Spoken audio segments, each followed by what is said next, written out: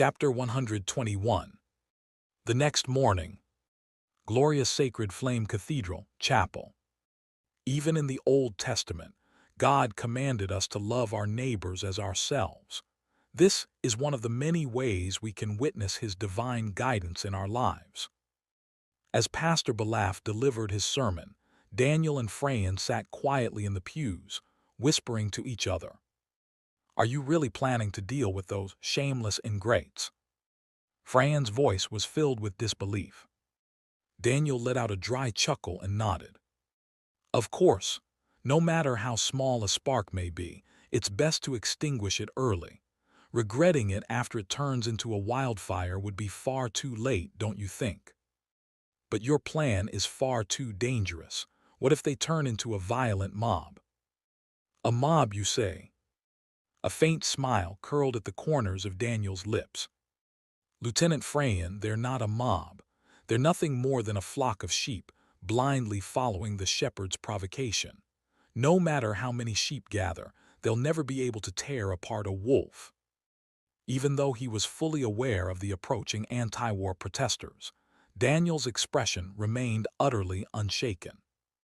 Frayan, watching him in silence, could no longer suppress her curiosity and asked, "Do you have some kind of plan?" "If I didn't, I wouldn't be sitting here now, would I?" Daniel paused briefly before continuing. "Listen carefully, Frayan. Do you know what frightens sheep the most? It's the scent of a wounded wolf's blood, because they have no way of knowing what that wounded wolf might do next." "Blood, what do you mean?" "I have a man planted among the protesters. When the demonstration starts getting out of hand, he will throw a brick at my head." Frayan's mouth parted slightly in shock at how casually Daniel revealed such a thing. Looking around warily, she leaned in and whispered, "A brick, Colonel, that could seriously injure you." "Don't worry. The brick's-clay ratio has been reduced and the sand content increased. Also, the firing temperature was lowered, making it brittle and easy to break. Even if it's fake, it's still dangerous. You will get hurt." "That's the idea." Daniel's indifferent response left Frayan at a loss for words. Sensing her confusion, Daniel glanced at her from the corner of his eye and spoke with quiet amusement. "Didn't I just tell you, the thing sheep fear the most is the scent of a wolf's blood?" Meanwhile, in front of the glorious Sacred Flame Cathedral, nearly 1,000 protesters stood with picket signs, chanting their slogans. "The glorious Sacred Flame Cathedral must stop worshipping warmongers. We do not want war, only murderers desire war. Daniel Steiner, who denies peace, must step down." Their voices, though varied in tone and pitch, rose together with a single purpose, echoing high into the sky. "Those who deny peace are nothing but butchers." As time passed, a few figures began taking charge of the demonstration, leading the crowd in rhythmic chants. And in response to their growing fervor, the cathedral doors creaked open. From within, Daniel Steiner and Frayan stepped out. The long coat of Daniel's military uniform billowed slightly as he walked forward, his presence somehow carrying an imposing weight. Unwilling to be overwhelmed, the protesters raised their voices once more. "It's the warmonger. The butcher is approaching. Get out of here." In their agitation, some began reaching into their baskets, pulling out rotten vegetables and fruits to hurl at him. They were doing everything they could to resist, within the limits of avoiding actual harm. Yet despite their efforts, none of the flying produce so much as grazed Daniel. He continued walking, completely unbothered. Thud! A single tomato struck his shoulder before tumbling away. But even that did not halt his advance.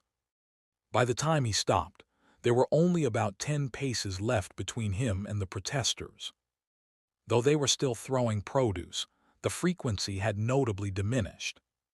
Seeing this, Daniel raised both hands, his expression shifting to one of mild exasperation. Letter 1D4 1F, letter 1D5 6 3, letter 1D5 5 6, letter 1D4 1E, letter 1D4 3 0, letter 1D5 5 6, letter 1D5 F0, letter 1D4 2 8, letter 1D4 2 6. Fellow citizens, I did not come here to fight with you. I came here to clear up misunderstandings and... Misunderstandings, my ass.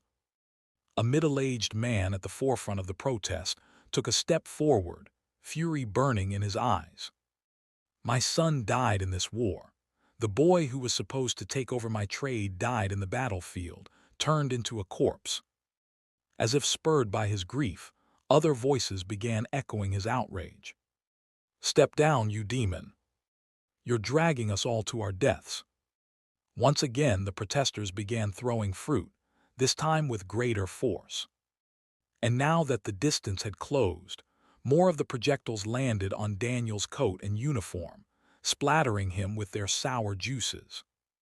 Yet even as the stench of rotting fruit clung to the air, Daniel did not move to wipe it away. Instead, he simply raised his hands higher, his voice cutting through the rising commotion. Citizens, please calm yourselves. I did not come here to. At that moment, from within the crowd, a brick came flying straight toward Daniel. Though he saw it coming, he did not move to dodge. There was no need to. Getting hit was part of the plan. Crack!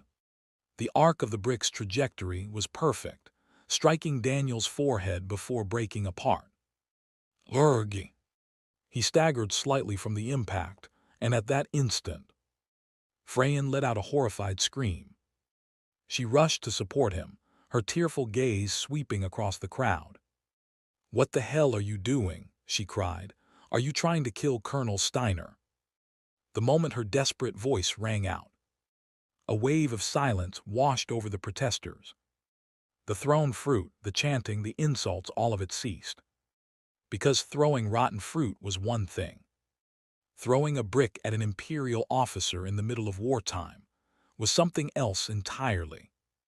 Everyone knew the punishment for assaulting an imperial officer. Even harming a low-ranking officer was considered a serious crime. But now they had just Immgwc letter 1D692GHT, exclusive on Immgwc letter 1D692GHT, injured Daniel Steiner. A war hero. A man celebrated as a savior of the empire. A murmur of fear spread through the crowd. Who threw that? Why a brick? The protesters were now gripped by tension, their trust in each other crumbling. Watching this unfold in silence, Daniel raised his hand to touch the spot where the brick had struck him. A sharp pain flared across his forehead, causing his brow to furrow. As he exhaled slowly and lowered his hand, his palm was smeared with blood. Perfect. Now, the protesters could no longer distance themselves from the reality of what had just happened. They had assaulted an imperial officer. With the balance of power fully shifted in his favor, Daniel gently moved Freyan aside and lifted his head. "My citizens," the protesters, who had been loudly chanting just moments ago, were now forced to listen. "You called me a warmonger, a man who denies peace. That statement is only half true, but tell me, how am I denying peace?" Blood trickled down from his forehead. "I desire peace more than anyone standing here today." Daniel's sudden outburst thickened the tension in the air. He scanned the faces in the crowd one by one before narrowing his eyes. "If peace simply means the absence of war, then yes, I am guilty. I am a man who denies peace. But is that truly what you desire?" Raising his bloodied hand, Daniel gestured toward the east, where the Allied nations lay beyond their borders. "Do you wish to surrender to the Allied nations? Do you want to live as their slaves? If that is your will, then I shall remove this uniform and step down from my position. I will abide by your wishes." But not a single person in the crowd could bring themselves to demand that he step down. They were shaken. Seeing Daniel bleed so openly had frightened them, and though they opposed the war, none of them wished to live as the Allied nations' subjugates. My dear citizens, Daniel's voice lowered, adopting a sorrowful tone, as though he were deeply pained by the situation. War exists to protect the peace we cherish. If fighting to defend that peace makes me a warmonger, then I will not argue. Dropping his hand, Daniel allowed a brief silence to settle before speaking again. Citizens, if condemning me brings you comfort, then do as you please, but do not deceive yourselves with the illusion of false peace. A hush fell over parts of the crowd. Some of the protesters bowed their heads, seemingly moved by his words. Others, however, remained stubborn, not convinced, just intimidated. One of them, the same middle-aged man from earlier, stepped forward, standing as the voice of their resistance. False peace, would you say the same to my son, the son I buried after he was sent to die on the battlefield? Daniel's gaze snapped to him. His piercing stare was suffocating. The man felt it, the sheer weight of Daniel Steiner's presence. But still, he refused to back down. Daniel studied him for a long moment before responding. Yes, I would say the same to him. What kind of justification? Do you know how many battles I have fought? The man fell silent. Do you know what the dying say to me in their final moments? Daniel took slow, deliberate steps toward him. I have watched countless comrades die. Some have died in my arms. Do you think their last words were pleas for peace? He stopped just short of the man, their eyes locking. In their last moments, soldiers do not beg for peace. They beg me to continue the fight. They ask me to see this war through to its end, to ensure the Empire's victory, so that we may secure eternal peace. The man's lips parted, but no words came. Because the truth was, he did not know what his son's final words had been. If Daniel Steiner was carrying out the last wishes of fallen soldiers, was condemning him not the same as trampling on his son's dying hopes? The man lowered his head. Slowly, his son's face surfaced in his mind. Tears welled in his eyes, blurring his vision. I'm sorry. His voice trembled. I am so sorry. His shoulders shook as grief finally consumed him. And Daniel, letting out a quiet breath, pulled the man into a firm embrace. Gently, he patted the man's back. It's all right, I understand. Even with his eyes closed, Daniel could hear everything happening around him. The thud of picket signs hitting the ground. The hushed murmurs of protesters questioning their own actions. The whispers of guilt spreading through the crowd. And amidst it all, a camera shutter clicked in the distance. The final act of his carefully staged performance had come to its perfect conclusion. Chapter 122. After successfully persuading the protesters, Daniel suddenly felt lightheaded and dropped to one knee. The blood loss had momentarily drained his strength. As the crowd watched in alarm, Freyan rushed forward, quickly supporting him. Summoning healing magic, she performed emergency first aid on the spot before raising her voice toward the gathered citizens. Anyone call for an ambulance, now. Daniel, still conscious, attempted to refuse, insisting that his condition wasn't serious enough to warrant an emergency response. But Freyan, a trained medical officer, knew better and refused to listen. She pleaded once more, and finally, a few among the crowd nodded and rushed to contact the nearest hospital. Within minutes, the ambulance arrived, loading both Daniel and Freyan inside before swiftly departing. At the hospital, Daniel underwent a thorough medical examination. The doctor was visibly stunned. Thanks to Freyan's healing magic, the wound had already closed completely, an extraordinary feat that far surpassed typical healing spells. There's no need for surgery, the doctor admitted, still shaking his head in disbelief. But I'd advise keeping you under observation for the time being. Daniel accepted the recommendation and was temporarily admitted for monitoring. The next day, Colonel Daniel Freyan knelt beside his hospital bed, gazing at him in silence. His forehead was wrapped in bandages, a stark reminder of the previous day's events. Looking at him like this, her heart felt unbearably heavy. "To be honest, I don't understand," she murmured. "Why do you push yourself this far? What could possibly be worth it?" Slowly she reached out, wrapping her fingers around Daniel's hand. "But I believe in you, Colonel. I know you wouldn't make the wrong choice.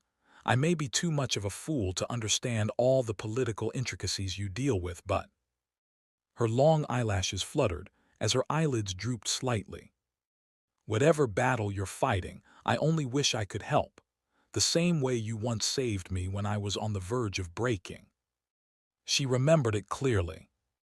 The day she first met Daniel, back in the military police detention center, when she was nothing more than a young cadet. "Back then, I had given up on everything." She chuckled bitterly. "I tried to deny it, but deep down I knew. I had been abandoned by my family, by my house. A real father would never send his clueless daughter to the military like that. That wasn't love. It never had been. And yet back then, she refused to accept it. Because the moment she did, she feared she would collapse entirely and never be able to stand up again. Her entire existence had been built around earning her family's approval. I tried so hard to gain my father's recognition, but I failed. I couldn't even complete my training properly, and I ended up in a cell." She gave a dry laugh. "So of course I cried, a lot. I thought my life was over. But then—" Daniel Steiner, a mere lieutenant at the time, had been sitting beside her. He had furrowed his brows in irritation before speaking. "Looks like you forgot that an imperial soldier isn't supposed to cry." His tone had been harsh, laced with annoyance. But Freyan and Immgwc hadn't missed the warmth hidden underneath. Daniel had spoken to her. He had acknowledged her. And through that conversation, he had given her a reason to stand again. "Back then, you told me my resolve was admirable." She smiled faintly. "I don't know why that made me so happy, considering I only joined because my family forced me to.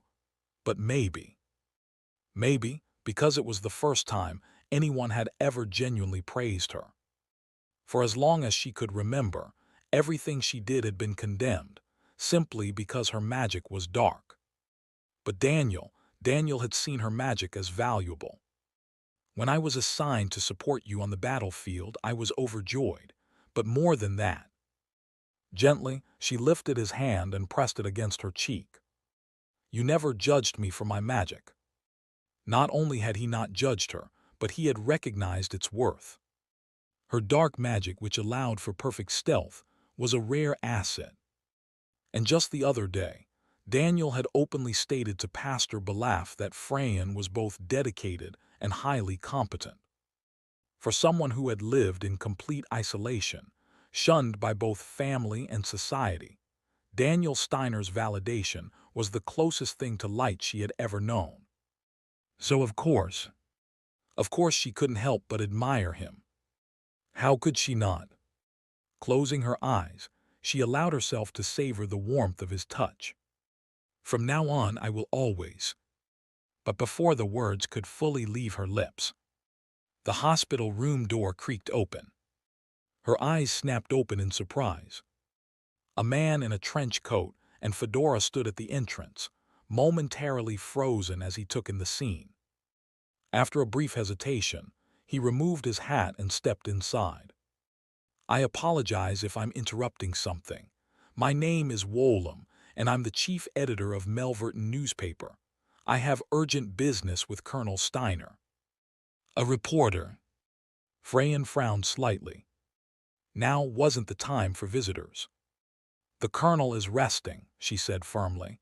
"Even if it's urgent, you should wait until he—" Before she could finish, Daniel's hand twitched on the hospital bed. He was stirring. The noise had roused him from sleep. Slowly his eyes fluttered open, taking in both Freyan and Wolum standing in the room. His brows immediately furrowed. Letter 1D68F, letter 1D5FF, letter 1D5F2, letter 1D41E, letter 1D430, letter 1D68T, letter 1D41C, letter 1D698, letter 1D55E. And what is this? His voice was hoarse, laced with irritation at being awakened so early. Wolum stepped forward. Colonel Steiner, I came regarding yesterday's events. There is something I must discuss with you urgently. So that was it. The newspaper wanted to get ahead of the competition. They needed Daniel's approval before publishing their report. Understanding the situation, Daniel let out a low sigh and forced himself upright. Freyan, step outside. I need to speak with him. Understood. Without hesitation, Freyan obeyed, leaving the room. As soon as the door closed behind her, Wolum set down his briefcase and pulled out several photographs. These are the best shots we took yesterday. Please review them and let us know which one should be used for the front page. Daniel gave a small nod and took the photos. The first image showed him standing face to face with the protesters. The second image captured him shouting, blood dripping from his forehead. Daniel swallowed. It was perfect. Was that really how I looked? Even Daniel had to admit it was intimidating.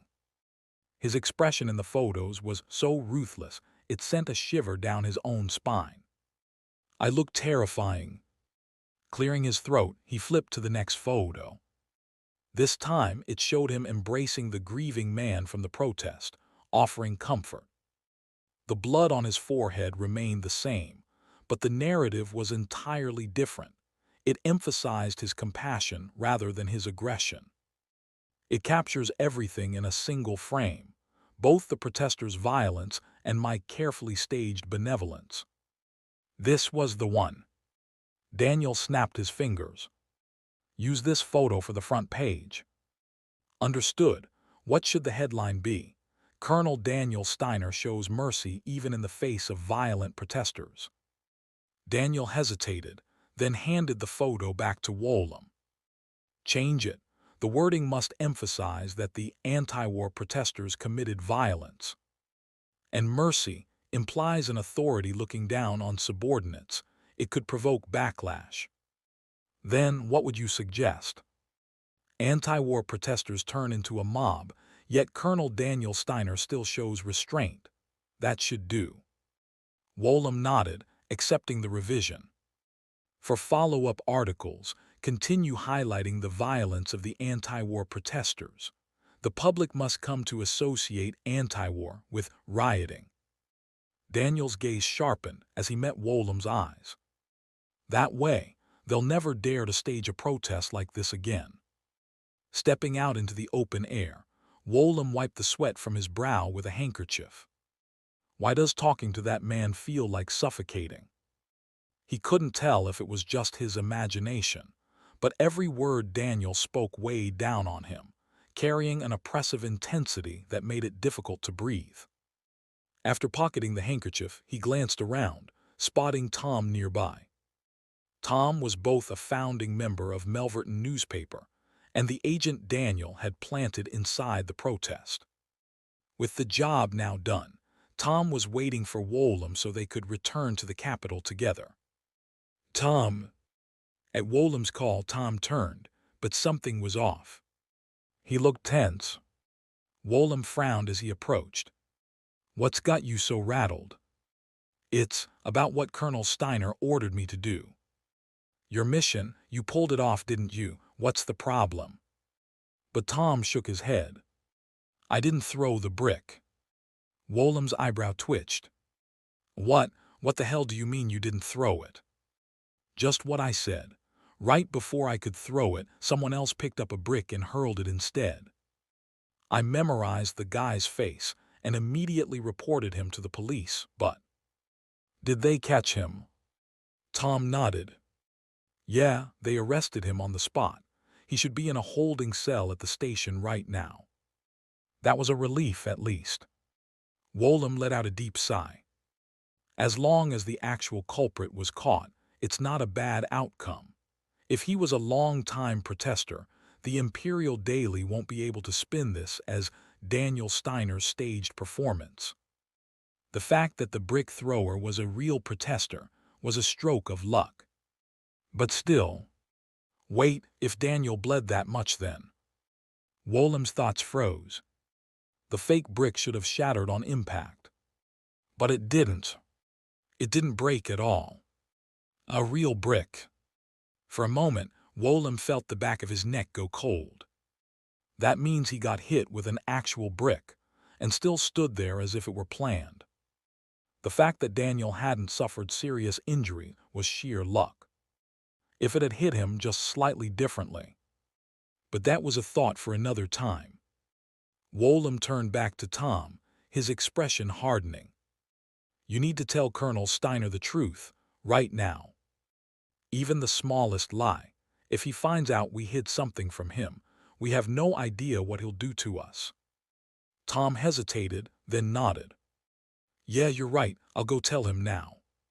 He started toward the hospital. Wait, hold on, Tom. Wolam stopped him, a sudden thought creeping in. Something felt off. A quiet suspicion settled in his mind as he spoke carefully. Tom, weren't we supposed to be a propaganda newspaper for Colonel Steiner? Yeah, you literally cried that night about making a deal with the devil when we agreed to it. Right, but have we actually ever told a lie? Tom blinked. The reports linking Baron Henlem to Campbell. That was true. Sure, Daniel had denied it for political reasons, but Melverton newspaper had never fabricated anything. Even this protest, the brick thrower was an actual protester. So their headline, Anti-War Protesters Turn Violent, wasn't a lie. Wolam replayed everything in his head. Had they ever truly spread disinformation? His lips parted slightly, as though the realization left a strange taste in his mouth. We're just telling the truth. Silence fell between them. Tom blinked again, staring blankly ahead. Now that you mention it. It wasn't wrong. Chapter 123. Daniel spent an additional day in the hospital before completing his discharge procedures and stepping outside. As Immgwc Cyrillic letter 456 HT. Don't copy, read here. The sunlight poured down. He took a deep breath and slowly raised his hand to touch his forehead. The same spot where the brick had struck 2 days ago. It was real, wasn't it? Yesterday, after sending Wolam away, Daniel had been about to rest in his hospital room when an unexpected visitor barged in. Tom, whom he hadn't summoned, suddenly stormed in, dropped to his knees and began apologizing profusely. When Daniel, confused, demanded an explanation, Tom confessed, "Someone else threw the brick before I could." In other words, Daniel hadn't been hit by a fake brick. He had been struck by a real one. No wonder there was so much blood, and why it hurt so damn much. If the brick had hit him directly instead of grazing his forehead, he might not even be standing here now. Unbelievable. Logically speaking, there shouldn't have been anyone in the protest willing to resort to violence. The protesters were mostly acting under orders from the noble faction. If they attacked Daniel Steiner, their political adversary, in a public space, it would only put them in a disadvantageous position. Even if they had managed to seriously injure him, leaving him in a coma, they wouldn't have been able to escape Princess Selvia's wrath. Selvia would have seized the opportunity to mobilize the military under the pretext of investigating the forces behind the attack on Daniel, a war hero, further solidifying imperial centralization. And yet, it was baffling that someone had acted on pure emotion and thrown a brick at him. Still, from Daniel's perspective, this wasn't a bad development. He had heard that the culprit had been caught red-handed. According to the report, the assailant was not just an ordinary protester, but a high-ranking organizer who had played a leading role in the demonstrations. An insider resorted to violence. Now the nobles won't be able to refute it. Letter 1D65B, letter 1D4FB, letter 1D486, letter 1D4E, letter 1D498, letter 1D65A, letter 1D4EC, letter 1D490, letter 1D662. Under normal circumstances, they would have countered with claims like Daniel Steiner's staged propaganda has gone too far. But with an internal figure caught in the act, they had no choice but to stay silent. If the empire's largest newspaper remained silent on this, it would plant doubt in the minds of the people. Was the imperial daily, funded by nobles, deliberately biased in its reporting? Even if they reluctantly published a neutral report to maintain their credibility, it wouldn't matter. That alone would be equivalent to them admitting that the anti-war protests had turned violent. They just lost one of their weapons against me, for good. Just as Daniel was feeling satisfied with how events had unfolded. "Oh my, Lieutenant Colonel Daniel." A familiar voice made him turn his head, revealing Pastor Balaf in his priestly robes. Beside him stood Freyan. As they approached, Balaf dramatically flailed his hands in exaggerated concern. "I was terribly worried when I heard you were injured, but seeing you in good health is a great relief. Are you experiencing any discomfort? If there's anything you need, please don't hesitate to ask. I'll see to it personally." Despite the concerned tone, his true intentions were obvious. Balaf was attempting to establish a connection with Daniel, a man who might soon rise as a new power in the empire. It was an opportunistic move, but since Daniel had never expected much from Balaf to begin with, he responded indifferently. "There's nothing I need at the moment. I'll be heading straight to the capital." "Huh, but you could afford to rest a little longer. The coronation is less than a week away. Before that, I need to submit my Inquisition report to the imperial court. I don't have time to idle around here." No time to idle.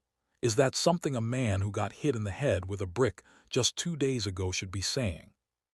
Balaf exhaled in exasperation, looking at Daniel as if he were some kind of superhuman. Uncomfortable with that gaze, Daniel cleared his throat and turned to Freyan. "Freyan, you treated me, didn't you? I was too caught up in everything to thank you properly." "It's all right. Hearing what you just said is enough of a reward for me," she replied with a gentle smile, but something about it felt strangely off. "If you just look at her like this, she seems like a perfectly normal woman. Had she not been tainted by such extreme ideology, things might have been different. But in this era, soldiers steeped in nationalism were common. Freyan's beliefs were just a bit more extreme than most, but Daniel saw no reason to reprimand someone who had just helped him. "It seems I have a fine subordinate. Your healing magic is impressive enough to astonish even doctors. Keep honing your skills." It was this variability that would eventually earn Freyan the title of Saint of the Empire. Unlike standard healing magic, which only provided emergency first aid, Freyan's power could completely mend wounds in a matter of moments, truly miraculous. Until now, Daniel had never been seriously injured, so he hadn't had a chance to witness her abilities firsthand. But after seeing her instantly heal the gash on his forehead, he had to admit she was indeed a saint. "If you say so, Lieutenant Colonel." Freyan's smile grew slightly, pleased by the compliment. "I'll dedicate all my free time outside of duty to studying healing magic." "No, that's not necessary. Please let me. I want to be of help to you, Lieutenant Colonel." He got the feeling he had just said something wrong. Daniel hesitated, his expression slightly strained. Sensing the awkward silence, Balaf interjected. "Lieutenant Colonel, may I say something?" Grateful for the distraction, Daniel nodded, and Balaf continued. Our glorious sacred flame cathedral and you, Lieutenant Colonel, are now on the same boat, are we not? In that sense, if you were to share your true goal with us, we could offer significant assistance. Daniel fell silent in thought. His goal, huh?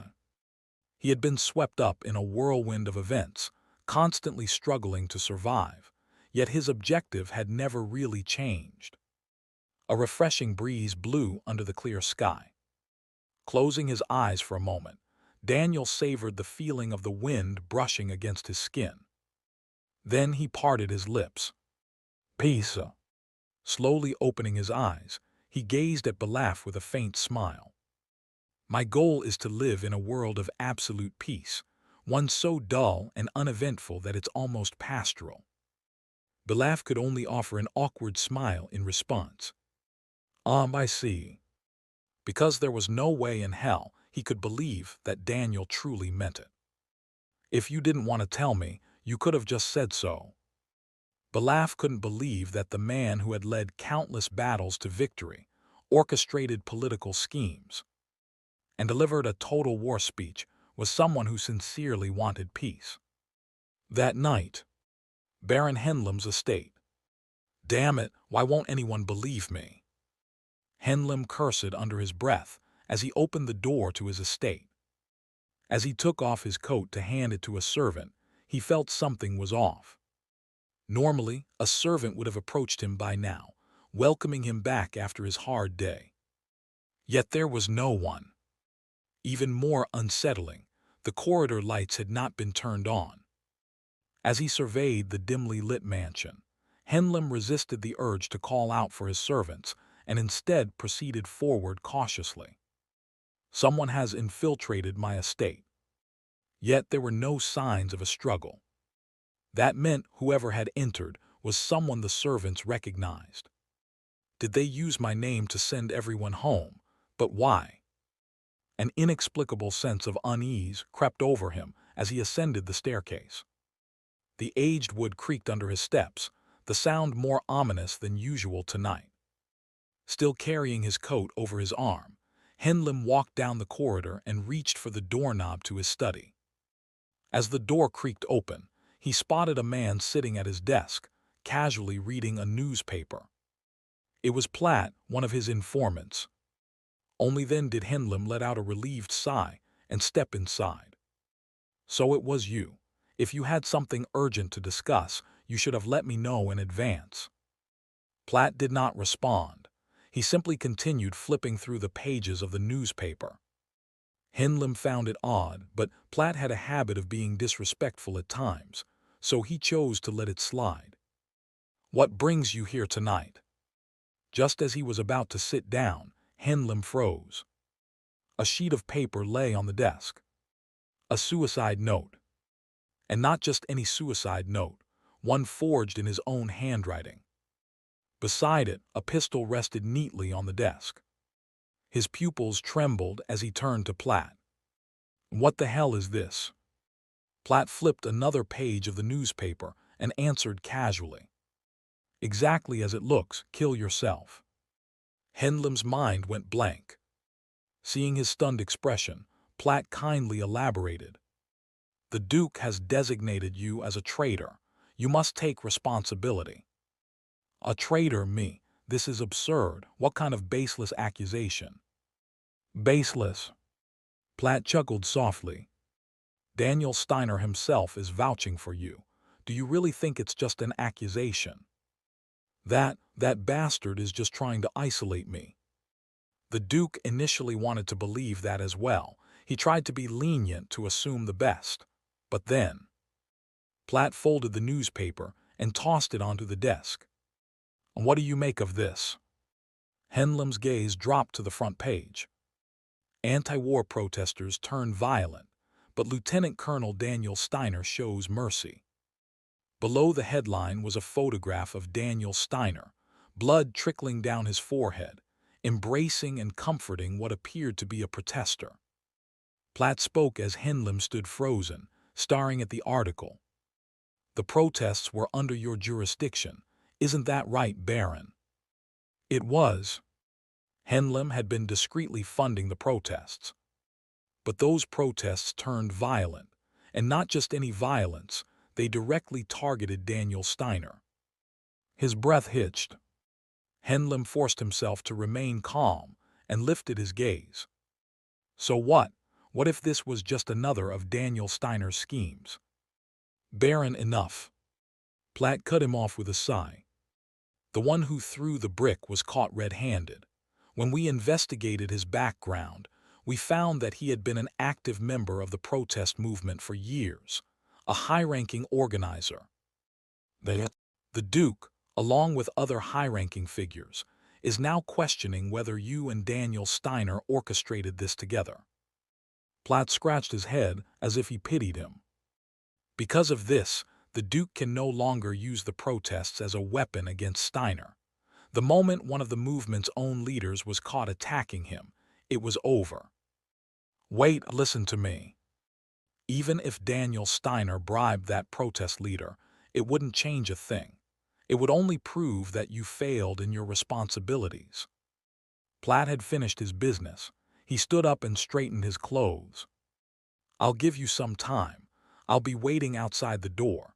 If there's anything you'd like to change in the suicide note, let me know. With that, Platt bowed his head slightly and walked out. The door closed behind him. Only then did Henlem exhale a shaky breath. Enough. His trembling pupils fixated on the newspaper in front of him. Daniel Steiner's smiling face. Ever since capturing Campbell, Daniel had used the media to politically isolate Henlem. He had planted doubts among the noble faction, forcing them to distance themselves. Before Henlem could even clear those suspicions, Daniel had traveled south, provoked the protesters, and incited violence. And somehow, he had managed to bribe the protest leader. How exactly Daniel had done it, Henlem didn't know. But the fact remained, Daniel had succeeded. And now, Henlem had lost all trust and credibility. Enough. His body lost all strength, his knees buckling. The man in the newspaper, wearing the kindest smile imaginable, had used devilish schemes to drive a complete stranger to his death. As Henlem sank to the floor, utterly defeated, he clenched his teeth and silently wept. The Duke may have been the one to order my death, but the one who truly sent me to my grave was none other than Daniel Steiner. Chapter 124. A few days later. Imperial General Staff Headquarters, Daniel Steiner's private office. As usual, Lucy was organizing documents in Daniel's stead when her ears perked up. From the corridor, she heard a familiar set of footsteps. Recognizing the sound as Daniel Steiner's, she instinctively jumped up from her seat. She was so happy that he had returned that her body reacted before her mind could catch up. Just as she was about to rush to the door and welcome him, she suddenly hesitated. This feels like a dog eagerly waiting for its master. Realizing how pathetic that seemed, Lucy let out a quiet sigh. Just then, creak, the office door swung open and Daniel walked in. She had been worried about his injury. After all, he had been hit in the forehead with a brick. But his appearance was completely normal. No, in fact, he looked better than usual.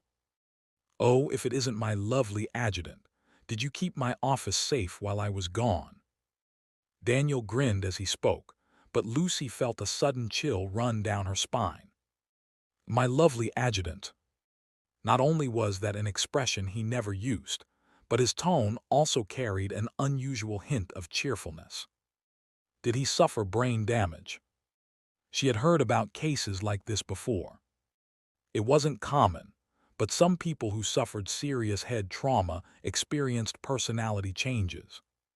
She narrowed her eyes in suspicion. But Daniel simply hummed to himself in amusement.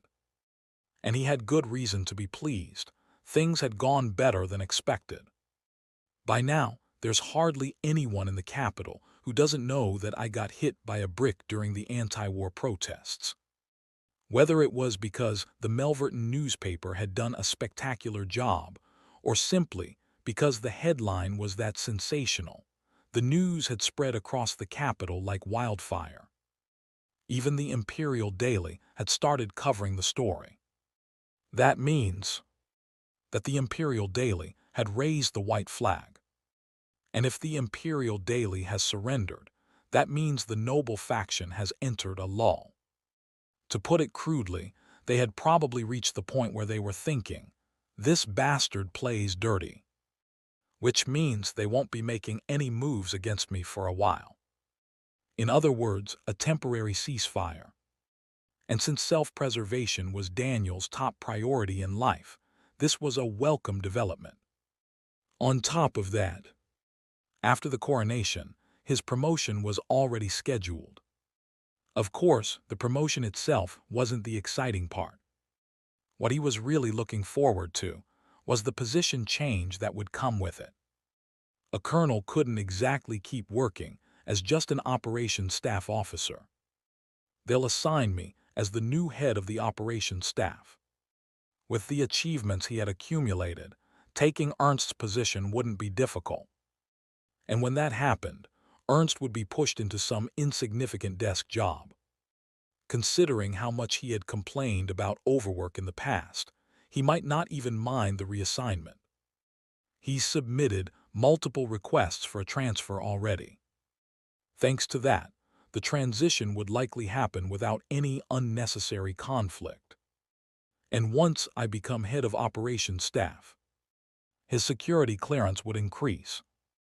He would become a central figure in the empire. Even if the noble faction teamed up against him, they wouldn't be able to reach him so easily. That meant one thing. He would be one step closer to achieving his dream of a peaceful, uneventful life. Moreover, the head of operations staff was a rear-line position, a safe job, far from the raging battlefields. I had to personally go on operations before out of necessity. But now that he had established a solid foundation within the empire, there was no longer any need for him to step onto the battlefield.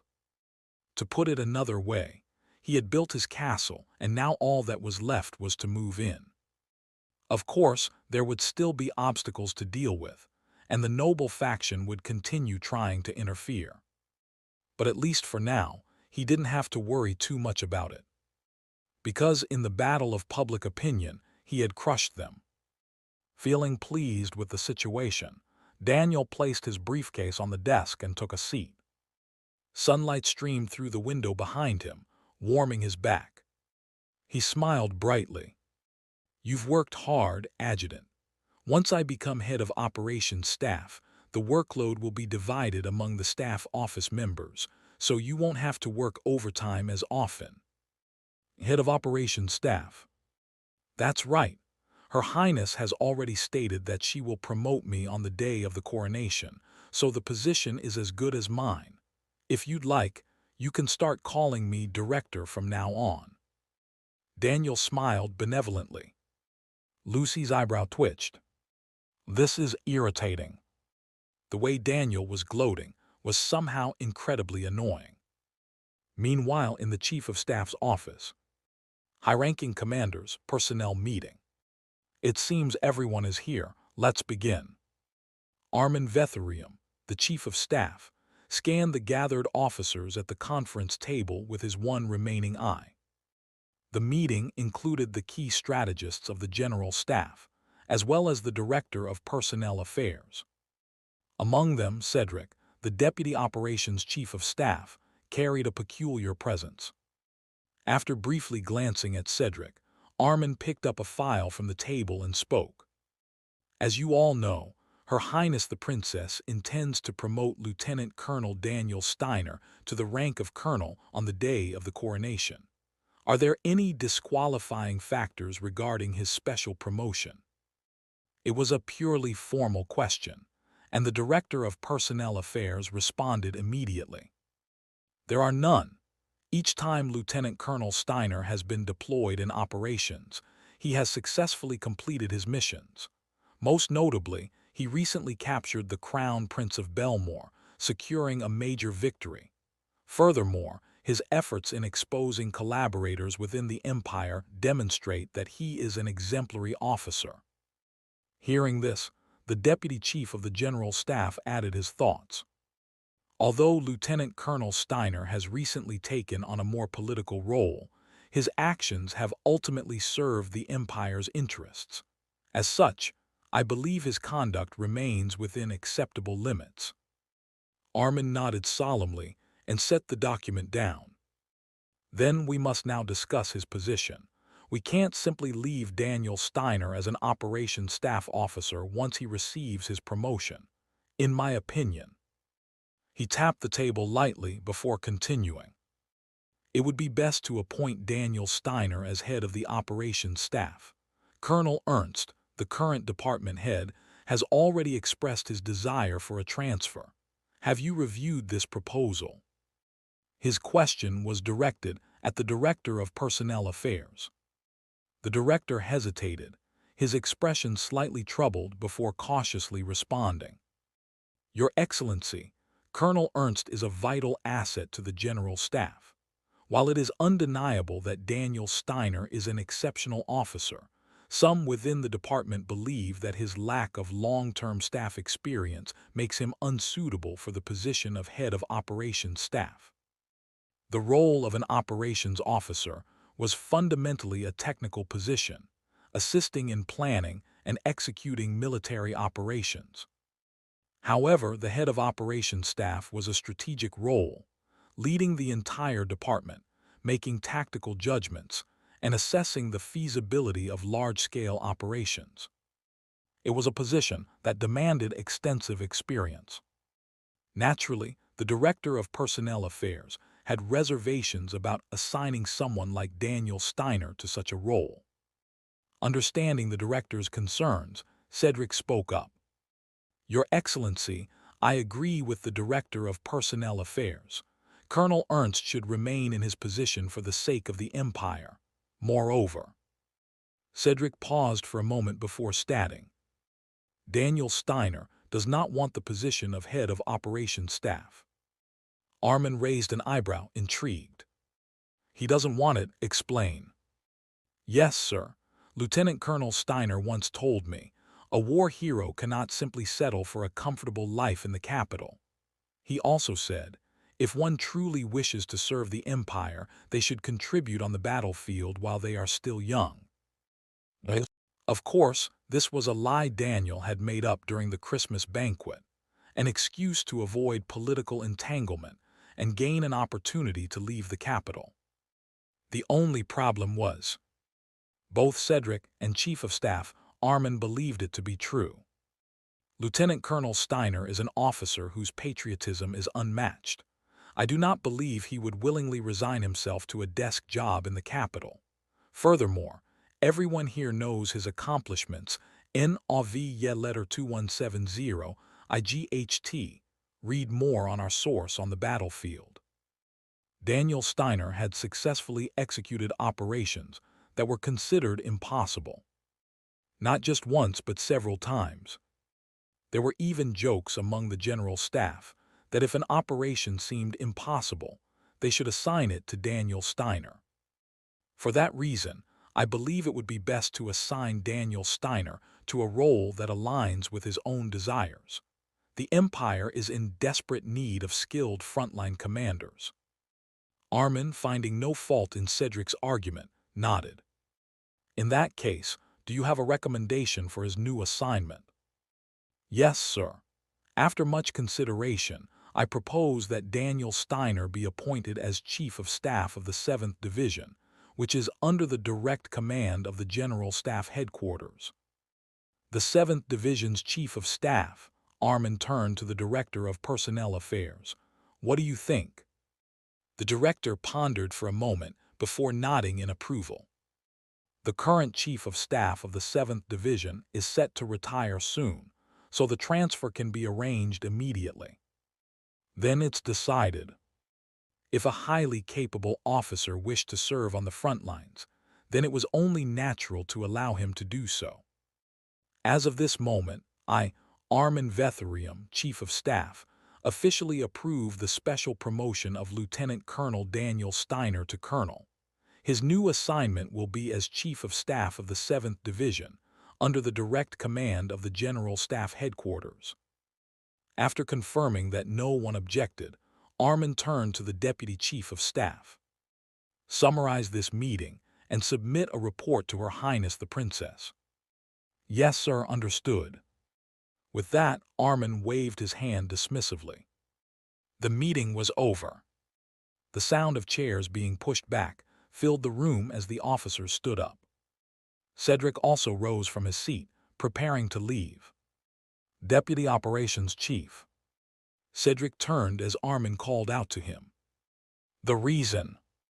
Armin was known for his keen judgment of people, and Cedric's insight had piqued his curiosity. Speaking just loud enough for Cedric to hear, Armin asked, "You seem to see potential in Daniel Steiner. Tell me, what do you see?" Cedric responded without hesitation. "A decisive victory." "Are you certain?" "No, I am not." Cedric paused briefly before adding, "Daniel Steiner may become the greatest military leader in history."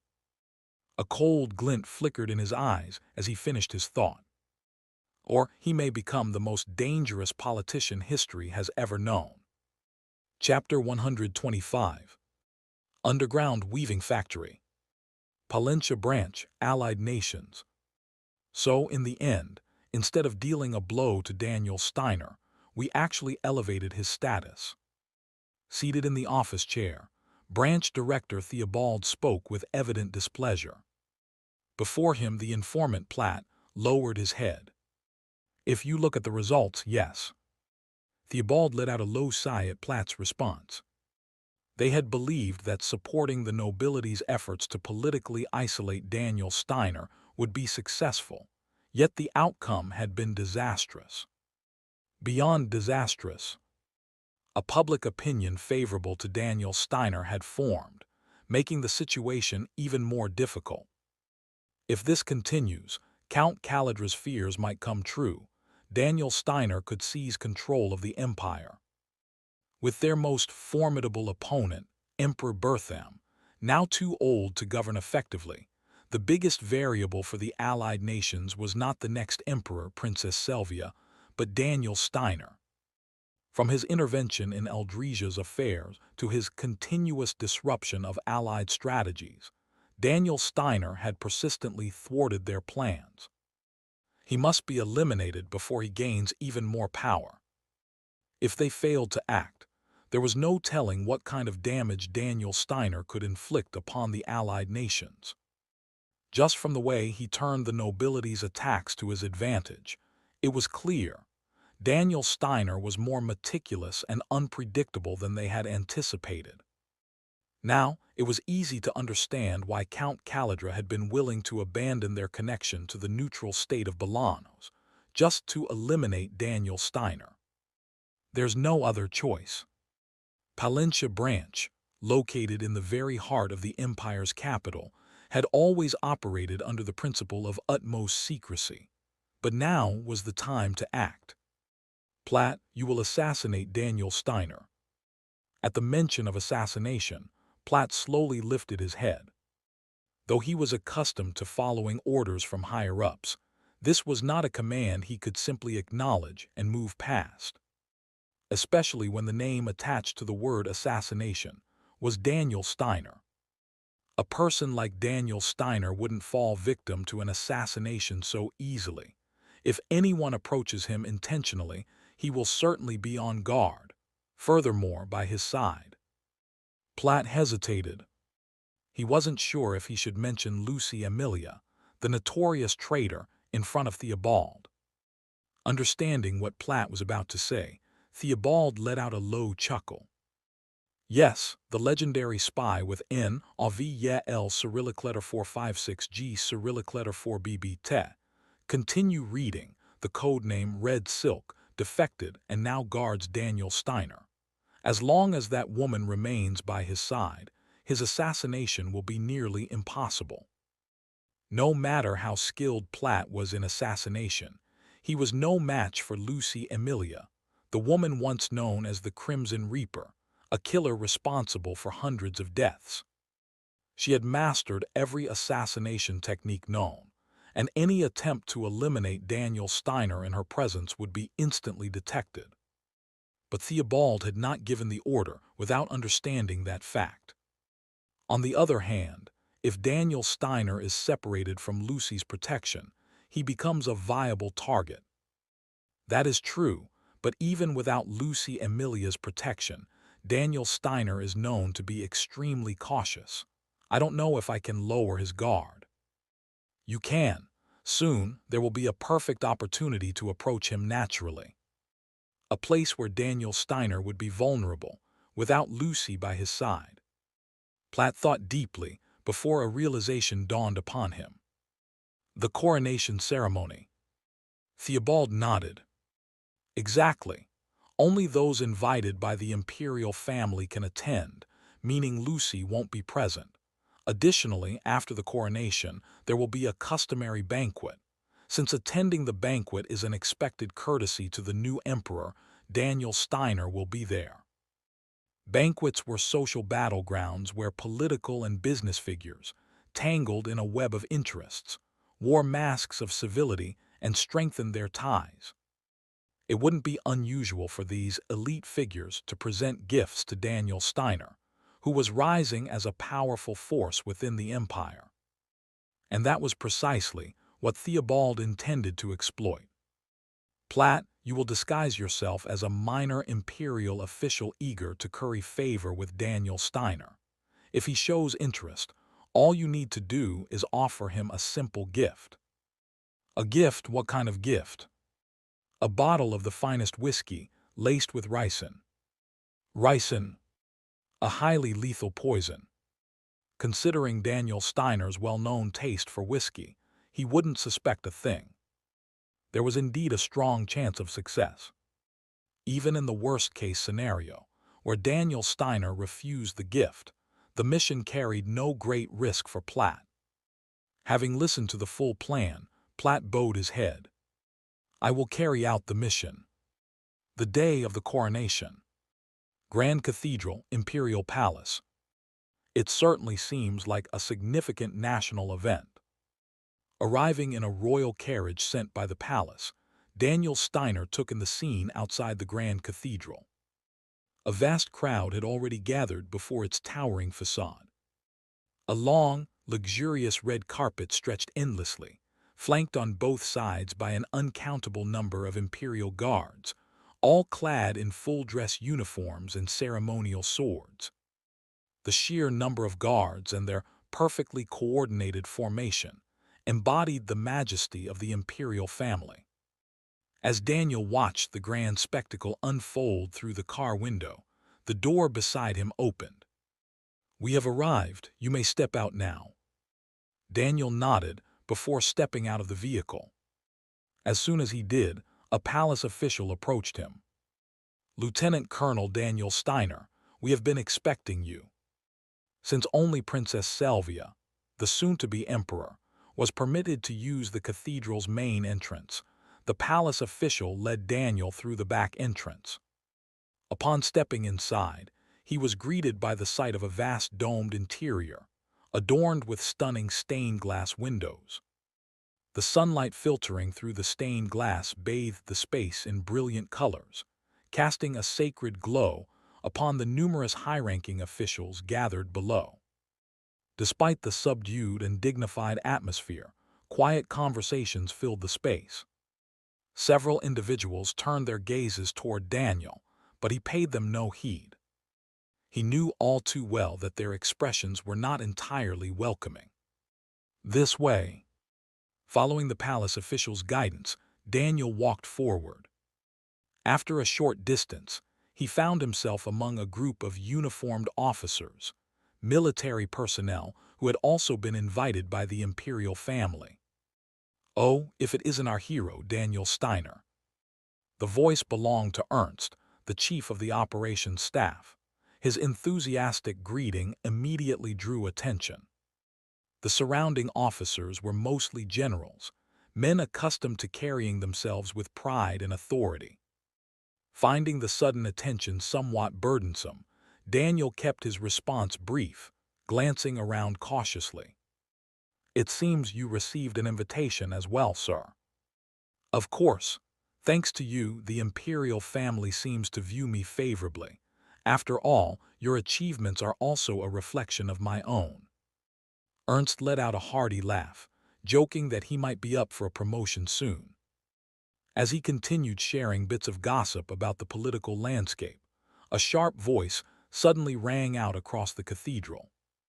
"Silence all! Her Highness the Imperial Princess is entering." The words came from Lieutenant Colonel Hartman, the chief bodyguard of the Imperial Guard. Immediately, the high-ranking officials and influential figures within the cathedral all rose from their seats. A peculiar tension filled the air as the grand doors of the cathedral slowly swung open. Beyond the threshold, Princess Selvia appeared, dressed in ceremonial robes woven with gold thread and adorned with precious gems. Unlike her usual attire, she wore an exceptionally long mantle, carried by 6 attendants clad in white gowns, ensuring that the fabric never touched the ground. The moment Selvia stepped forward, the choir stationed on the second-floor balcony began to sing, accompanied by an orchestral performance. Ayla. The sacred hymn resonated throughout the grand cathedral as Selvia strode across the crimson carpet, making her way toward the altar. From his throne, Emperor Berthem watched her with satisfaction, a pleased smile on his face. Then, rising from his seat, he removed the golden crown from his head. The Pope, standing solemnly beside the throne, accepted the crown from Berthem, who then stepped aside. Selvia knelt before the aged Pope, bowing her head. In a clear, unwavering voice, the Pope proclaimed her the new emperor of the empire and bestowed the blessings of the divine upon her. Following the proclamation, he anointed her forehead with sacred oil before placing the golden crown upon her head, an undeniable symbol of imperial authority. Crowned at last, Selvia rose from her kneeling position and ascended the throne.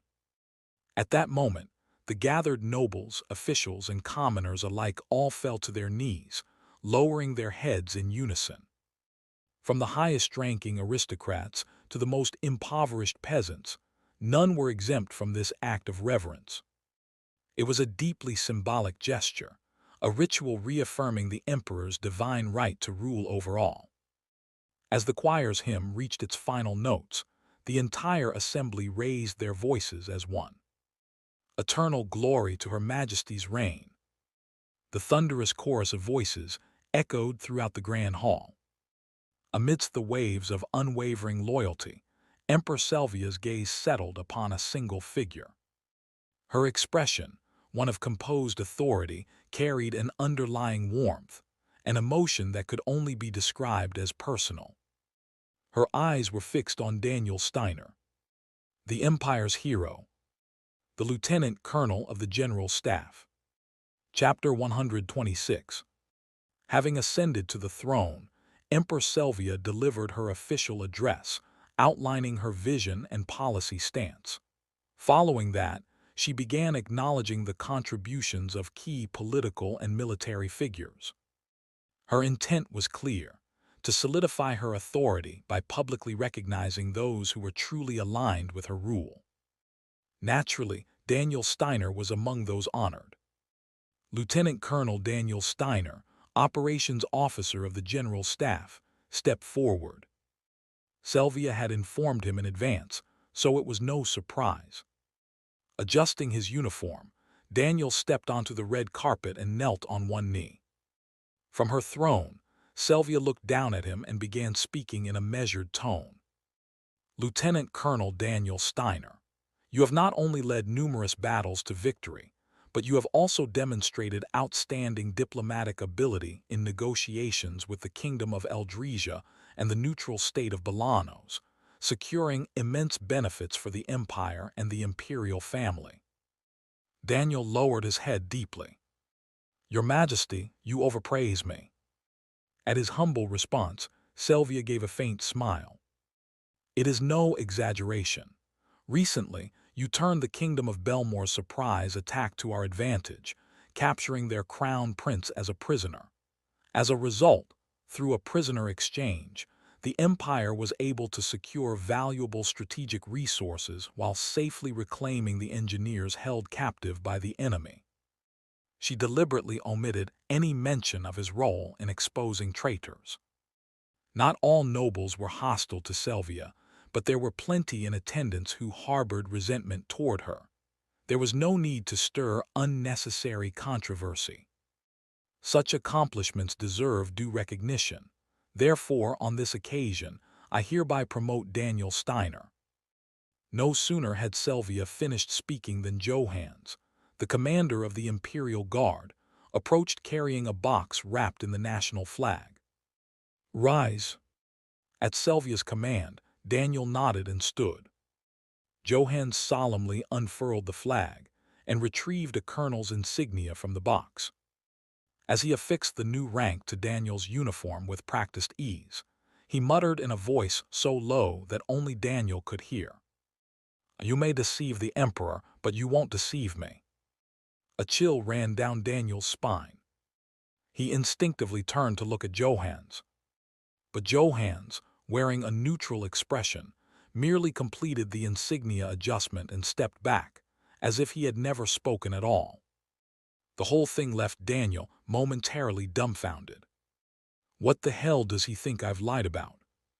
What kind of misunderstanding was this man operating under? Did he hear something suspicious from the former emperor, Bertham? Daniel wanted to clarify the situation, but now was hardly the time.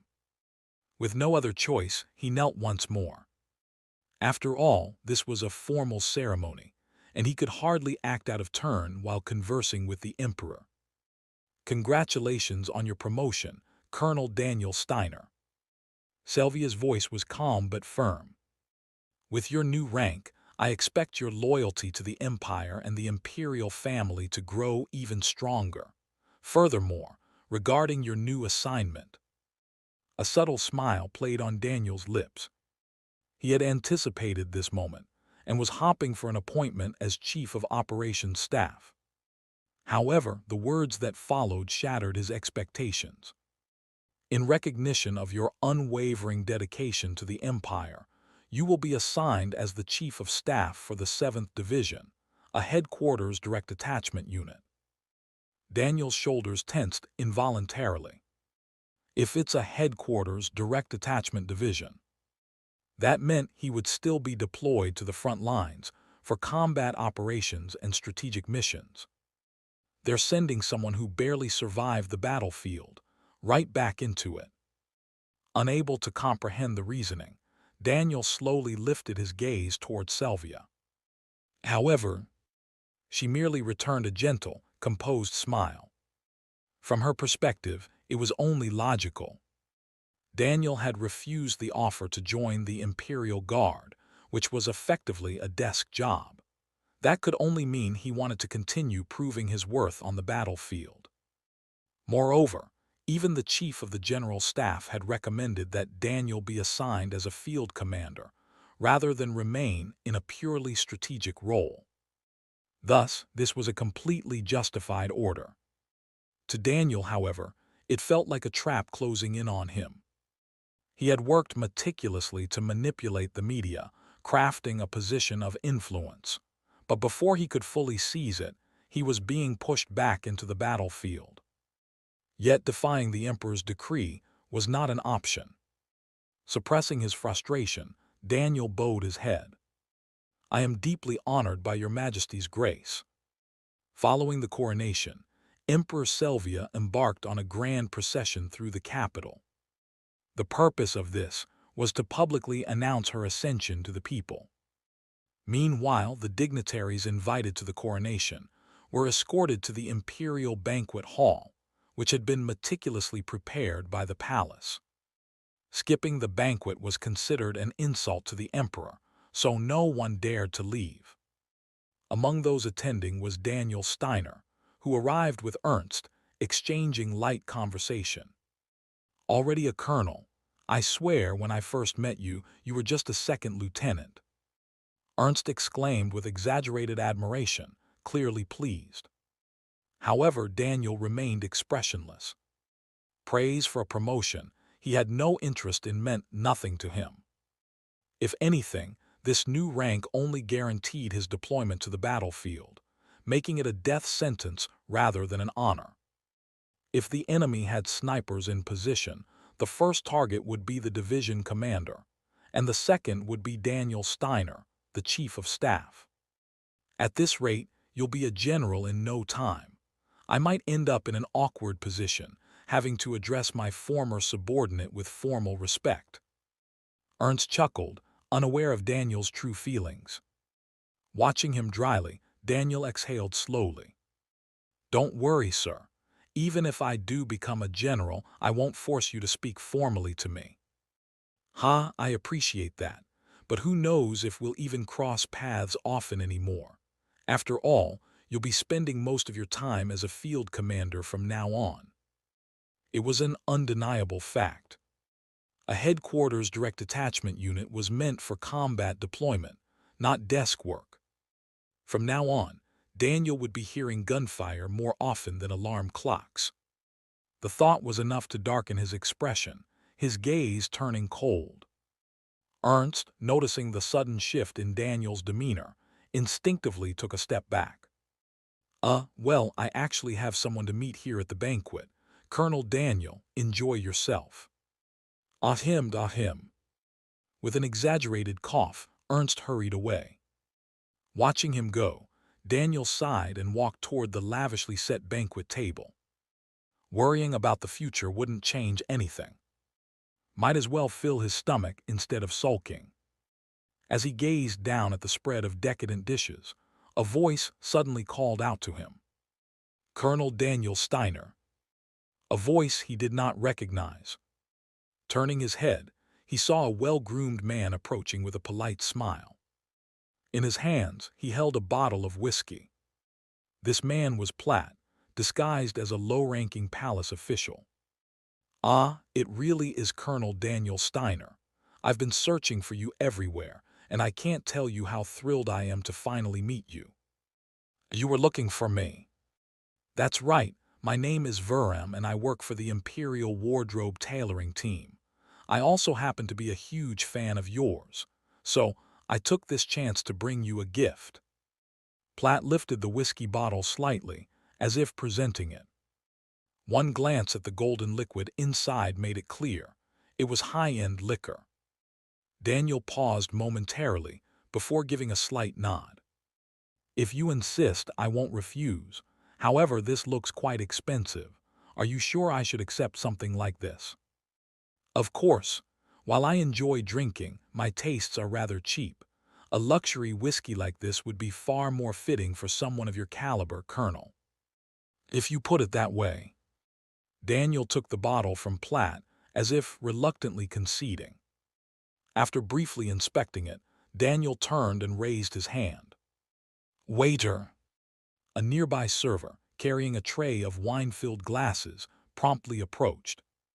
Daniel took 2 empty glasses from the tray and offered a faint smile. The waiter mirrored the gesture before walking off. Turning back, Daniel muttered idly, "I've been drinking too much whiskey lately. Tonight, I feel like having wine instead. I heard this one is of excellent quality, brewed directly in a monastery." Setting the 2 glasses on the table, he continued, "But you work for the palace, so I assume you drink fine wine all the time. Just as I've grown tired of whiskey, I imagine you must be bored of wine." Then he picked up one of the glasses and poured its contents onto the floor. Platt tensed but forced himself to maintain his smile. Ignoring his reaction, Daniel set the empty glass down and uncorked the whiskey bottle. He poured whiskey into the remaining empty glass, filling it to the brim. After setting the bottle aside, Daniel lifted both whiskey-filled glasses, then extended one toward Platt. "I hear this is a rare whiskey. As a courtesy, I'll let you have the first drink." Platt broke out in a cold sweat. He knew there was poison inside that glass. Yet refusing would be suspicious. With his hands trembling, Platt reached out and took the glass. As soon as he did, Daniel clinked his own glass against it with a smile. "You said your name was Veram." "That's correct. A good name, but rather unremarkable for the Empire, so instead let's drink to our future." With those words, Daniel lifted his glass and drank. Platt's lips began to dry. The murmur of conversations at the banquet faded into background noise. The only thing he could hear was the sound of Daniel Steiner swallowing his wine. Gulp! Daniel downed the last sip, savoring the taste, before pulling the glass from his lips. "Ah, this might be the finest wine I've ever had, still." He let out a low chuckle and turned to Platt, speaking playfully. "I doubt it's as good as the whiskey you gave me." With a casual shrug, he Immgwc set down his empty glass. Then with a mockingly curious tone, he added, "But tell me." He brushed off his hands, as if dusting away a trivial thought. "Why aren't you drinking? You said you liked alcohol, didn't you?" Platt's breathing grew erratic. Daniel's gaze bore down on him like an unseen weight, suffocating him. A bead of sweat dripped down his temple, just as he parted his lips to stammer out an excuse. "What are you waiting for?" After a brief silence, Daniel offered a light-hearted smile and urged him. "Go on, drink." Chapter 127. As Daniel Steiner urged Platt to take the first sip, an indescribable fear gripped the spy. For an intelligence agent, the greatest terror was having their deception exposed. But how? How did Daniel Steiner know that the whiskey was poisoned? Was my acting sloppy? No, that couldn't be it. Platt was an experienced spy, one who had operated among the imperial nobility for years without ever being detected. There was no way even Daniel Steiner could have sensed something off. Then, could it be that someone within the Palencia branch had leaked information to Daniel Steiner? If that were the case, then his behavior suddenly made perfect sense. Which bastard? Platt's mind raced through his possible traitors, but no names came to mind. The spies in the imperial capital were all part of the Palencia branch. And in a world of deception, it was impossible to truly know who was hiding their true allegiance. Damn it! Grinding his teeth, Platt gripped the glass tightly. To think that attempting to assassinate Daniel Steiner would be my biggest mistake. He stared at the golden whiskey swirling in the glass, a bitter smile forming on his lips. Ricin wasn't an instant-kill poison, but it had no antidote. Drinking this would doom him to an agonizing, inevitable death. Begging for his life was an option, but for someone who had sworn loyalty to the Allied nations, it wasn't a choice at all. A long life or a short one, my career as a spy ends today. Platt slowly lifted his head, locking eyes with Daniel Steiner. Deep, abyssal black eyes. At that moment, Platt understood. Daniel wasn't just offering him a drink. He was offering him a choice: drink and die or confess and swear loyalty. "I will never bow to you." Fueled by rage and sorrow, Platt made his decision. Taking a deep breath, he slowly raised the glass of death to his lips. Daniel watched and thought to himself, "What the hell is he doing?" He had only offered the first drink out of basic courtesy. The whiskey was expensive, after all. But now, the other man looked like he was reliving his entire life before taking a sip. Like a martyr walking to the gallows. Was the whole "I love drinking" thing a lie? If so, it made sense. This particular whiskey had an exceptionally high alcohol content. Drinking it straight instead of on the rocks might be intimidating. If he's bad at drinking, he should have just said so instead of putting on a show. Daniel let out a small sigh and grabbed Platt's wrist, just as he was about to drink. Platt's shoulders flinched violently. He had braced himself for death, but Daniel stopping him had completely thrown him off. "Why are you stopping me?" "Nothing much. You seem like you can't handle strong liquor, so I figured I'd stop you. Even if you try to spare me, my resolve won't change. I've lived my whole life ready to die. All this fuss over a single glass of whiskey." Daniel scoffed, shaking his head. "Who's even going to remember you if you die like this?" "My homeland." "Enough nonsense." Daniel cut him off, his voice sharp and cold. "Just pass along a message to whoever told you to give me this whiskey. Tell them to stop sending me bribes." There was no way a man who couldn't even drink properly had picked out such a high-end whiskey himself. Someone else must have selected it for him. But to Platt, Daniel's words sounded like something entirely different. "Tell your superiors to stop attempting these pathetic assassination attempts." A dry gulp escaped Platt's throat as he lowered the glass. "You're letting me live, despite knowing everything." His dazed expression was so dead serious that Daniel couldn't help but laugh. "How peculiar." Satisfied, Daniel gave him a small nod. "Wouldn't killing someone at a banquet like this bring bad luck?" He paused, tapping a finger against his chin in thought. "Actually, here's an idea." He snapped his fingers. "Why don't you give this whiskey to the person who picked it out for you? I'm sure they'd appreciate it." Daniel spoke so casually, so indifferently, that Platt felt a chill run through his entire body. This man was calmly suggesting suicide. Yet he had no choice but to accept. Swallowing his fear, Platt nodded stiffly. Daniel clapped him lightly on the shoulder. "Have a nice evening, and next time, don't bother lying if you're going to get caught anyway." Platt opened his mouth, intending to reply. But no words came out. Daniel Steiner wasn't just sparing an assassin. He was acting as if nothing had happened at all. A strange sense of awe settled over Platt. So this is what Daniel Steiner considers a mere inconvenience. A whole assassination attempt, nothing more than a minor annoyance to him. As Platt let out a defeated sigh, Daniel turned away and walked toward the center of the banquet hall. He had heard Ernst calling his name. As Daniel approached, Ernst raised an eyebrow. "Who were you talking to just now?" "Ah, someone named Verem, I think. Said he works in the palace tailoring department." A low-level official then. What did he want?" "Apparently, he got his hands on a bottle of fine whiskey and wanted to gift it to me. He must have thought I'd help him get promoted if he buttered me up." High-end whiskey, huh?"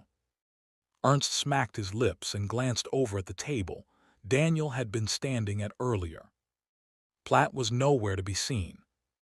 Instead, he was quickly gathering his things and slipping out of the banquet hall. Ernst clicked his tongue. Tusk should have just taken it. Good whiskey's hard to come by these days. Costs a fortune unless it's military supply. The moment I accept bribes, problems will start piling up. I already have enough people watching my every move. I don't need to make it worse." Fair enough. Living as a war hero isn't easy, huh?"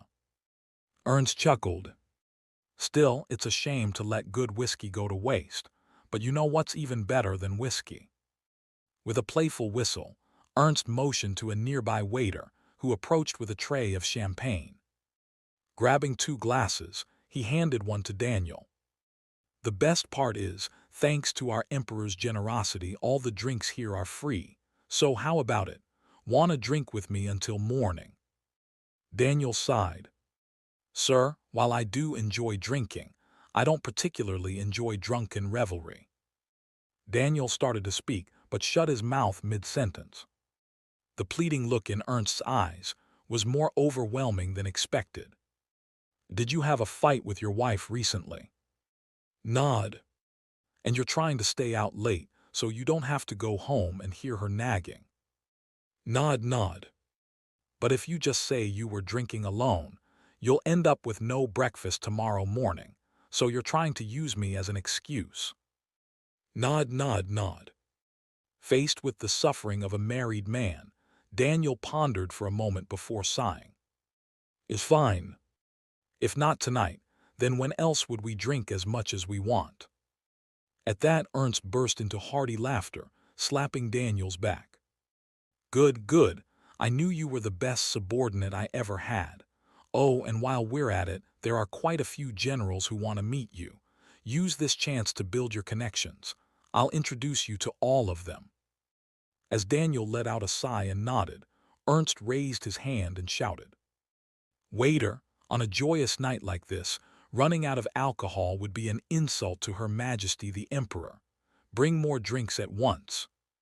It seemed going home early tonight was no longer an option. Meanwhile, at the textile factory that served as the Palencia branch's base, the reception hall was bustling with preparation.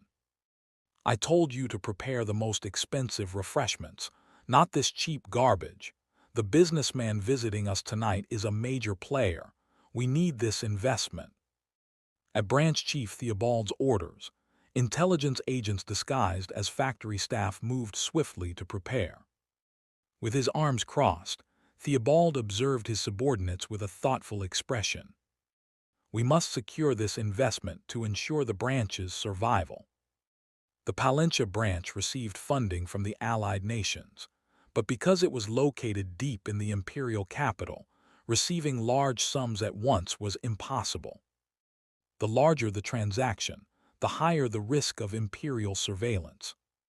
Thus, the branch had to generate part of its own operational funds. Running the textile factory was not just a cover, it was a real business that kept the branch running. Lately, however, profits had declined, causing financial strain. So, when a businessman suddenly appeared, offering to invest in the factory, it was an opportunity Theobald couldn't afford to miss.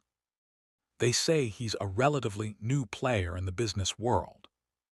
The investor was someone who had heavily financed the war industry at a time when anti-war protests dominated public opinion.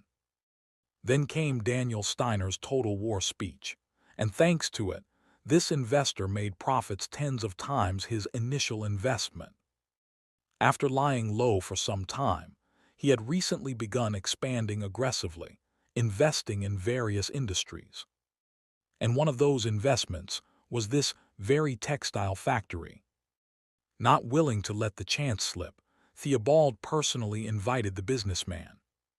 A proper business presentation was necessary to secure the largest possible investment. 5 minutes left. Checking the wall clock, Theobald adjusted his suit. Just then, his radio crackled with static. Startled, he quickly picked it up. A familiar voice came through. Blue Wall reporting, the mission has failed. Daniel Steiner saw through me. The codename Blue Wall referred to Platt. I'm going into hiding for the NAVL Cyrillic letter 456 HT. Don't copy, read here, time being. Be cautious, sir. There's a chance Daniel Steiner knows about the branch. I'll explain more when I get the chance. With those final words, Platt cut off communication. Daniel Steiner knows about the branch. Shocked, Theobald pressed the transmitter button. Blue Wall, respond. What do you mean by that? Silence. Platt had changed radio frequencies to prevent interception. There's no way Daniel Steiner could know about the branch. Lucy? No, she hasn't fully betrayed the Allied nations yet. She wouldn't have exposed us. Theobald dismissed the thought. Platt must have misunderstood something. Just then, a subordinate approached. Sir, the investor has arrived. Understood. For now, securing the investment took priority. Pocketing his radio, Theobald adjusted his collar. A few moments later, the reception hall doors opened, and in walked a man wearing a fine vest, his dark skin contrasting with his sharp attire. He wore a fedora atop his head and a monocle over one eye. A successful black businessman in this era was an uncommon sight. As Theobald curiously observed him, the man strode forward with a measured, dignified pace. Despite his calm demeanor, he radiated an aura of authority, one that made refusing a handshake seem impossible. After a brief hesitation, Theobald forced himself to relax and took the man's hand. "I am Velter, the owner of this textile factory." At the alias, the man offered a smooth smile. "A pleasure to meet you." Then his eyes narrowed slightly, and in a level, unwavering voice he continued, "You may call me Hamtel." Chapter 128. As soon as Hamtel revealed his name, two men dressed in suits entered the reception room. Each of them carried a briefcase, and their presence exuded a strange sense of intimidation. Observing them closely, Theobald noticed a black bird tattoo clutching a laurel branch imprinted on the side of their necks. "A simple businessman, you say?" Theobald withdrew his gaze from the men and looked at Hamtel with a meaningful glint in his eyes. No matter how one looked at it, based on the aura he gave off and the subordinates he commanded, Hamtel seemed far more like the head of a mafia organization than a mere businessman. But even so, the objective remained unchanged. He needed to secure funding. Forcing himself to ignore the creeping sense of unease, Theobald maintained his business smile and completed the handshake. "It's a pleasure to meet you as well. I've prepared some refreshments. How about we sit down and discuss matters?" Hamtel gave a calm nod. With that, Theobald guided him to the sofa in the reception room and began his modest business presentation. He explained that the textile factory produced not only civilian goods, but also wartime supplies, ensuring a steady stream of work. Furthermore, the factory's mechanized production lines allowed for a significantly higher textile output than its competitors. And on top of that, we're on the verge of securing a government contract. Once that happens, Mr. Hamtel, you'll be assured of stable returns on your investment. Confidently concluding his business pitch, Theobald grinned widely. His explanation had been flawless, and his expression revealed his certainty that the man before him would open his wallet. It seemed he wasn't entirely wrong, as Hamtel nodded before raising a hand with a slight gesture. At that signal, one of the men standing behind him stepped forward and placed a briefcase on the table. When the clasp was undone, the thick stacks of cash inside became visible. Theobald's eyes gleamed at the sight. "Well now, I had an inkling that you were a bold man from the moment we met, but I didn't expect you to be this magnanimous. Then, I take it you're ready to invest right away. In that case, let's move forward with the detailed adjustments for profit distribute." Hamtel raised a hand, cutting Theobald off mid-sentence. A heavy silence fell over the room. Hamtel then lowered his hand, clasping his fingers together atop his knee. "I must say I'm impressed. Your textile factory is more well-established than I had expected, and from what I've heard today, it does seem to be generating stable profits. However, there is one disappointing aspect." "A disappointing aspect?" "The hobbies of your employees, Mr. Belter. For some reason, they have been bothering me quite a bit." "Hobbies?" At the unexpected comment, Theobald felt both confusion and an odd sense of tension creeping up on him. "Of course, I have no intention of criticizing someone's personal pastimes. I believe in respecting individual freedom, after all. However, I find it concerning that your employees' activities are bordering on the unacceptable." The atmosphere grew heavier. Suspicion began to bloom. "If their behavior doesn't affect me directly, I have no reason to involve myself. However, their recent actions seem to have crossed the line of what can be ignored, and so I thought I'd issue a warning." At this point, even the other intelligence officers in the room, aside from Theobald, had begun to sense something was off. Slowly, Their hands moved toward the pistols hidden in their back holsters. The tension was on the verge of snapping, but Hamtel remained far calmer than anticipated. Instead, he silently reached out, lifted a cup of coffee, and took a sip. To Theobald, it looked like a provocation, an open dare to make a move. A person who could taunt an opponent without displaying the slightest hint of agitation. There was only one conclusion to be drawn from such behavior. The moment we attack, we die. Cold sweat ran down Theobald's back. He shouted loud enough for his voice to echo through the room. "Stand down." At the command of their superior, the intelligence officers froze, their hands halting just before they could draw their weapons.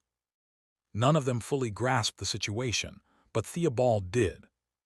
His breath had become ragged without him realizing it.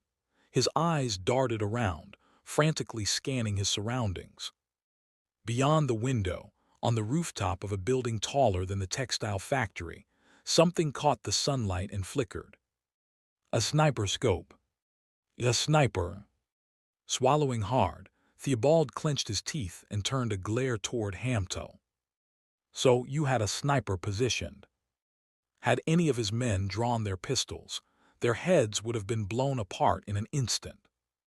From Theobald's perspective, having barely averted that gruesome fate, Hamtal was no longer just an adversary.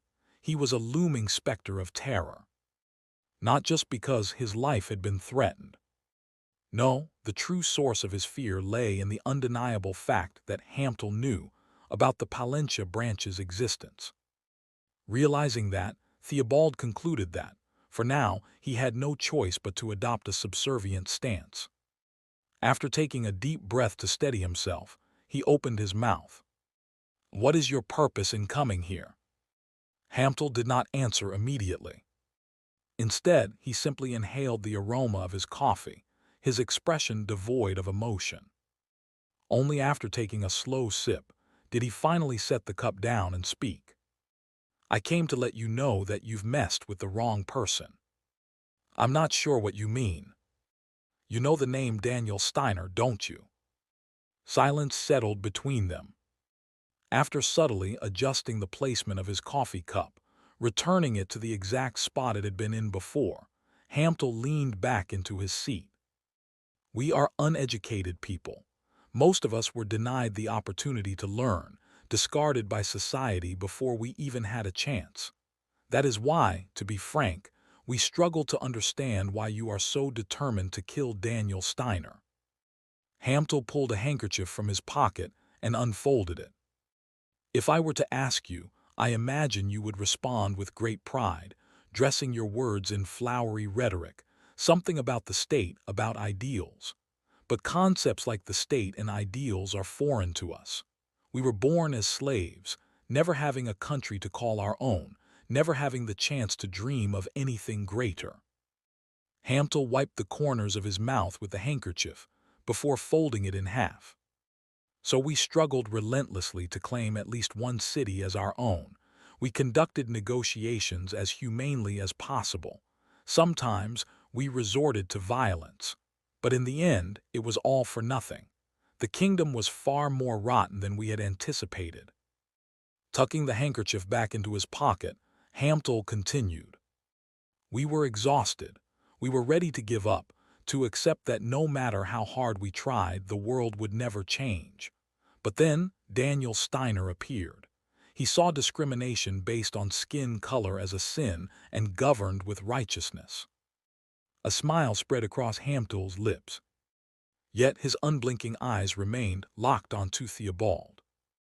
"Because of him, the city changed. And that's when we understood, countless cries from the powerless will never shape the world, but a single word from someone with power can change everything for the better." "Are you saying you chose Daniel Steiner to change the world?" "His beliefs align with ours. There is no one more fitting to swear loyalty to." The smile vanished from Hamtel's face as he spoke again. "And yet, you people tried to kill Daniel Steiner." Theobald's gaze dropped downward. He simply could not meet Hamtel's eyes.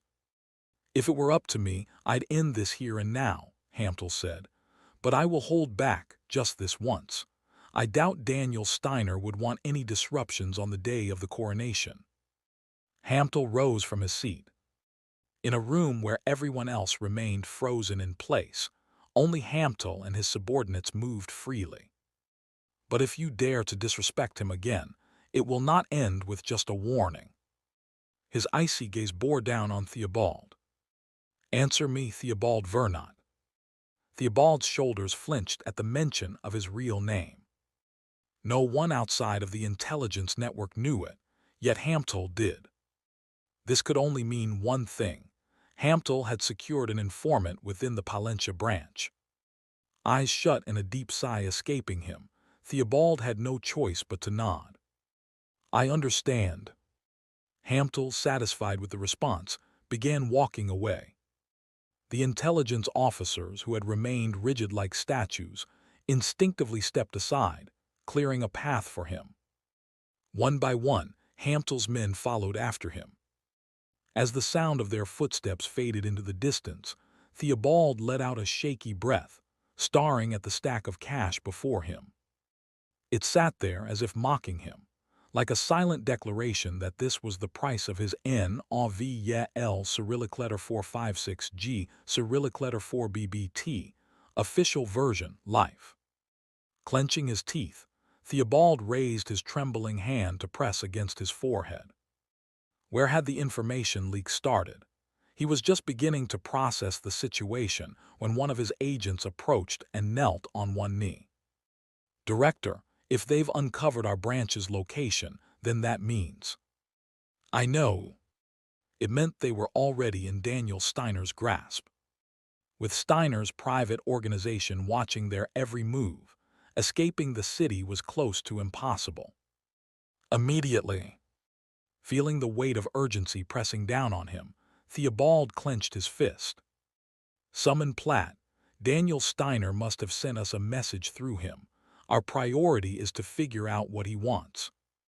Even as he issued the command, Theobald couldn't shake his unease. Daniel Steiner's scheme. He had no idea what it could be, but whatever it was already in motion. Chapter 129. Late at night. Another fruitless search today. Lucy sighed as she entered the park and disabled her optical camouflage. Currently, she was dressed in civilian clothing and a wig, a disguise used to secretly gather data on biological experiments related to the Lucy project. However, the results were disappointing. Despite infiltrating several imperial laboratories over the past few weeks, suspecting their involvement in biological experiments, she'd found nothing. If the Empire truly isn't behind these experiments, and it's the Allied nations instead. If that turned out to be the case, she genuinely had no idea what decision she would need to make. Lost in complicated thoughts as she walked, Lucy suddenly noticed a familiar figure across the street. Under the glow of the street lamp, a man dressed impeccably in military uniform was slowly walking. At first, Lucy thought she was mistaken, but upon seeing the half-closed black eyes beneath the officer's cap, she stopped dead in her tracks. Daniel Steiner. It was none other than Daniel Steiner, Lucy's superior, and the man known throughout the Empire as a hero. One thing stood out as unusual, his slow steps and unfocused gaze. And judging by his aimless wandering, without a clear destination, his usual confidence was nowhere to be seen. Is he tilde N, AVL letter 1D55A GHT tilde drunk? He must have attended the banquet following the coronation, and clearly drank too much again. Lucy felt a strange mix of irritation and concern rise within her. After a brief hesitation, Lucy glanced around to confirm no one else was nearby, and then quietly followed after Daniel. Completely unaware that Lucy was trailing him, Daniel stumbled over to a nearby bench and practically collapsed onto it. Dizzy. Daniel groaned, holding his forehead, and then suddenly began nodding off. Watching Daniel from behind a tree, Lucy broke into a cold sweat. He's really going to sleep here. On such a chilly night, sleeping outside would surely lead to catching a cold. Even if he does. If the citizens of the capital witnessed Daniel Steiner sleeping on a park bench, the rumors would spread uncontrollably. At worst, he could be targeted by robbers looking for easy money and end up killed. Feeling uneasy, Lucy decided she had no choice but to approach Daniel. At least she had to prevent him from sleeping out in the open. "Excuse me." As Lucy approached and spoke, Daniel's shoulders flinched slightly. Slowly lifting his head, Daniel noticed Lucy and stared blankly at her for a moment before finally speaking. Why is a young lady out at this hour? Maybe because he was drunk and confused, Daniel didn't seem to recognize Lucy in her disguise. Deciding it wasn't necessary to reveal herself, Lucy chose not to offer any explanation. "I was at the park working on a school assignment and lost my way. And you? You must be a student from the nearby university. I attended the emperor's coronation banquet, and afterward my superior convinced me to drink far too much." Daniel gave a small shrug, implying further explanation was meaningless, then rose from his seat. Given Daniel's considerable height, Lucy found herself naturally looking up at him. "I'll escort you to the exit. It's dangerous for a woman to wander alone." "Ah." Lucy found Daniel's gentle tone somehow unfamiliar. Although he usually spoke informally, Daniel typically addressed Lucy with a stiff and formal tone. But right now, his voice lacked any such formality. Is it because he's drunk, or because he thinks I'm just a student? She wasn't sure, but Lucy didn't exactly dislike it, so she nodded quietly. "I won't refuse your offer." Daniel chuckled softly and began walking. "Follow me, the exit's not far, but—" Glancing sideways at Lucy, Daniel spoke casually. "You remind me of someone I know. My lieutenant, actually. Your vibe, even your manner of speaking." Lucy's eyes widened, wondering if she'd been discovered. But Daniel was simply smiling loosely, looking like he might melt away at any second. "He smells strongly of alcohol." Reassured that she hadn't been recognized, Lucy let out an awkward laugh. "It must be your imagination. Maybe, after all, my lieutenant wouldn't be as warm as you. She's frightening, always glaring at me. Every time she does, it feels like my blood dries up." Lucy stared at Daniel with mild irritation. It wasn't pleasant to hear Daniel badmouthing his lieutenant to a stranger, no less, though she was hardly a stranger. But what Daniel said next changed Lucy's mind in an instant. Though lately she looks more pitiful than scary, turns out she had a terribly dark past, so. A bitter smile tugged at Daniel's lips. "I can't help but worry about her." Lucy's lips parted slightly. She'd never imagined Daniel was actually concerned about her in such a way. Feeling a subtle pang of guilt, Lucy placed her hand gently against her chest, feeling her heartbeat through her fingertips. To push away the embarrassment rising within her, Lucy took a deep breath before glancing carefully at Daniel again. "Tee that aside." Her voice unintentionally squeaked. Clearing her throat to steady herself, Lucy spoke again. "Are things going all right lately? Being a war hero must be tough." Daniel shook his head. It obviously wasn't all right. "It's terrible. I'm trying my best, but things just keep getting complicated. Plus, I'm surrounded by people who despise me. Honestly, sometimes I feel like I must have swallowed a potion of hatred or something." Daniel spoke lightly, but his voice was weak. Perhaps due to his weary tone, the dark circles under his eyes appeared deeper tonight. As Lucy silently looked at Daniel with concern, a sudden noise erupted behind her, a loud pop. Instinctively spinning around, Lucy immediately reached into her coat. She was about to draw her pistol to shoot at the enemy, but abruptly stopped herself. The explosion hadn't been caused by an enemy attack. Oh, fireworks. As Daniel said, fireworks were going off in the sky. Fireworks exploding over the imperial palaces, grand banquet hall painted the night sky in a variety of colors. Lucy glanced at Daniel, who was innocently staring up at the fireworks, and quietly let out a sigh. I thought I'd been discovered. Relieved, Lucy slipped the half-drawn pistol back into her coat pocket. Daniel already knows I'm an Allied spy, so it wouldn't have been a big deal if he'd found out, but if Daniel realized she had approached him while disguised, it would cause trouble in various ways. So it was best to keep her identity hidden for now. I should act like an ordinary university student. Glancing sideways at Daniel, Lucy then lifted her head to gaze up at the sky filled with fireworks. An ordinary student would probably admire the fireworks. Lucy's thoughts stopped right there. She became mesmerized by the vivid explosions of fireworks rising high into the sky. For Lucy, who was far more familiar with dark, enclosed rooms than the outside world, the fireworks, paintings composed entirely of light, were more beautiful than anything else she had ever seen. Captivated like a child, Lucy stood watching until the final burst of fireworks. "I'm pretty." Having unconsciously murmured the words aloud, Lucy glanced to her side and immediately flinched in surprise. Daniel was looking down at her with a relaxed gaze. "It seems like this is your first time seeing them." "Ugh. The fireworks, I mean." Although it really was her first time seeing fireworks, Lucy felt inexplicably embarrassed to admit it. Biting her lip, she remained silent, and Daniel quietly chuckled as he resumed walking. "Let's go, we're almost at the exit." "Understood." Feeling slightly sulky for no particular reason, Lucy silently followed behind Daniel.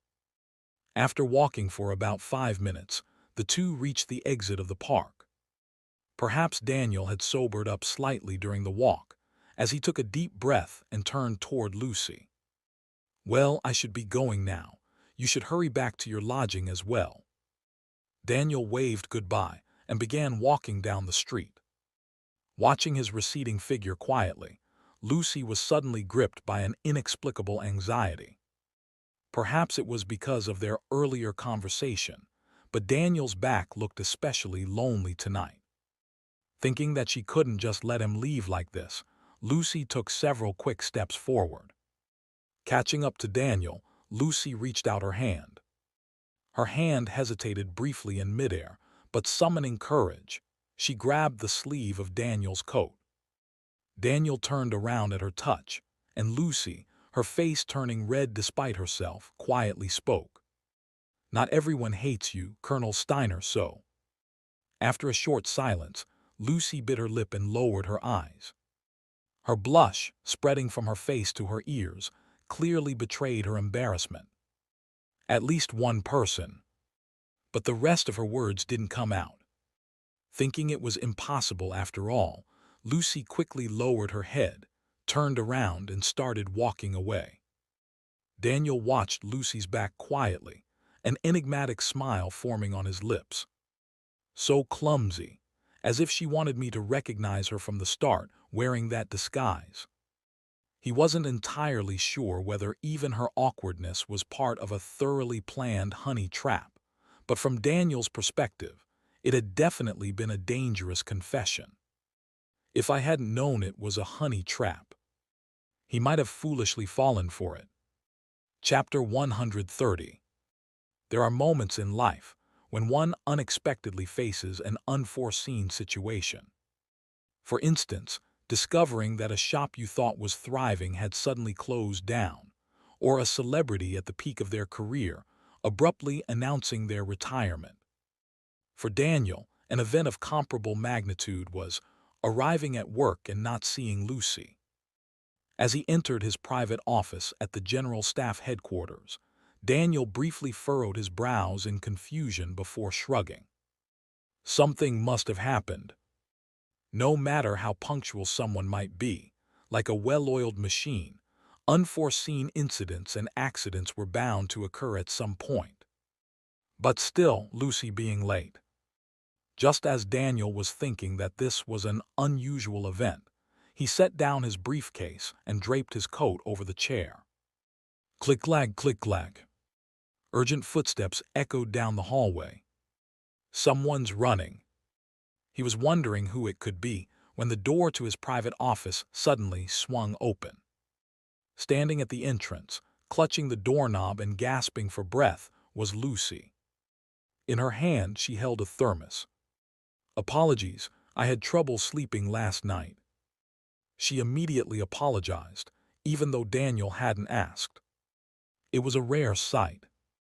Even rarer was seeing her so out of breath that she struggled to speak properly. Daniel considered teasing her for a moment, but he wisely decided against it. Provoking her unnecessarily could backfire. "There's no need to apologize. You barely made it on time, so technically you're not late. But I must say, it's quite surprising to hear that you had trouble sleeping. Did something happen last night?" He subtly probed, but Lucy simply shook her head instead of answering. Perhaps from running to avoid being late, her flushed face was tinged with a faint red hue. Daniel, observing her closely, pointed at the thermos. "What's that? Did you bring tea?" Lucy, having caught her breath, stepped closer and held out the thermos to him. "I made some beet soup. It should help with your hangover." "You made this for me. Previously, you brewed chamomile tea for me at my lodging and made chicken broth soup. Think of this as my way of returning the favor." Even as she said this, the tips of Lucy's ears were subtly reddening. Daniel wondered if it was just from exertion as he accepted the thermos. "I'll enjoy it, but how did you know I drank last night?" Lucy's shoulders twitched slightly, but she quickly regained her composure, as if she had anticipated the question. "You enjoy drinking, so I assumed you would indulge at the banquet after the coronation." "I see." If he pressed further, she might get annoyed. Best to let it go. "It seems my adjutant is the only one who actually cares about me. I'll be sure to enjoy this. That aside." After a brief pause, Daniel spoke again. "You might already know, but in 15 days, I'll be transferred to the Eastern Front as the Chief of Staff of the 7th Division. The order came directly from Her Majesty, so I have no choice but to accept it." "Yes, I've heard." "That makes this easier to discuss. If you wish, you don't have to follow me to the Eastern Front. As you know, it's a dangerous place." Even though he would mainly be working from the division's rear command, no place was truly safe from enemy attacks. In fact, the enemy would logically prioritize targeting the command headquarters, making it paradoxically more dangerous. It was a battlefield where one could lose their life at any moment. Despite this, Lucy didn't hesitate. "I'll go." Her crimson eyes held unwavering determination. Daniel, feeling a bit troubled by her immediate response, cleared his throat. "You could die. I understand. You might think working at the command headquarters is safe, but in reality, it could be the most dangerous place of all. I am aware. If the situation worsens, you won't even have access to proper meals, let alone desserts." "I'm used to it." Daniel didn't bother asking why. He already knew Lucy was a former test subject. So why does she insist on following me, to keep an eye on me? Though Daniel found the situation unconvincing, he wasn't in a position to outright refuse her. "Fine, if you insist, I won't stop you." A glint of satisfaction flickered in Lucy's eyes at his approval. Just as she was about to voice her gratitude, familiar footsteps echoed down the hallway. Daniel instinctively turned toward the door.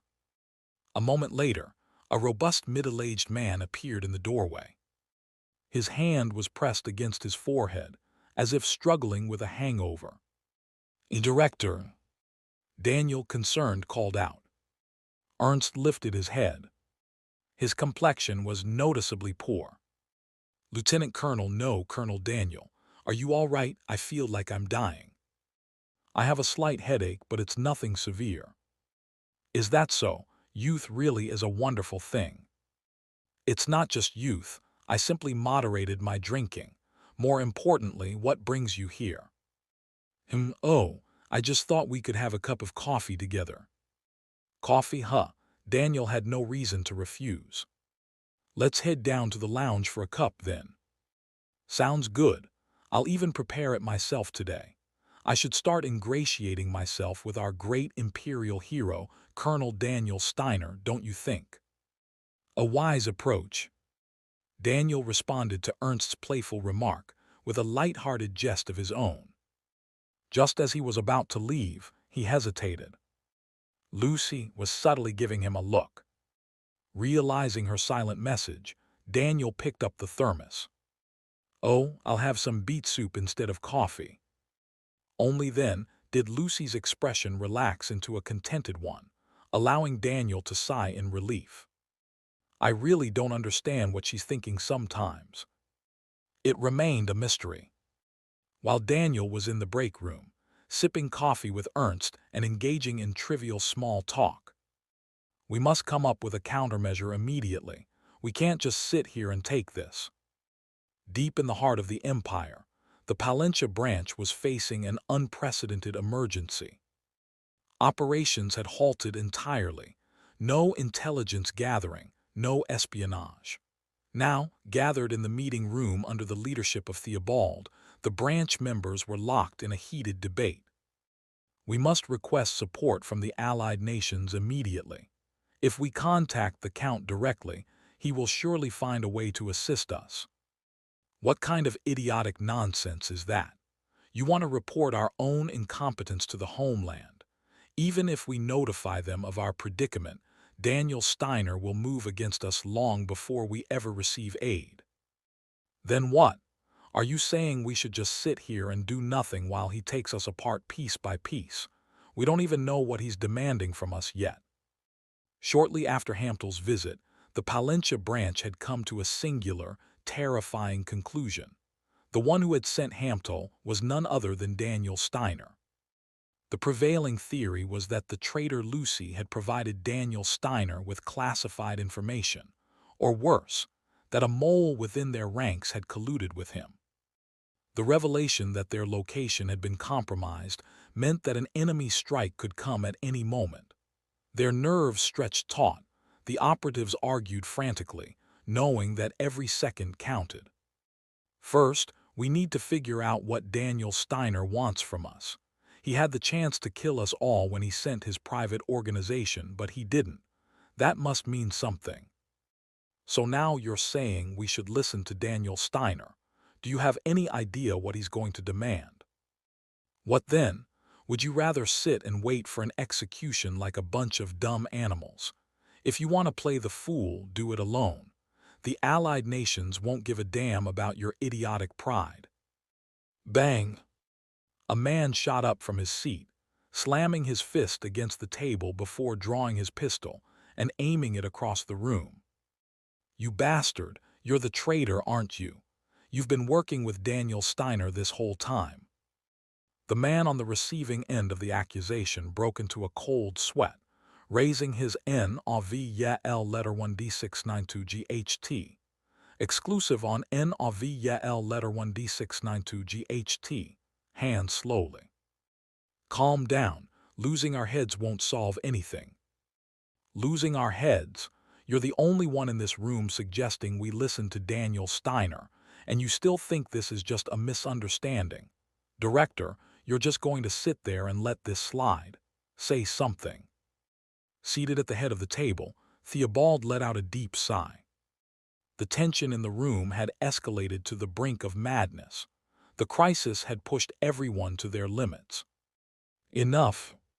His voice was firm but measured. Levaim has a point.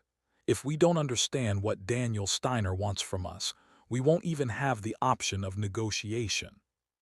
But Shut up and put the damn gun down, unless you want me to put an extra hole in your head."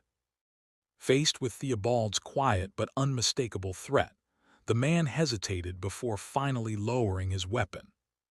Theobald rubbed his temples, exhaustion creeping into his expression. Then, "Director, it's Blue Wall, he's here." The message sent a jolt through Theobald's weary body. There was only one person who might hold the key to Daniel Steiner's intentions. Platt, the spy who had failed his assassination mission. As murmurs spread through the meeting hall, Theobald grabbed his radio and pressed the transmit button. "Let him in now." At last, a lead. Setting the radio back onto the table, Theobald exhaled. Not long after, the doors to the meeting room swung open. A man entered. Platt. His clothes were in tatters, soaked with filth, his entire appearance reduced to that of a wretched beggar. Silence fell over the room as Platt staggered forward, taking ragged breaths before finally spotting Theobald. He walked toward him slowly, then dropped to his knees. "I'm sorry, Director, I failed my mission." They had already assumed as much. Chastising him was pointless. Extracting information was the priority. Theobald reached out, gripping Platt's shoulders. "What did Daniel Steiner say to you?" Platt took a deep breath, steadying himself before he finally spoke. "He told me not to pull any pathetic tricks on him, and—" a tremor ran through his voice. "He said that if anyone deserved a glass of poisoned whiskey, it was you, Director." A suffocating silence swallowed the room. Daniel Steiner's message was clear. A slow gulp worked its way down Theobald's throat. Platt's breath hitched as he broke into a quiet sob. Then, in a hoarse whisper, he forced out the final words.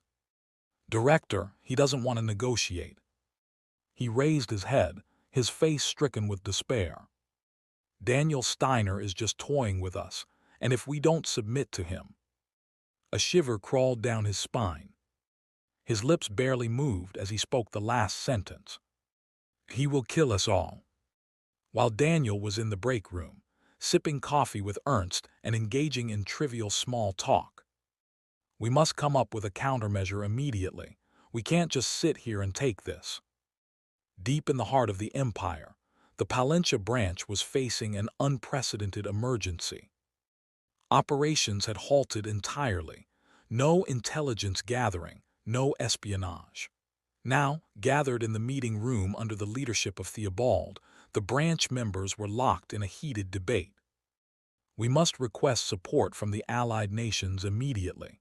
If we contact the Count directly, he will surely find a way to assist us." What kind of idiotic nonsense is that? You want to report our own incompetence to the homeland. Even if we notify them of our predicament, Daniel Steiner will move against us long before we ever receive aid. Then what?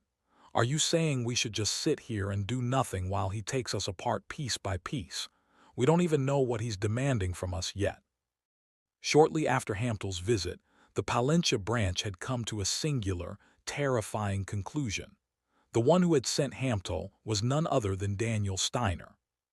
The prevailing theory was that the traitor Lucy had provided Daniel Steiner with classified information, or worse, that a mole within their ranks had colluded with him. The revelation that their location had been compromised meant that an enemy strike could come at any moment. Their nerves stretched taut. The operatives argued frantically, knowing that every second counted. "First, we need to figure out what Daniel Steiner wants from us.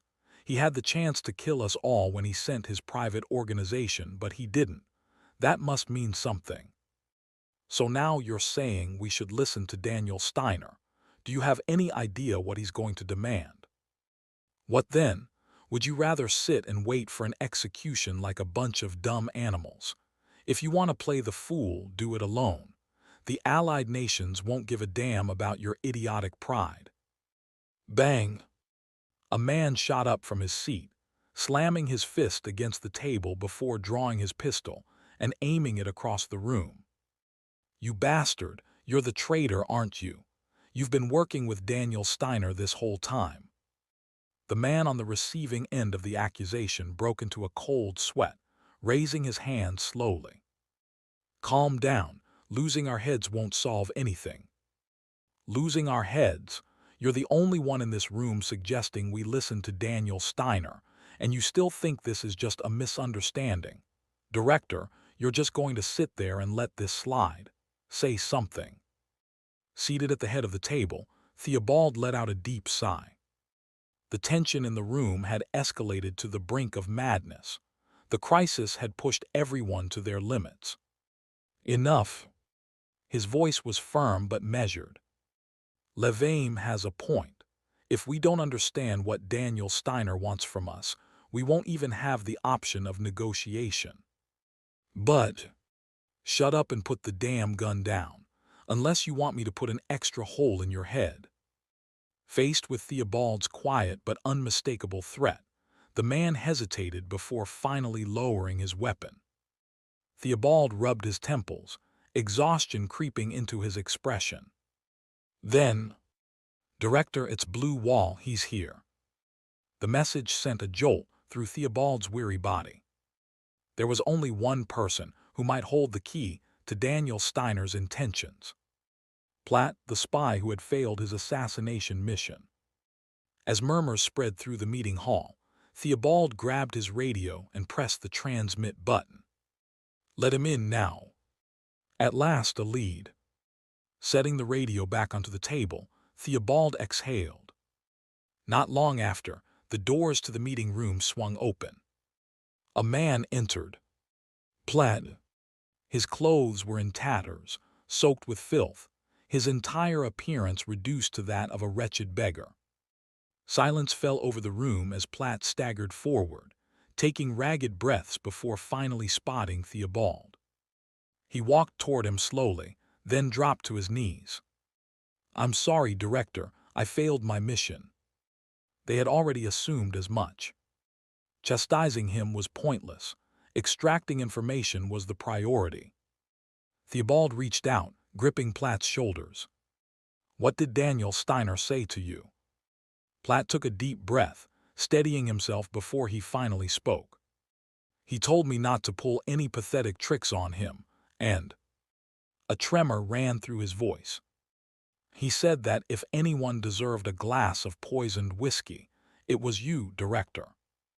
A suffocating silence swallowed the room. Daniel Steiner's message was clear. A slow gulp worked its way down Theobald's throat. Platt's breath hitched as he broke into a quiet sob. Then, in a hoarse whisper, he forced out the final words. "Director, he doesn't want to negotiate." He raised his head, his face stricken with despair. "Daniel Steiner is just toying with us, and if we don't submit to him—" A shiver crawled down his spine. His lips barely moved as he spoke the last sentence. "He will kill us all." Chapter 131. The moment he heard the words, "If you do not obey, I will kill all of you," Theobald broke out in a cold sweat. He wanted to believe it was a lie, but given Daniel Steiner's infamous reputation, the chances of it being true were high. In the silent conference room, Theobald took several deep breaths before finally speaking. "Proof." Platt, having lost his usual composure, responded. "Not long after leaving the grand banquet hall, a pursuer began following me. No matter how hard I tried to shake them off, they clung to me persistently, as if mocking my attempts. In the end, I was caught in a back alley." Recalling that moment, Platt's face was filled with terror. "The ones wearing masks approached me as I lay on the ground and said this. He wouldn't want a disturbance on the day of the coronation, so this time we will let you live. But they also made it clear there would be no next time. They told me to think carefully about how I should act." The conference room stirred upon hearing Platt's story. The words echoed the same meaning as the ones Hamtel had spoken when he stormed in earlier. Realizing they had been cornered, Theobald clenched his teeth. "So they know our location, which means they can strike at any time. They're treating us like playthings, toying with us at their leisure. That arrogant bastard. Even though the situation had turned against them, Theobald had no intention of becoming Daniel Steiner's puppet. With his resolve hardened, he finally broke the long silence. You all heard that, didn't you? Daniel Steiner sees us as nothing more than stray dogs. He believes he can kill us whenever he pleases. A low chuckle escaped through Theobald's clenched teeth. To be honest, he's not wrong. The Palencia branch is right in the heart of the empire.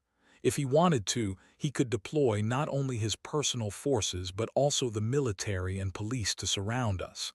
If that happened, we'd be slaughtered like animals. Theobald stifled his laughter and looked around at the intelligence officers in the room. But the same applies to Daniel Steiner. We can strike at him just as well. He should have never given us time. He should have never grown so arrogant. Obedience. Ha, what a disgusting joke. Bang! Slamming his fist on the table, Theobald stood up. We swore loyalty to the Allied nations. Rather than bowing to a filthy imperial officer, we will fight to the death. Isn't that right? At the sound of Theobald's voice resonating through the conference room, the intelligence officers' eyes changed. A moment ago, they had been consumed by an uncertain fear. But now, what flickered in their gazes was a determination fueled by patriotism. Comrades, the time for decision has come.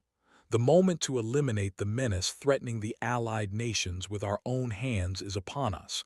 Who will stand with me? As soon as Theobald finished speaking, two intelligence officers immediately raised their hands without hesitation. It was the embodiment of the patriotism they had harbored in their hearts. Pointing at the two, Theobald raised his voice. Good Denders, Quantum, you will come with me disguised and armed with pistols. As Denders and Quantum nodded, Rebem hesitantly raised his hand with a worried expression. It was the same man who had earlier argued with Denders, insisting they should listen to Daniel Steiner. Wait, Chief, even if we disguise ourselves, the moment we step out of the textile factory, we'll be caught in their surveillance net. That would ruin everything. You bastard again. Denders glared at Rebem as if he wanted to tear him apart, but Theobald raised a hand to stop him. Because Rebem had a valid point. They only know that our base is inside the textile factory, but they don't know how the underground is structured. If we use the secret passage, we can escape without being detected. Even so, it's only a matter of time before we're discovered. Then we strike before they find us. Hearing Theobald's firm response, Rebem closed his mouth. Satisfied, Theobald turned away from Rebem and looked at the intelligence officers. Except for Denders and Quantum, who will accompany me on the assassination mission, the rest of you will destroy all branch records and prepare to evacuate. If you're lucky, you might escape their surveillance and survive. One of the intelligence officers, who had been silently listening, finally spoke up. Chief, we may survive, but you're definitely going to die. He wasn't wrong. Regardless of whether the assassination succeeded or failed, Theobald was as good as dead the moment he took charge. But to Theobald, who had chosen to fight rather than submit, death was a trivial concern. If I can take down Daniel Steiner. Recalling his homeland, Theobald narrowed his eyes sharply. Then my life is a price I'm more than willing to pay. As evening fell, Daniel finished work as usual and headed to a restaurant. The restaurant, located near the General Staff headquarters, bore a humble sign that read, Beer Heaven. Normally, he preferred to eat at the headquarters cafeteria, but there were times when he felt like spending money at an actual restaurant for a change of pace. And so, Daniel now sat at one of the restaurant's outdoor tables, enjoying a glass of beer with a side of braised cabbage and sausages. Lowering his beer mug, Daniel let out a satisfied smile. The draft beer here is excellent. I'll have to come back more often. Awarding the place full marks in degrees NOVELIGHT degrees his mind, Daniel leaned back, feeling the breeze, and took a moment to observe his surroundings. Pedestrians strolled leisurely around the fountain, and merchants stood by their stalls, calling out to potential customers. The scenery was peaceful, almost idyllic, and it put him at ease. Good thing I chose to sit outside. Had he eaten indoors, he would have missed out on this tranquil sight. Resting his chin on his hand, Daniel allowed himself the rare luxury of zoning out with no worries on his mind. Every now and then, he took a sip of his beer, bit into his sausage, and simply enjoyed the little pleasures of life. That was when a voice interrupted his peaceful moment. "Oh, Colonel Daniel, is that you?" The unfamiliar voice pulled Daniel back to reality.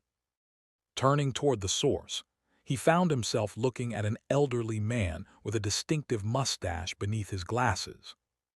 It was Theobald in disguise. Of course, Daniel had no way of knowing that. "Oh, judging by the uniform, you must really be Colonel Daniel. I never imagined I'd get to see someone I've only read about in the newspapers up close. What an honor." Daniel had wanted to spend time alone, but it wasn't as if he could outright dismiss an old man expressing admiration. Offering a faint smile, he responded politely, "There's no need for such formality. I'm just an ordinary officer." Nonsense! Who would ever think of the Empire's hero as just an ordinary officer? But since fate has brought us together like this, may I join you, if you don't mind? "Oh, of course." Daniel gestured toward the seat across from him, and Theobald pulled out a chair and sat down. Mimicking the mannerisms of an elderly man, Theobald smacked his lips before casually speaking.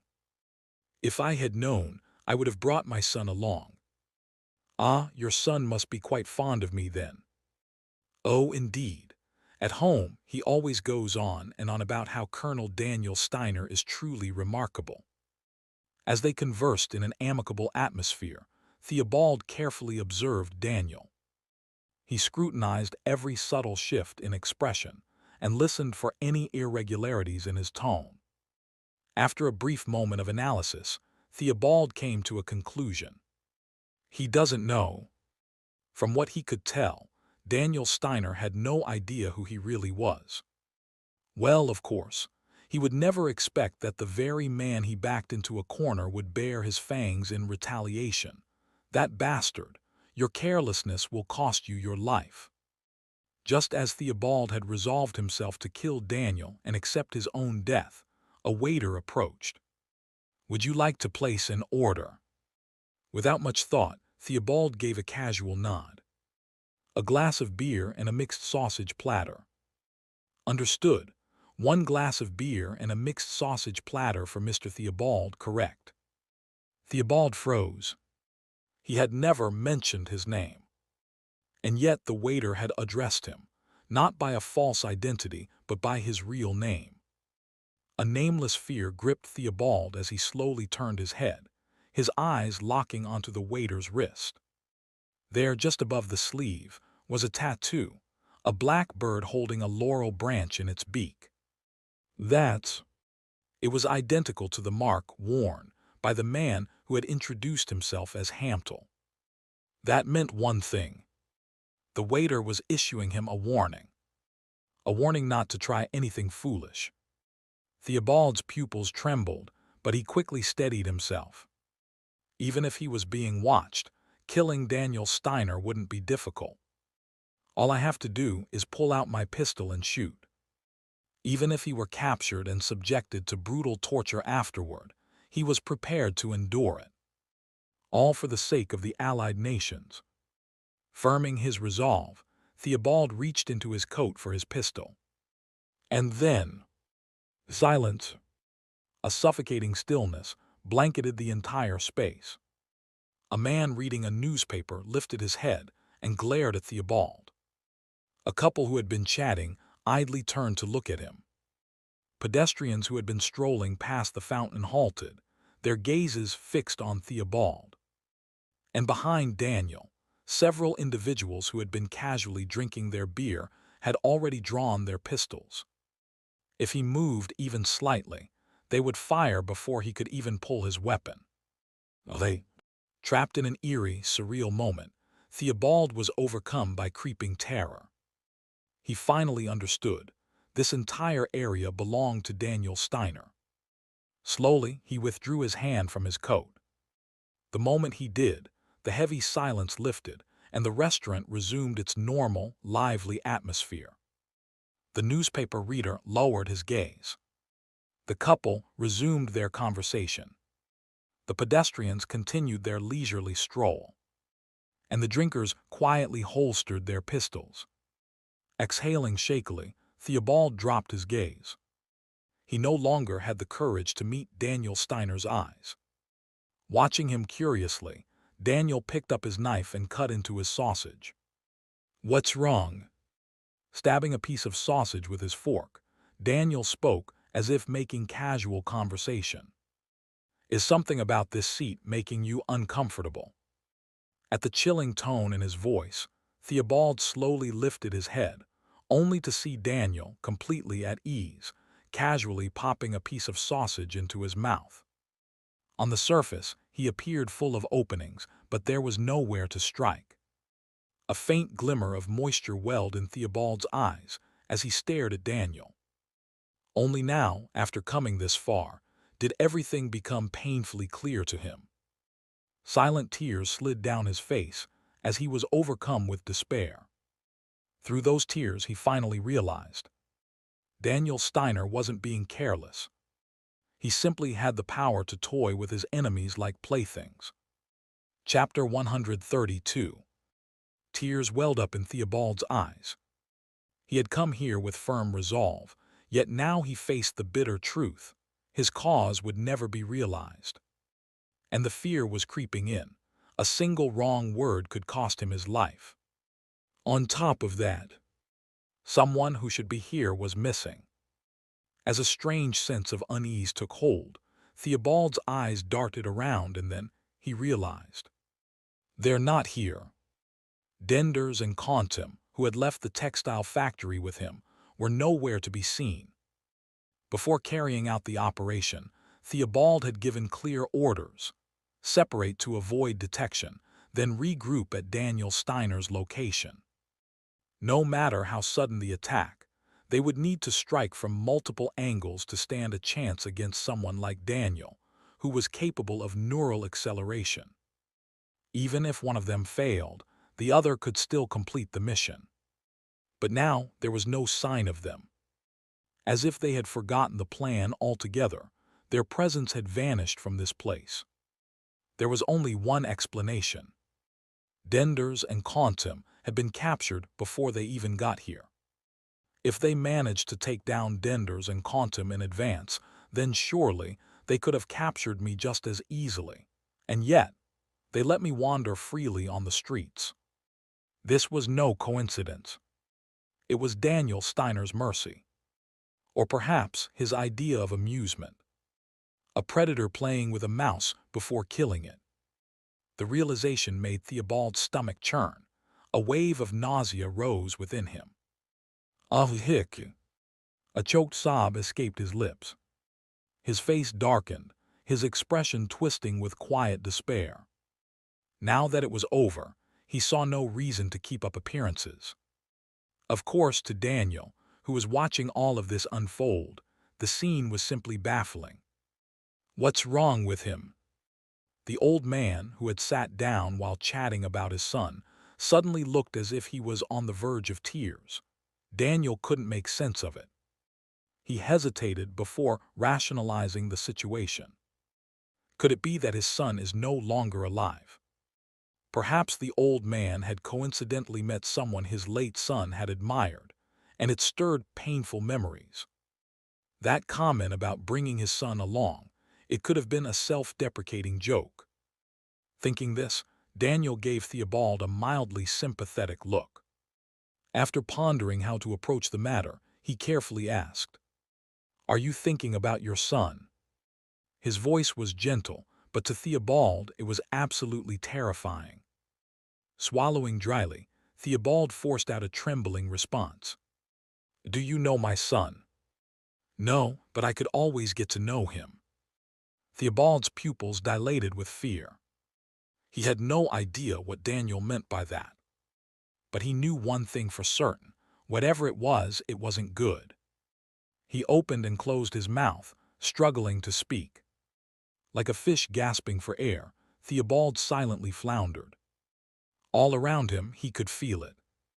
The chatting couples, though engaged in conversation, had their eyes on him.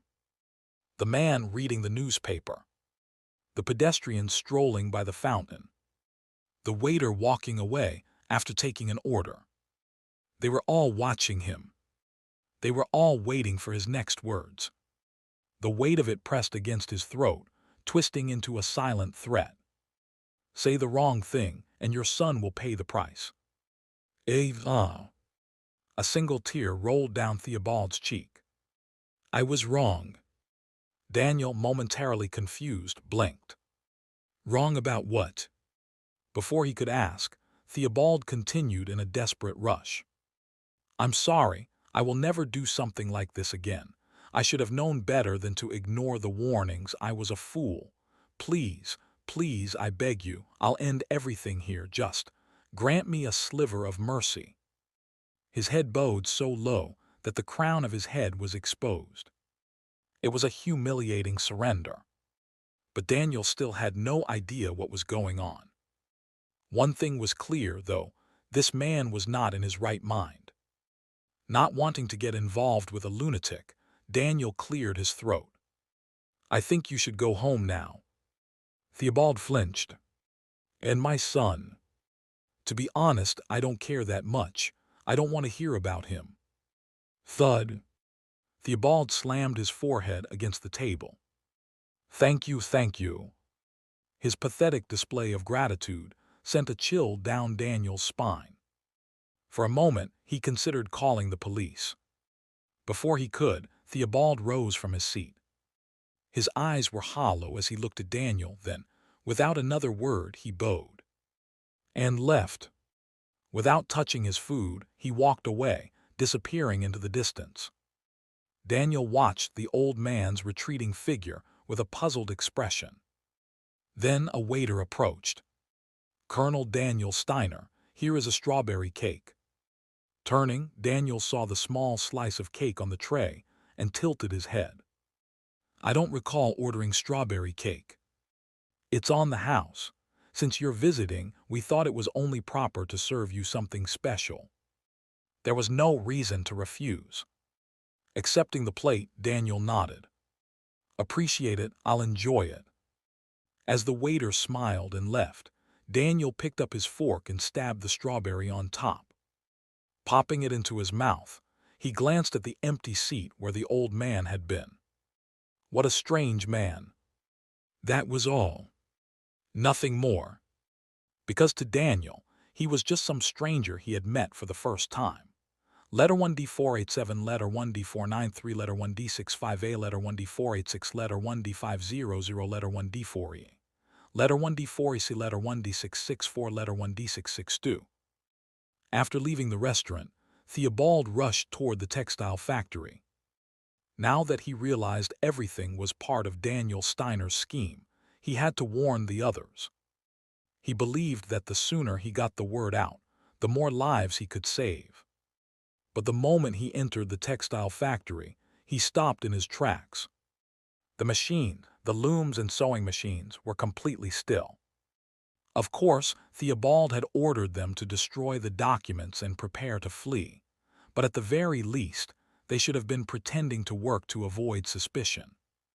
But the factory now appeared to be completely deserted, as though no one was there at all.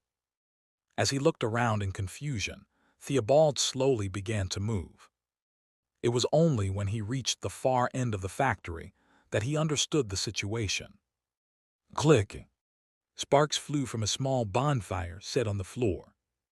In front of the fire sat a black businessman whom Theobald had seen before. Beside him, A briefcase full of bundles of money rested at his feet. Around him stood a group of men wearing gas masks, all standing with rifles in hand. It was all over. In the midst of his helplessness, Theobald slowly turned his head and saw that the dying machine had been moved aside. This was the only hidden passage leading to the underground bunker, a secret that Hamtel had clearly known about. For a brief moment, Theobald stood frozen, then slowly turned toward Hamtel. "How?" Hamtel pulled out a stack of cash from the open briefcase and tossed it into the fire. The flames danced, scattering embers wildly. "You failed to manage your subordinates properly." In silence, the money burned. As Theobald watched the bundles of cash turn to ash, he finally managed to speak. "Was it Rebem?" Hamtel did not answer. He merely took another stack of bills from the briefcase and threw it into the fire. "Are Denders and Quantum safe? What about the others?" Once again, there was no response. Hamtel clasped his hands together, staring at the burning money before slowly speaking. "I gave you a chance concerning your organization's survival." Every time the flames flickered, Hamtel's shadow wavered. "But you ignored my advice. You didn't take this money. Not only that, you even tried to kill Daniel Steiner." "Perhaps you and I could have had a good relationship. We might have become strong partners, working together without conflict, pursuing mutual success." Immgwc. Read the full story. Faint smile played on Hamtel's lips. "But now it's all over, just like this money burning to ashes like kindling." He could not use the money rejected by an enemy. It was tainted after all.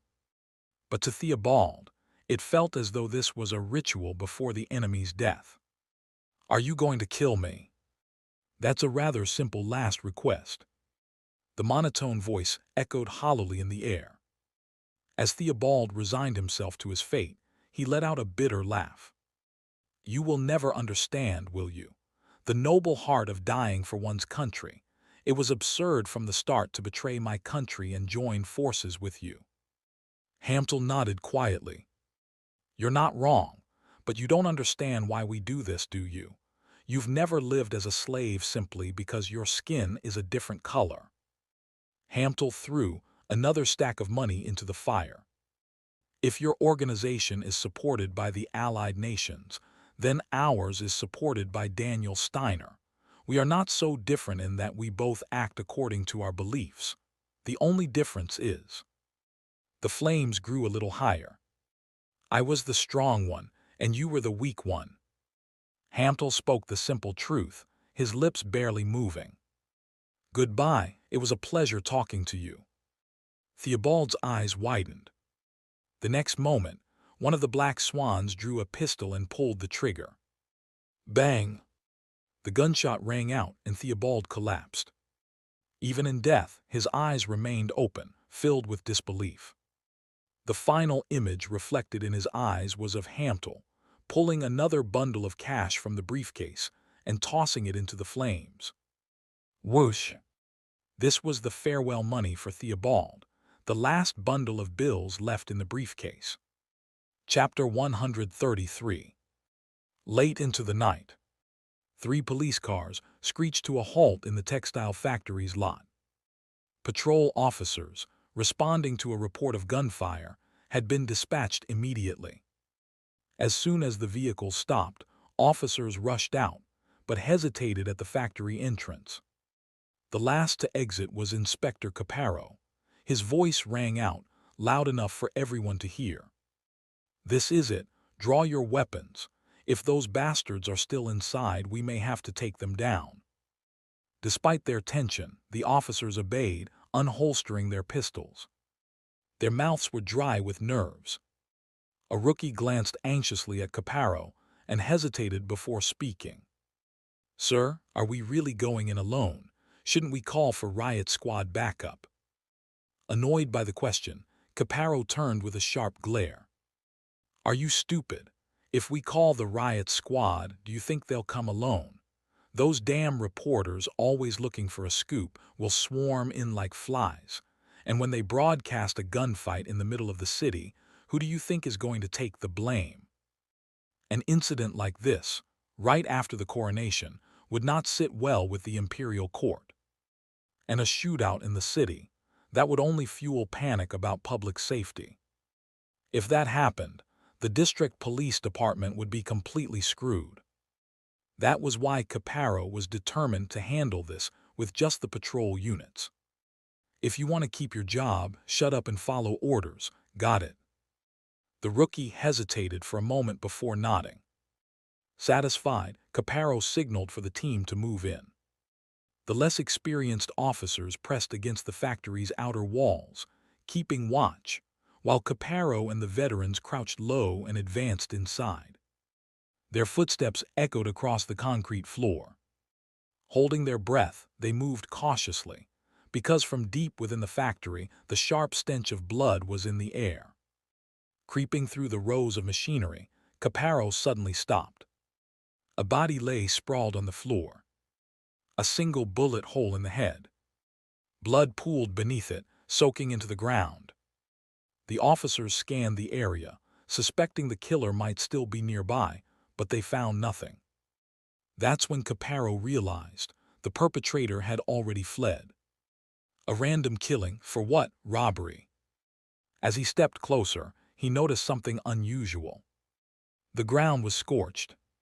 Scattered across the floor were half-burnt banknotes. They burned the money, so it wasn't about that.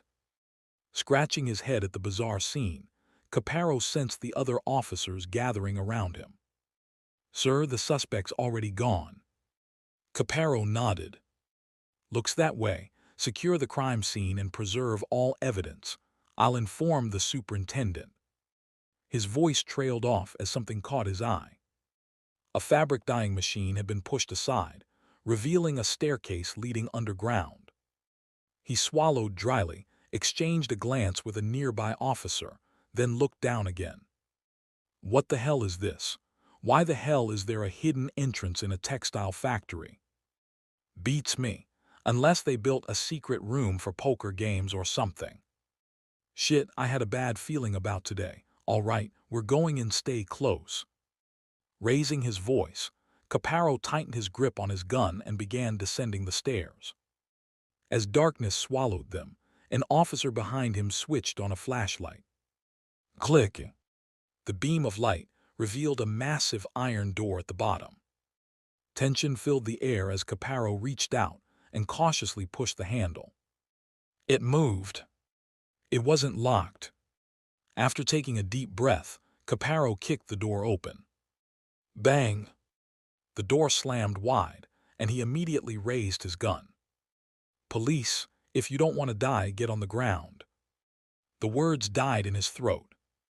Inside the underground bunker, bodies lay scattered across the floor. Most appeared unconscious, but some were bleeding, gunshot wounds evident. As Caparo took in the scene, his gaze slowly lifted.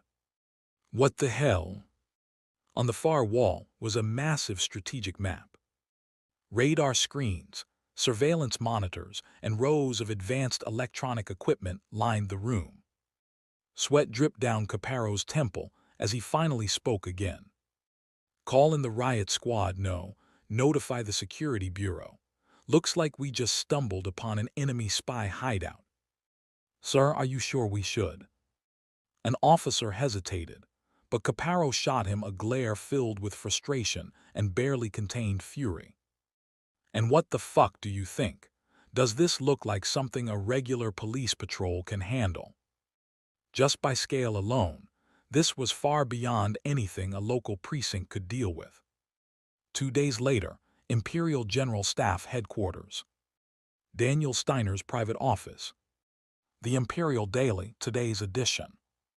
As soon as Daniel sat down, Lucy approached and handed him the newspaper. Accepting it with a slight smile, Daniel responded, "Thank you." Lucy gave a small nod before returning to her seat. After confirming that she was back at her desk, Daniel unfolded the newspaper. There were too many ongoing matters that required him to stay on top of public opinion. He needed to see what Immgwc original source was being reported. Let's see, what's today's headline? As his eyes scanned the front page, a flicker of intrigue crossed his expression. Security Bureau succeeds, enemy spy hideout wiped out. Below the headline was a photograph of Security Bureau officers investigating what appeared to be a textile factory. The Security Bureau pulled it off, huh? For Daniel, who had previously clashed with the Security Bureau, this wasn't exactly a welcome piece of news. And thinking that Lucy had likely seen this article as well made him slightly uneasy. She was undoubtedly connected to the people involved. He wanted to know what was going through her mind, but judging by her composed expression, she wasn't about to reveal anything. Just as he found himself awkwardly glancing in her direction, a sudden knock at the door interrupted his thoughts. "Come in." At Daniel's permission, the door opened to reveal Ernst. At first, he assumed it was another casual invitation for coffee, but there was something off about Ernst's demeanor. After a moment of hesitation, Ernst spoke cautiously. "Listen, I just need to ask, have you been up to something lately?" Daniel raised an eyebrow. "Pardon, what do you mean?" "Someone from the Security Bureau is here to see you, and not just anyone, the director himself. He personally requested a meeting with you, but I have no idea why." The director of the Security Bureau. Daniel was momentarily taken aback, but immediately rose from his seat. "Where is he now?" "He's waiting for you in the reception room." "I'll go immediately." This wasn't something he could afford to delay. Letter 1D453, letter 1D633, letter 1D452, letter 1D452, letter 1D4CC, letter 1D626, letter 1D624, letter 1D45C, letter 1D45A. Daniel stepped into the hallway, his mind already racing. The Security Bureau director was, for all intents and purposes, one of the most powerful figures within the imperial administration. With the authority he wielded, he could utterly destroy a person's life with little effort. Of course, his reach didn't extend to Daniel Steiner, but that didn't make him any less of a threat. Why would someone like him want to see me?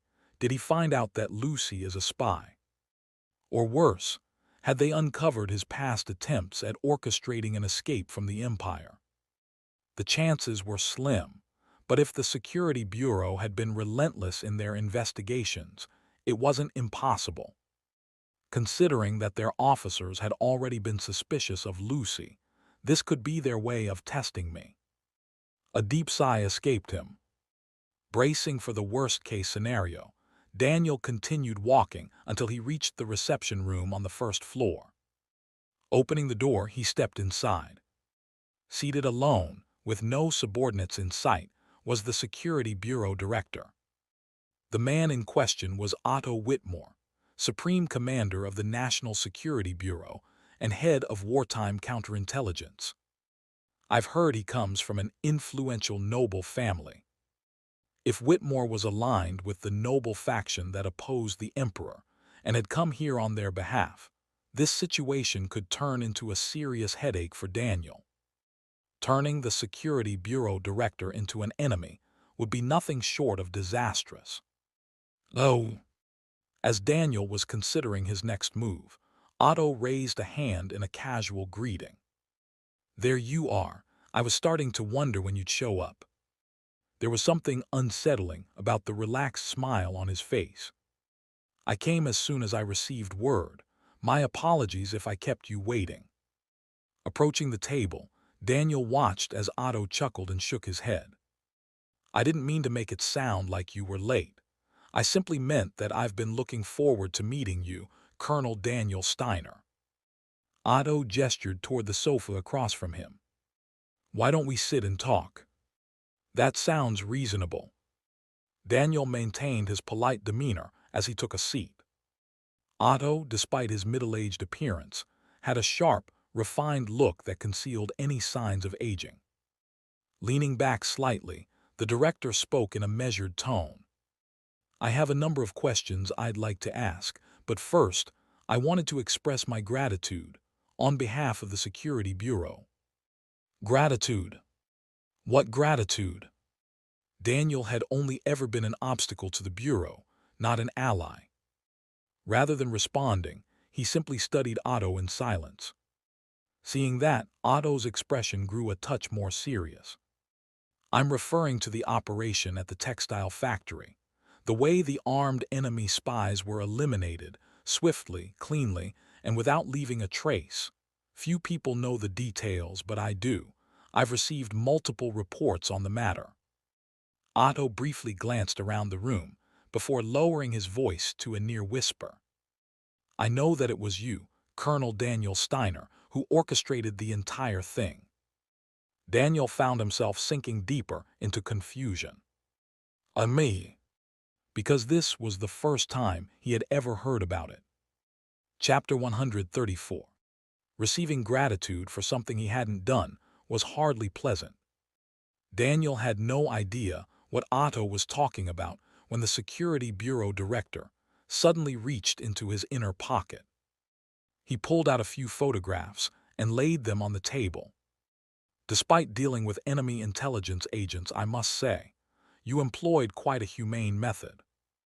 The photos showed numerous people lying unconscious, as if in a deep sleep. Scattered around them were electronic devices and documents, their presence captured in the frame. Just as Daniel was about to question what exactly he was looking at, Ott continued. "From my analysis, it appears chloroform gas was dispersed throughout the area, and the entrance was sealed until they all lost consciousness. Would you say my assumption is correct?" Daniel lifted his gaze and studied Otto's face. Was he joking? But the look in Otto's eyes was dead serious. Realizing he needed to clear up this misunderstanding, Daniel let out a low chuckle and shook his head. "I have no idea what you're talking about. I had nothing to do with that incident." "Is that so, him?" Otto clicked his tongue as if unconvinced. He set the photos down on the table before reaching for his briefcase. Rummaging through it, he eventually pulled out another photograph. "Then do you at least recognize this man? You should, insidering this is him before he removed his disguise."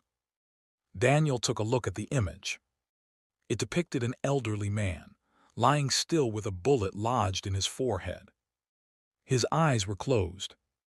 A flicker of amnesia crossed Daniel's face as he nodded. "I spoke with this old man briefly at a bar called Beer Paradise. Are you telling me he was an Allied intelligence agent?" Otto, still wearing that same unreadable smile, gave a slow nod. "That's right. Adding to our investigation, after speaking with Colonel Daniel Steiner, he returned to his hideout, only to later enter an unknown group, at which point a bullet was embedded in his skull. And that's not all I've uncovered."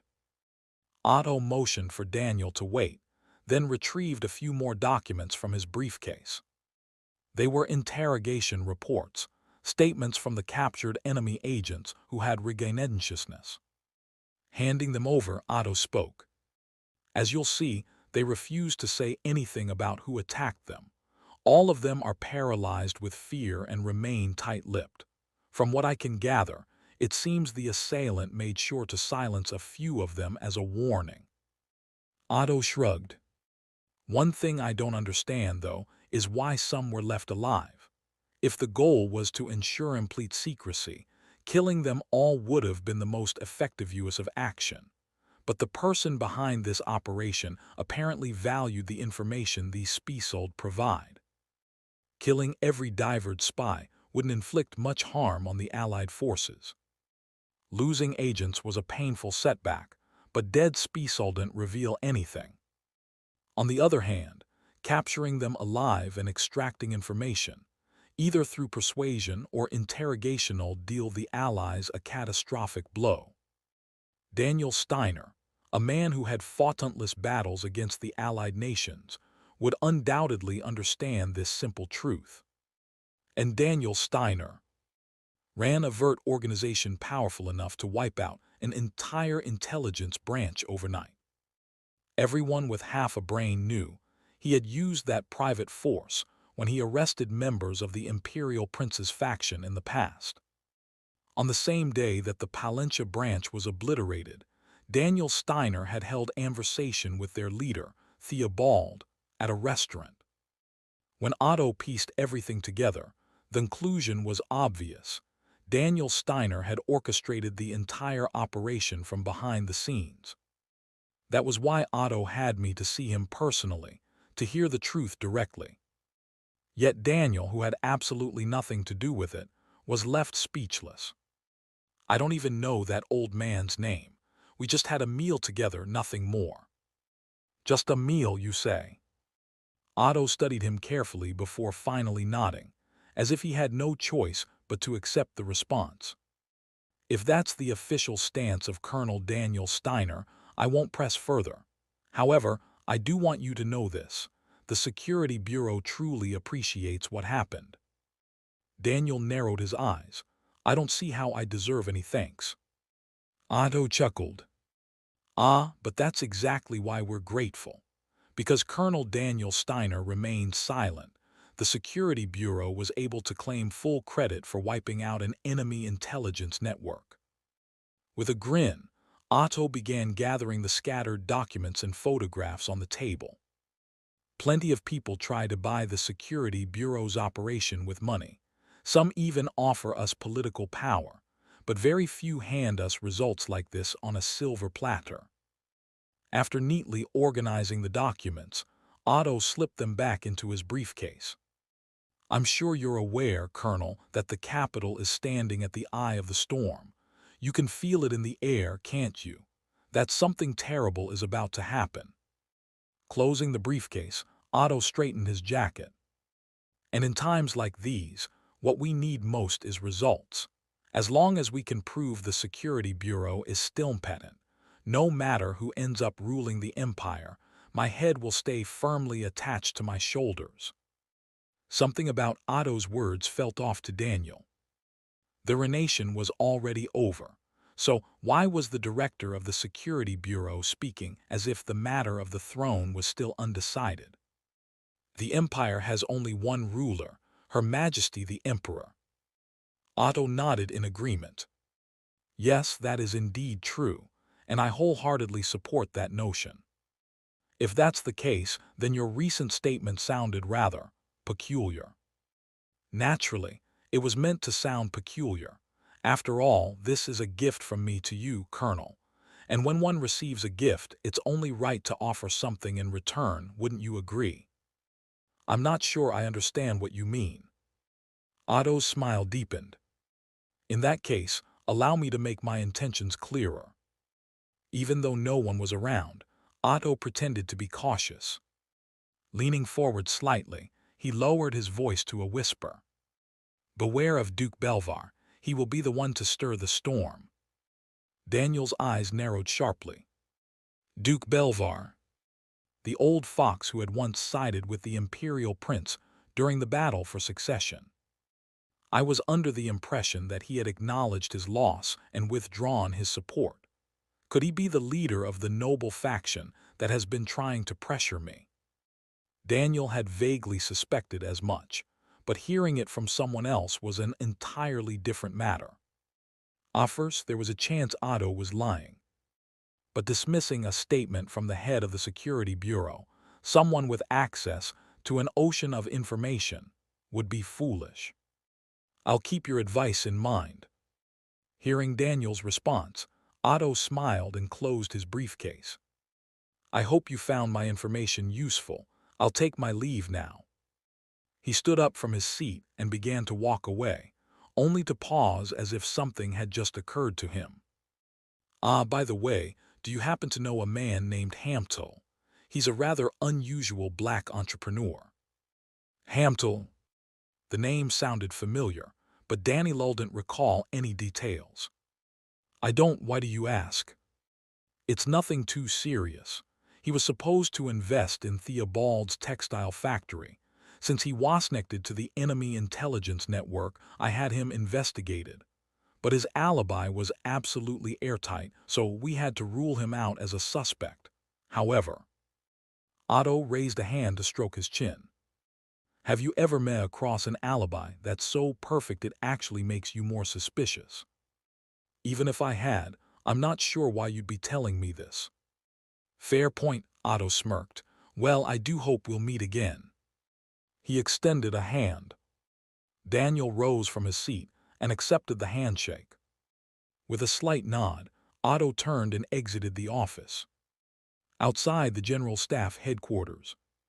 The moment he stepped outside, his aide, who had been N.A.V.L. Cyrillic letter 456G Cyrillic letter 4BB Te, continue reading waiting nearby, approached. Director, how did the meeting go? Otto wore a strange expression. I don't know, it didn't feel like I was speaking to a person. What do you mean? He was, like a machine, at least the Daniel Steiner that was responding to me. Otto thought back to the conversation in the reception room. All the evidence pointed to Daniel Steiner, having used his private organization to annihilate the enemy spy network. And yet, Daniel had denied it without the slightest hesitation. Otto had expected him to reject the claim. That much was predictable. But the real issue was what came after.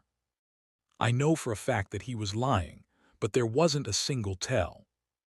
Having risen through the ranks to BME director of the Security Bureau, Otto had relentless and artists and deceivers. No matter how skilled they were, he had always been able to detect their lies. People, when lying, inevitably exhibited physiological and behavioral discrepancies.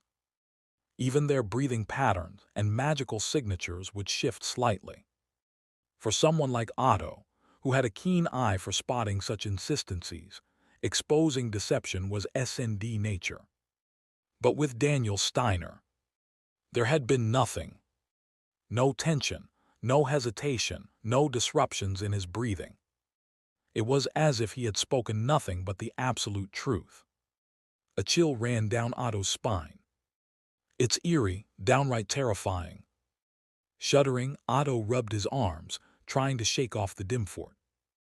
Daniel's ability to deceive even himself was enough to make his skin crawl.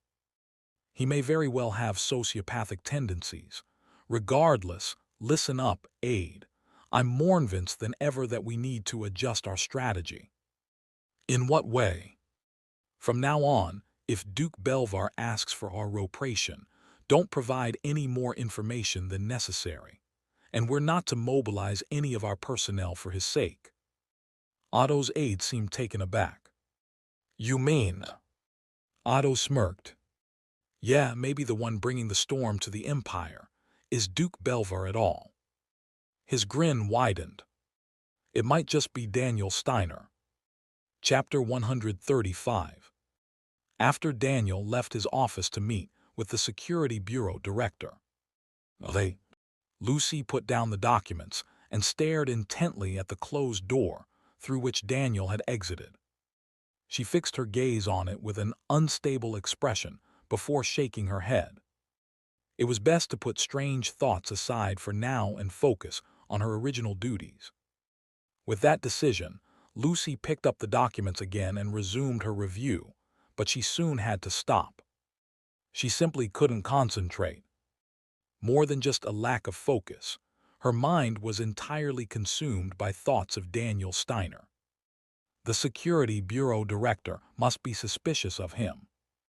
Lucy had a vague understanding of the situation. It wasn't the Security Bureau that had dismantled the Palencia branch, it was Daniel. After all, he was the one who had uprooted the Imperial Prince's private organization in the past. It was only natural to assume that Daniel had used a similar method to crush the Palencia branch this time. Then, what was his reason? Letter 1D65B, Letter 1D493, Letter 1D486, Letter 1D65A, Letter 1D498, Letter 1D486, Letter 1D484, Letter 1D490, Letter 1D4F6. From Lucy's perspective, Daniel attacking the Palencia branch was akin to wielding a double-edged sword. If he succeeded, he would efficiently eliminate the allied nations, spies embedded within the imperial capital. But if he failed, he wouldn't just lose his own covert network. He would become the top priority assassination target for enemy operatives. Why would Daniel take such a risk? Lucy pondered the question over and over until she arrived at one conclusion. Could it be because of me? It wasn't mere speculation. Daniel knew that she was a former test subject. I don't know if it's sympathy or pity, but from Lucy's perspective, Daniel had always been strangely kind to her. He frequently took her to dessert shops, buying her all sorts of treats. And when the security bureau officers stormed in, he had stepped forward to defend her without hesitation. Even though he knows I'm both a test subject and an allied nation spy, Daniel has always stood by me. There was nothing to gain from treating her well. In fact, it only made things more dangerous for him, yet Daniel never stopped. If he moved to protect me this time as well, then everything suddenly made sense. From Daniel's standpoint, eliminating the Palencia branch would make it easier to keep Lucy safe. In reality, Daniel had done nothing but have a meal at a pub called Beer Heaven, utterly unaware of the situation. But Lucy had no way of knowing that. After all, Daniel was someone capable of running a covert organization, while also being proficient enough in intelligence, gathering to know that his aide was a former test subject. More than that, he had recently turned a newspaper company into his propaganda outlet and established peculiar ties with the church. A man like that wouldn't possibly be unaware of the Palencia branch's activities.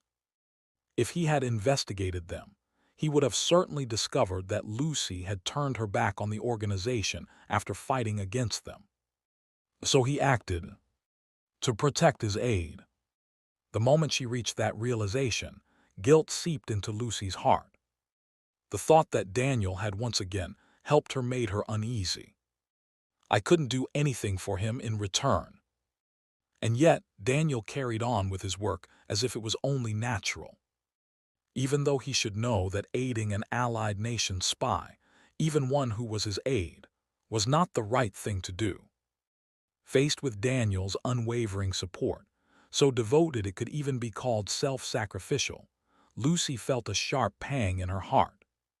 I want to repay him somehow. She wanted to give Daniel Steiner more than what she had received from him.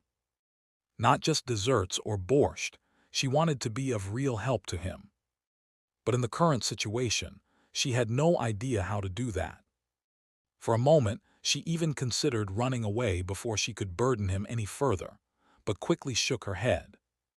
Leaving without repaying his kindness would be no different from betraying Daniel's efforts. Then what could she do to help him? Neglecting her work entirely, Lucy racked her brain, only to exhale softly in frustration. I don't know. She truly had no idea. The only things she knew about Daniel beyond work were that he liked desserts and that he was more playful than he seemed. I don't even know what he really wants. Her thoughts trailed off as something suddenly clicked. There was one more thing she knew about Daniel.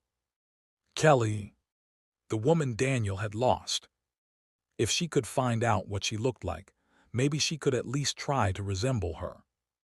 Just as Lucy entertained such a somewhat ridiculous idea, she immediately shook her head. No, he might hate that instead. Perhaps he was the kind of person who preferred to leave the past in the past. A headache suddenly crept in, making her frown. Tapping her fingers lightly against the desk, Lucy's gaze drifted toward Daniel's seat. And the coat. Daniel's officer coat, which he always wore, was draped over the chair. The thought that Kelly's photograph might be inside its inner pocket unsettled Lucy. I want to see it. She wanted to know what kind of woman had stolen Daniel's heart. But The idea that Daniel might hate it held her back. I mustn't. Lucy clenched her fist, repeating the mantra in her mind before gripping the documents again, determined to return to her work. Yet, no matter how much she tried to focus, her attention kept drifting toward Daniel's coat. Like a magnet, her gaze was irresistibly drawn back to it. Even when she squeezed her eyes shut, the image of the photograph inside tormented her thoughts.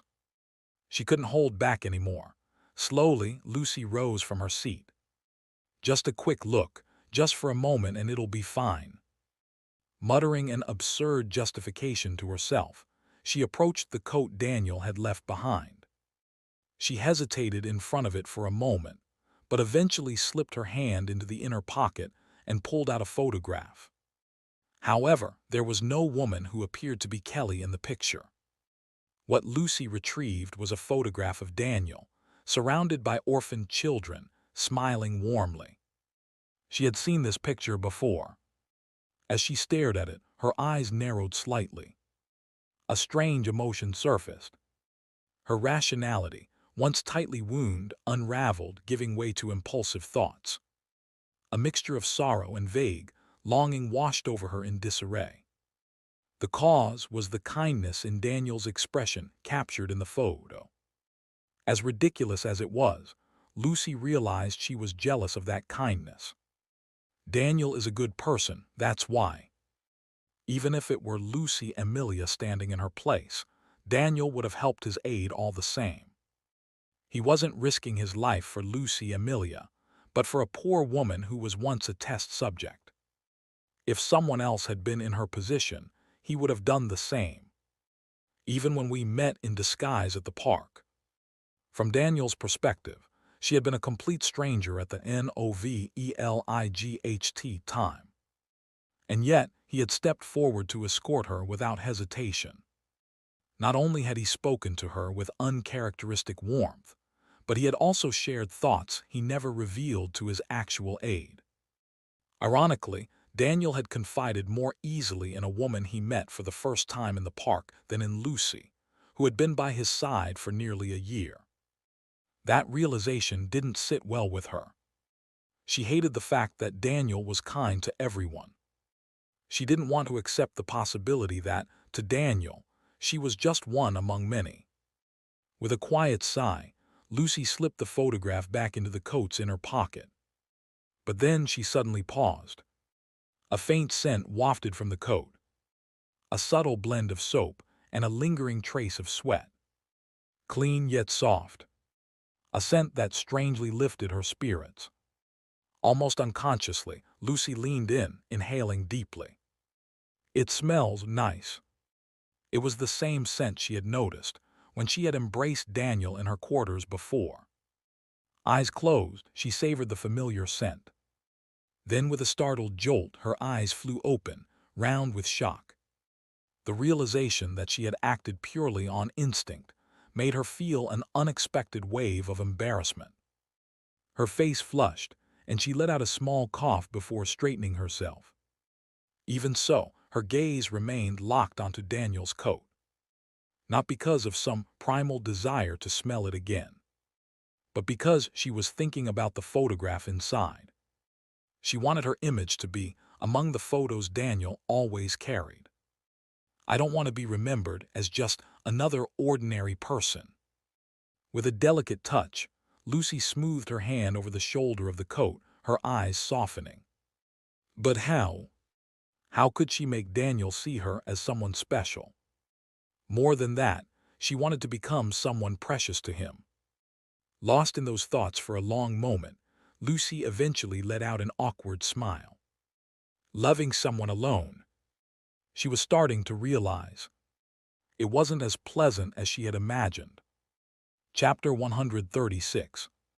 After finishing the conversation with the director of the Security Bureau, Daniel returned to his office and found Lucy, who was sitting quietly at his desk, working. "A lieutenant." Hopping against hope, Daniel called out, and Lucy slowly lifted her head. Her blood-red eyes showed no sign of emotion or movement. As always, her face was expressionless. If the director of the Security Bureau suspects me, then Lucy must be the same. If she thinks I destroyed the Palencia branch of the Allied spy network. As Daniel gazed at Lucy, he swallowed dryly. From Lucy's perspective as an Allied spy, she might feel anger toward me. It was a reasonable assumption for Daniel, who had no idea what kind of relationship Lucy had built with the Palencia branch. On the other hand, Lucy felt no particular reaction to the destruction of the Palencia branch, which had treated her as nothing more than a tool. In fact, she thought Daniel had eliminated the branch for her sake, and her feelings toward him were on the rise. "Colonel," Lucy tilted her head as she noticed Daniel's strange expression, betraying a subtle tension. "Do you have something to say?" Her voice was calm, almost too casual, as if she knew nothing about the incident. Daniel, realizing it was useless to try to probe, shook his head. "Nothing." Saying this, Daniel walked over to his desk and took a seat. He opened a drawer and pulled out a few sheets of paper, pretending to focus on his work while his mind wandered. The conversation with the director of the Security Bureau kept spinning in his head. Duke Belvar is going to stir the storm. The intensity of the metaphor suggested that something was about to happen within the system. So their goal isn't just to eliminate me, but to do something more. If eliminating Daniel Steiner is only part of the plan, then Duke Belvar is more dangerous than I thought. Daniel knew he couldn't act rashly after being appointed as the Chief of Staff for the Eastern Front 7th Division. Soon he would have to leave the system, but now that the situation had entered a lull, there was no need to provoke any unnecessary conflict. He had already inflicted the maximum damage possible on the Noble faction.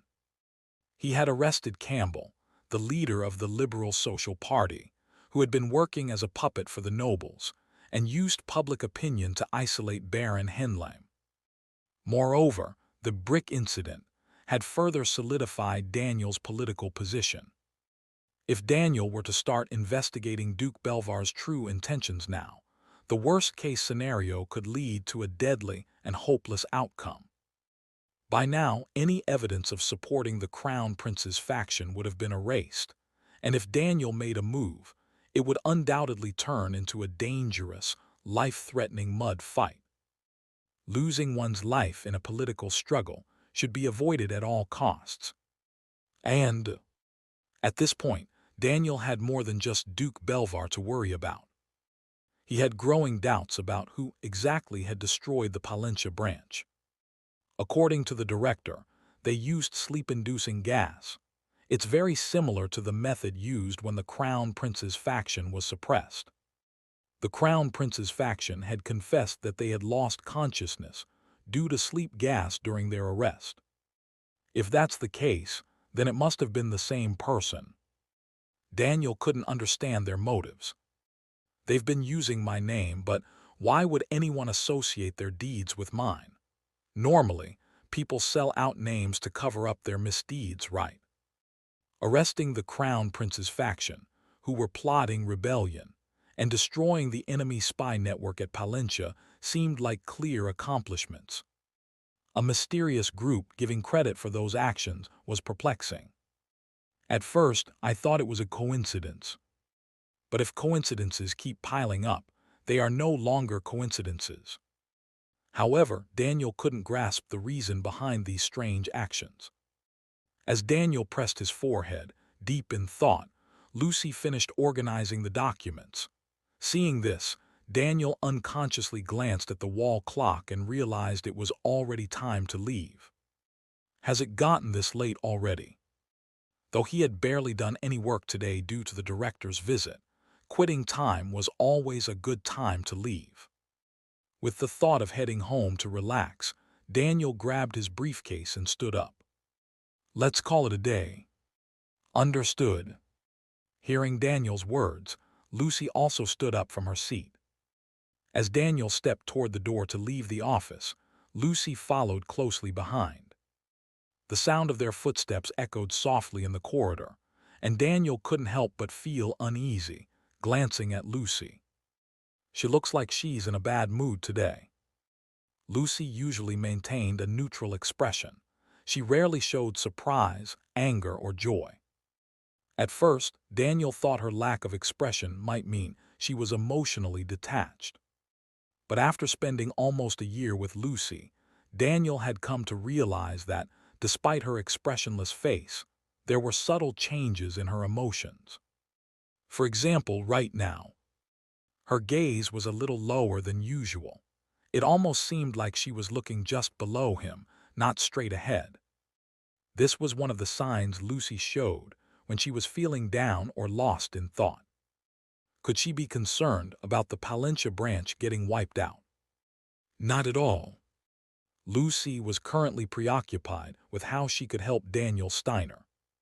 She also secretly desired to become someone important to him. However, Daniel, unaware of this, could only feel more and more anxious. After all, she was Lucy Amelia. Would anyone be able to ignore the killing machine, capable of taking on an entire battalion that was right beside them? Daniel, packing restlessly down the stairs, began to feel sweat forming on his palms.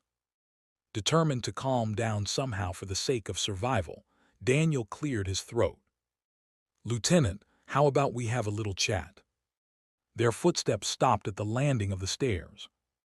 As Daniel quietly observed Lucy from behind, he cleared his throat before speaking. "You seem to be in a different mood today. If you have something troubling you, would you mind telling me?" Lucy's hand twitched. After taking a deep breath amidst her chaotic thoughts, Lucy turned around. Thanks to the light from the landing, her silver hair shimmered under the glow, and her crimson irises shone beautifully. "I'm sorry. I didn't expect you to be concerned, Colonel, but since it's a personal matter, I don't want to trouble you." "That's quite audacious of you." Daniel chuckled lowly. "As your superior, it's my responsibility to manage and oversee you. If I don't even know what's troubling my aide, can I really call myself a proper superior?" "But—" "Enough, just tell me. After all, you and I will be spending more time together than anyone else. It's better if we speak openly with each other, don't you think?" Lucy's eyes widened in surprise, clearly taken aback. Daniel's offhand remark had struck her straight to the heart. He just said, "We'll spend more time together than anyone else." She hadn't misheard him. It was Daniel's own words. Though what she really wanted to hear was different. She didn't mind that statement as much as she had expected. Lucy stared at Daniel, then quietly spoke. "And did you like the beet soup?" She changed the subject, feeling somewhat embarrassed. Daniel, though a bit puzzled by the abruptness of her question, answered sincerely. "The beet soup, it was quite delicious. The dessert you made before was also great. It seems you have quite the skill in cooking." "I see, that's good then." Lucy smiled a mysterious smile and bowed her head slightly. Then she turned and continued down the stairs. Daniel, still staring at her retreating figure, scratched his cheek, somewhat dumbfounded. What was that? Was she upset because I didn't comment on the food? Though he didn't fully understand, he was relieved to see that Lucy seemed to be in a better mood. Letter 1D65B, letter 1D493, letter 1D486, letter 1D65A, letter 1D498, letter 1D486, letter 1D484, letter 1D490, letter 1D4F6. Meanwhile, at Duke Belvar's mansion. "Your Grace, it seems the director of the Security Bureau has met with Daniel Steiner," reported Pelliston, the deputy director of the Imperial Intelligence Agency, as he stood in front of Duke Belvar, who was spending time in the wine cellar. Belvar frowned. "That bat-like man." Director Otto, the head of the Security Bureau, always pretended to remain neutral, but was a typical opportunist who inserted himself into any group that seemed to have a chance of winning. Though Otto claimed it was a strategy for surviving in the long run, Belvar saw him as nothing more than a spineless opportunist. but his ability to judge people is impressive. That much is true. For Otto to decide to meet with Daniel meant that it wasn't something to be taken lightly. Otto must have believed Daniel had a chance of succeeding and was covering his bases. I can't waste any more time. Clenching his teeth, Belvar turned to Peliston and spoke. How is Bertham's condition? According to his doctor, he won't last through this month. Good, make sure everything is prepared. The time will be right when Bertham passes and Daniel Steiner is away from the system. Peliston hesitated for a moment before cautiously asking. Your Grace, even so, aren't we rushing things? Daniel Steiner is dangerous, but do we really need to act this quickly? Belvar gave a hollow laugh. Peliston's question was absurd. You do Novelegt understand Daniel Steiner. Belvar recalled the time when Daniel had come to his mansion and threatened him. Even now, thinking about it made his hand tremble slightly in fear. The eyes, sharp as a wolf's yet as deep as an abyss, were etched into his mind unforgettable. Do you know who the late Emperor Selvia's great-grandfather was? The Emperor's great-grandfather. The eternal Emperor, Baragraf von Amberg.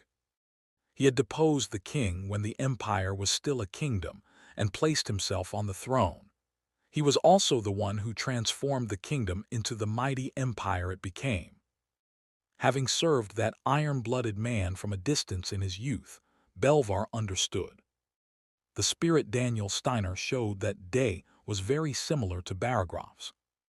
Taking a deep breath, Belvar remembered his encounter with Daniel Steiner, breaking out into cold sweat. He's no different from Baragraf. Those eyes were definitely the eyes of a usurper who would devour the empire. Chapter 137. The United Nations Permanent Member State, Adria. Royal Palace, Audience Chamber. Your Majesty, thanks to the success of the recent talks, the Republic has decided to speed up preparations for joining the war. They plan to make a decision before summer, so we can expect good news soon. The Minister of Foreign Affairs reported as he bowed deeply before the king seated on the throne. However, the target of the minister's attention was, ironically, not the king. The foreign minister was more concerned with the gaze of Count Caledra, the chancellor, who was standing next to the king, leaning on his cane. Swallowing nervously, the foreign minister continued. However, the Federation is showing skepticism regarding participation. The president of the Federation said that, while he would gladly accept the Union if the three nations could harmonize, he wanted to know who would bear the responsibility if it led to a global crisis. Upon hearing the foreign minister's report, Caledra tightened his grip on the cane's handle. He understood exactly what the president of the Federation meant by those words. He's mocking the idea that the allied nations can defeat the empire simply by allying with the Republic. The empire had successfully subdued the Novelegt letter 2170 Ight. Read more on our source, Eldresia Kingdom with minimal damage, and had even incorporated the neutral state of Belanos as a de facto ally. It was truly an unstoppable force. Reluctantly, Caledra admitted that there was no denying the empire's consecutive victories.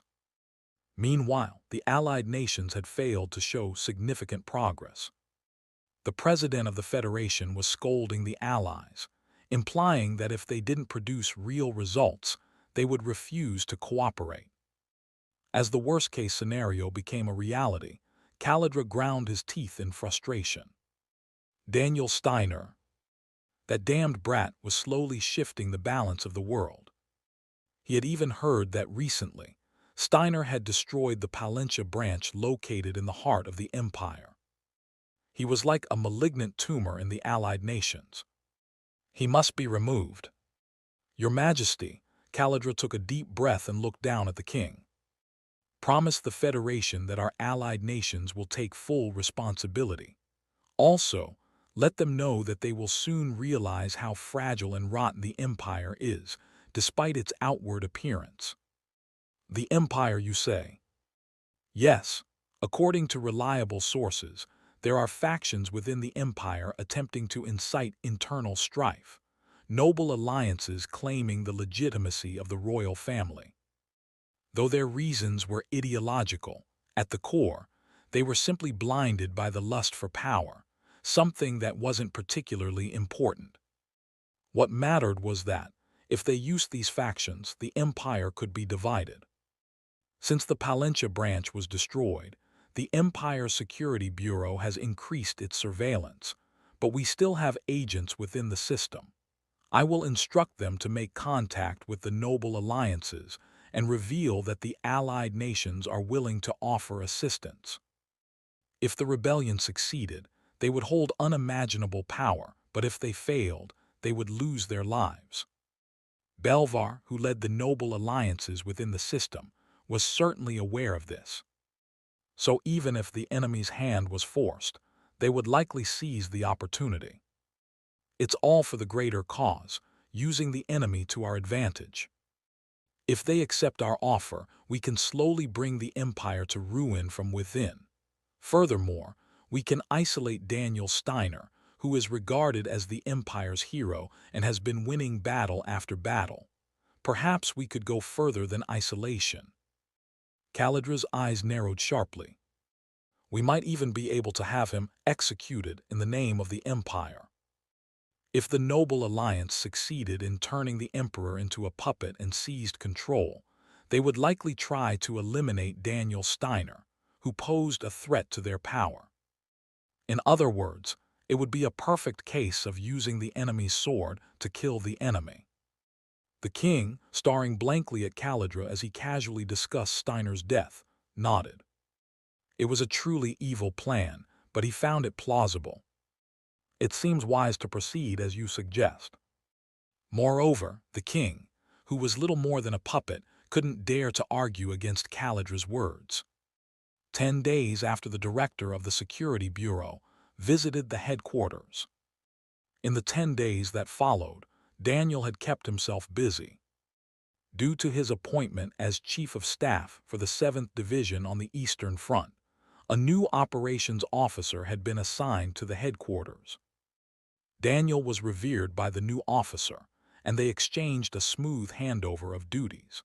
In between, Daniel also took the time to review the operational situation of the 7th Division and enemy intelligence. Letter 1D5F3, Letter 1D5FF, Letter 1D41E, Letter 1D556, Letter 1D604, Letter 1D5F2, Letter 1D68C, Letter 1D560, Letter 1D55E. He wasn't necessarily focused on being the best chief of staff. Instead, he spent his time contemplating how he could survive on the Eastern Front. Just as he was beginning to enjoy this brief peace, he received a summons from the royal palace. The sender was none other than the empire's highest authority, the current Emperor Selvia, and Daniel couldn't refuse the invitation. He soon found himself stepping into the royal palace. After following the chamberlain down the long, marble-lined hallway, Daniel arrived at the emperor's office. Standing in front of the office were Colonel Hartmann and his soldiers, who were responsible for the emperor's chief security. Noticing Daniel's approach, Hartmann saluted lightly. Daniel, feeling slightly uncomfortable, quickly returned the salute, prompting Hartmann to smile warmly. "Well, well, Colonel Steiner, I see you've been promoted. We've been waiting eagerly for your arrival." Though Daniel was uncomfortable with the formal tone, he chose not to comment. In the military, respect for rank was an essential part of maintaining order. "I apologize for keeping you waiting, but may I ask if the Emperor is available?" "His Majesty is inside, attending to state affairs. Unless there's a major event or conference, he always works in here." Hartmann's lips curved into a bitter smile. He's always been absorbed in his work, but since ascending to the throne, he's been cutting back on sleep. I'm worried he might fall ill if he keeps this up. Daniel understood. It was clear that the emperor felt a great responsibility since taking the throne. Nodding, Daniel continued, and Hartman stepped aside, signaling that Daniel should enter. Taking this as a cue, Daniel moved forward and gently knocked on the door. "Your Majesty, Colonel Daniel Steiner is here." Before long, a response from inside the room called for Daniel to enter. He opened the door and stepped inside. The first thing Daniel noticed was the wide window through which the starlight spilled in from the night sky. Under the starlight, Empress Selvia, who was working at her desk, slowly raised her head upon noticing Daniel's entrance. Her platinum blonde hair gleamed with a soft sheen, and her tired, blue eyes blinked lazily. "Colonel Daniel," Selvia mumbled, rising from her seat. "Is this the first time we've met since the coronation? Since I became emperor, I mean." "Yes." At Daniel's response, a meaningful smile appeared at the corner of Selvia's lips. "So how does it feel, the emperor you helped create?" It was a difficult question to answer. Not knowing what she meant by the question, Daniel fell silent, causing Selvia to laugh softly. "It seems there's a strange rumor circulating among the nobility. They're saying that if it weren't for your help, I would never have reached the throne." "That's not true," Daniel immediately responded. "Even without my help, your Majesty would have rightfully claimed the throne." He meant it sincerely. In the original story, Selvia had indeed ascended to the throne on her own merits. But for Selvia, Daniel's words didn't seem to provide much comfort. "I'd like to believe that too, but as the days go by, the rumors keep spreading and growing. Do you know what some of the noblewomen are saying? They claim that I'm in a relationship with you and that the royal family is doomed because of it." Daniel frowned. This clearly seemed like a baseless rumor, spread by the noble factions to undermine the authority of the emperor. Selvia, though aware of this, appeared to be under psychological pressure. "Your Majesty, we must track down and eliminate those spreading these rumors." Just as Daniel was about to offer advice, he suddenly paused. The faint smell of alcohol lingered in the air. Turning his gaze, Daniel noticed a bottle of whiskey on Selvia's desk, left open, with about a third of its contents gone. "She doesn't drink much, does she?" It seemed that recent difficulties had driven Selvia to drink heavily.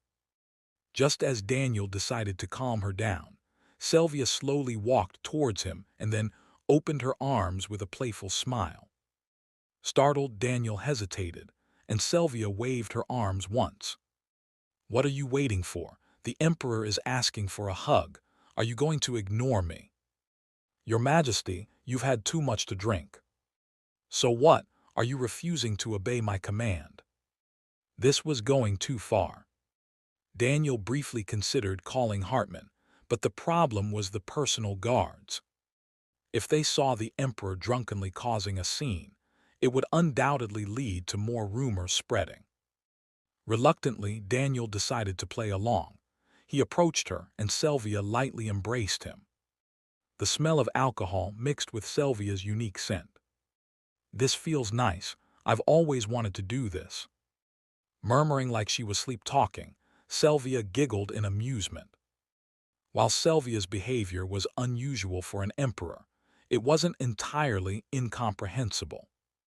After all, despite her position, Selvia was still very young, barely an adult. It wasn't easy to bear the weight of the responsibilities she had taken on. Daniel lightly patted Selvia's back. "It seems like you've been having a hard time. You're doing things you normally wouldn't." Selvia, comforted by Daniel's words, slowly opened her eyes. She hesitated for a moment before speaking. "I thought that once I became emperor, all the disputes would end." It was a confession born from her intoxicated state. "But I was wrong. The nobles, I don't know what they're dissatisfied with, but they've been obstructing everything I try to do. Since becoming emperor, I haven't been able to push through a single proper agenda." Sylvia tightened her grip on Daniel, who was still holding her. In the parliament, the majority party keeps opposing my policies. They say they want changes, but I know that deep down, they just want to discredit me. Closing her eyes, Sylvia bit her lip in frustration. I promised the people I would govern properly as emperor, but it feels like I've already hit a wall. Honestly, sometimes I wonder. What do you mean? Daniel asked. I wonder if I should make the malicious rumors true.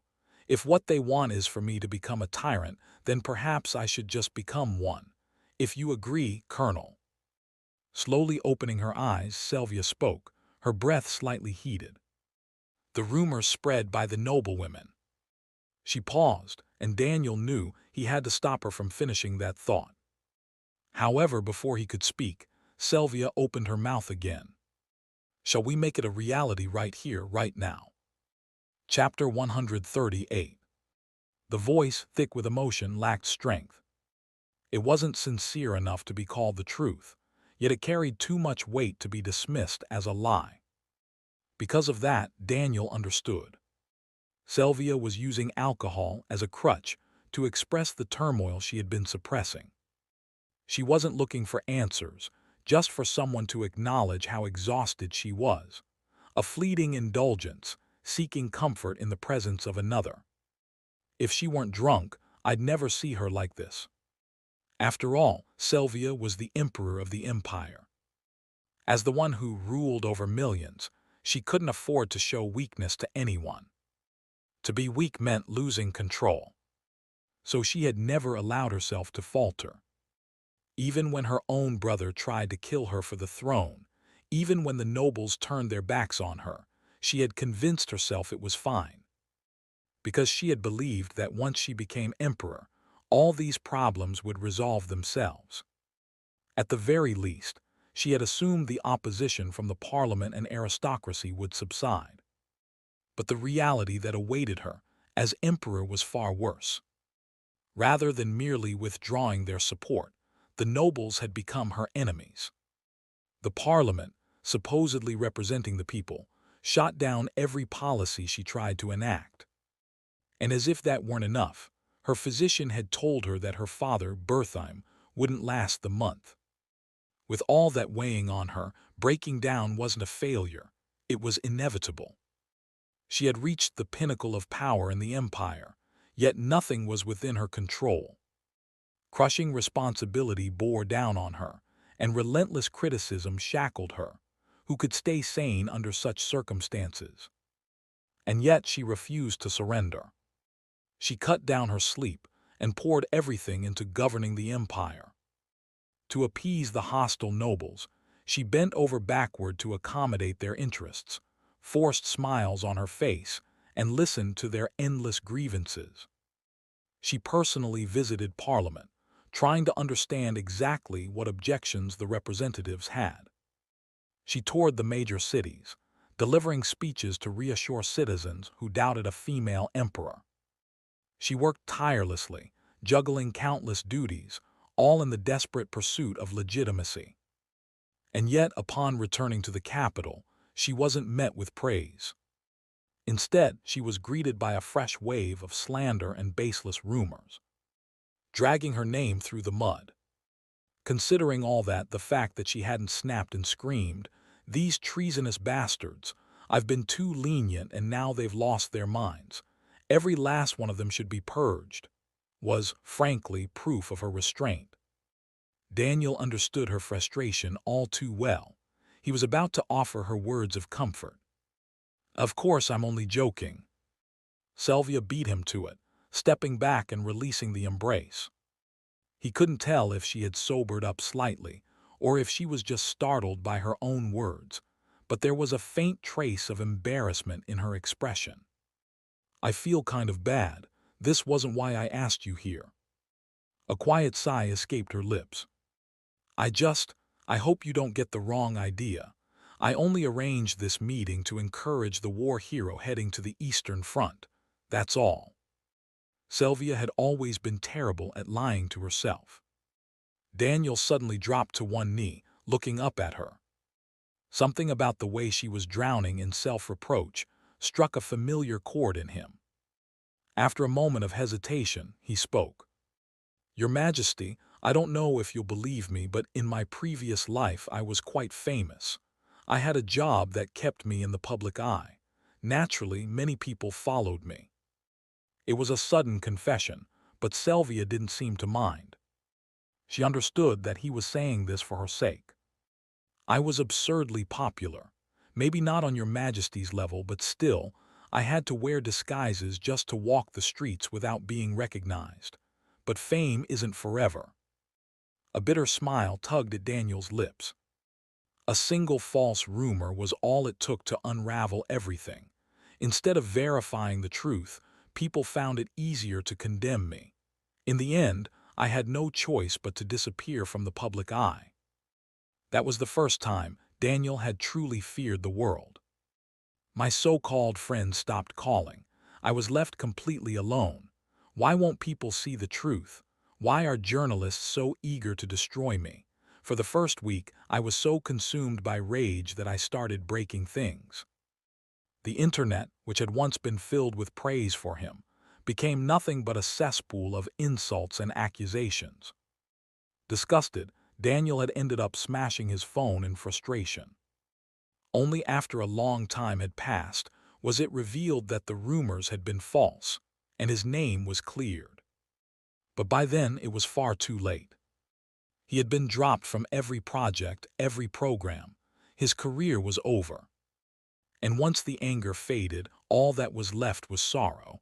Was it because my life had been ruined? That was part of it, but not the real reason. The worst part was that when the world turned against me, not a single person stood up and said, "I know you're not at fault." If only there had been even one person by his side who had said, "I believe you." Maybe he would have had something to hold on to. Maybe he could have found the strength to keep going. That's why even an emperor who ruled over millions wasn't immune to this kind of loneliness. Instinctively understanding that, Daniel chose to say the words she needed to hear. "Sylvia, this isn't your fault." Her eyes widened.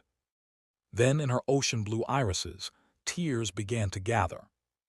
"What nonsense are you talking about?" She tried to sound indifferent, but her voice was trembling. "You really expect me to believe in past lives, if you're trying to comfort me with something that ridiculous?" Her expression crumpled. She bit her lip as if trying to hold back tears, but it was futile. A choked sound escaped her throat, and the next moment she threw herself at Daniel. Their bodies collided in an instant. Sylvia clung to him, finally letting go of everything she had been holding back.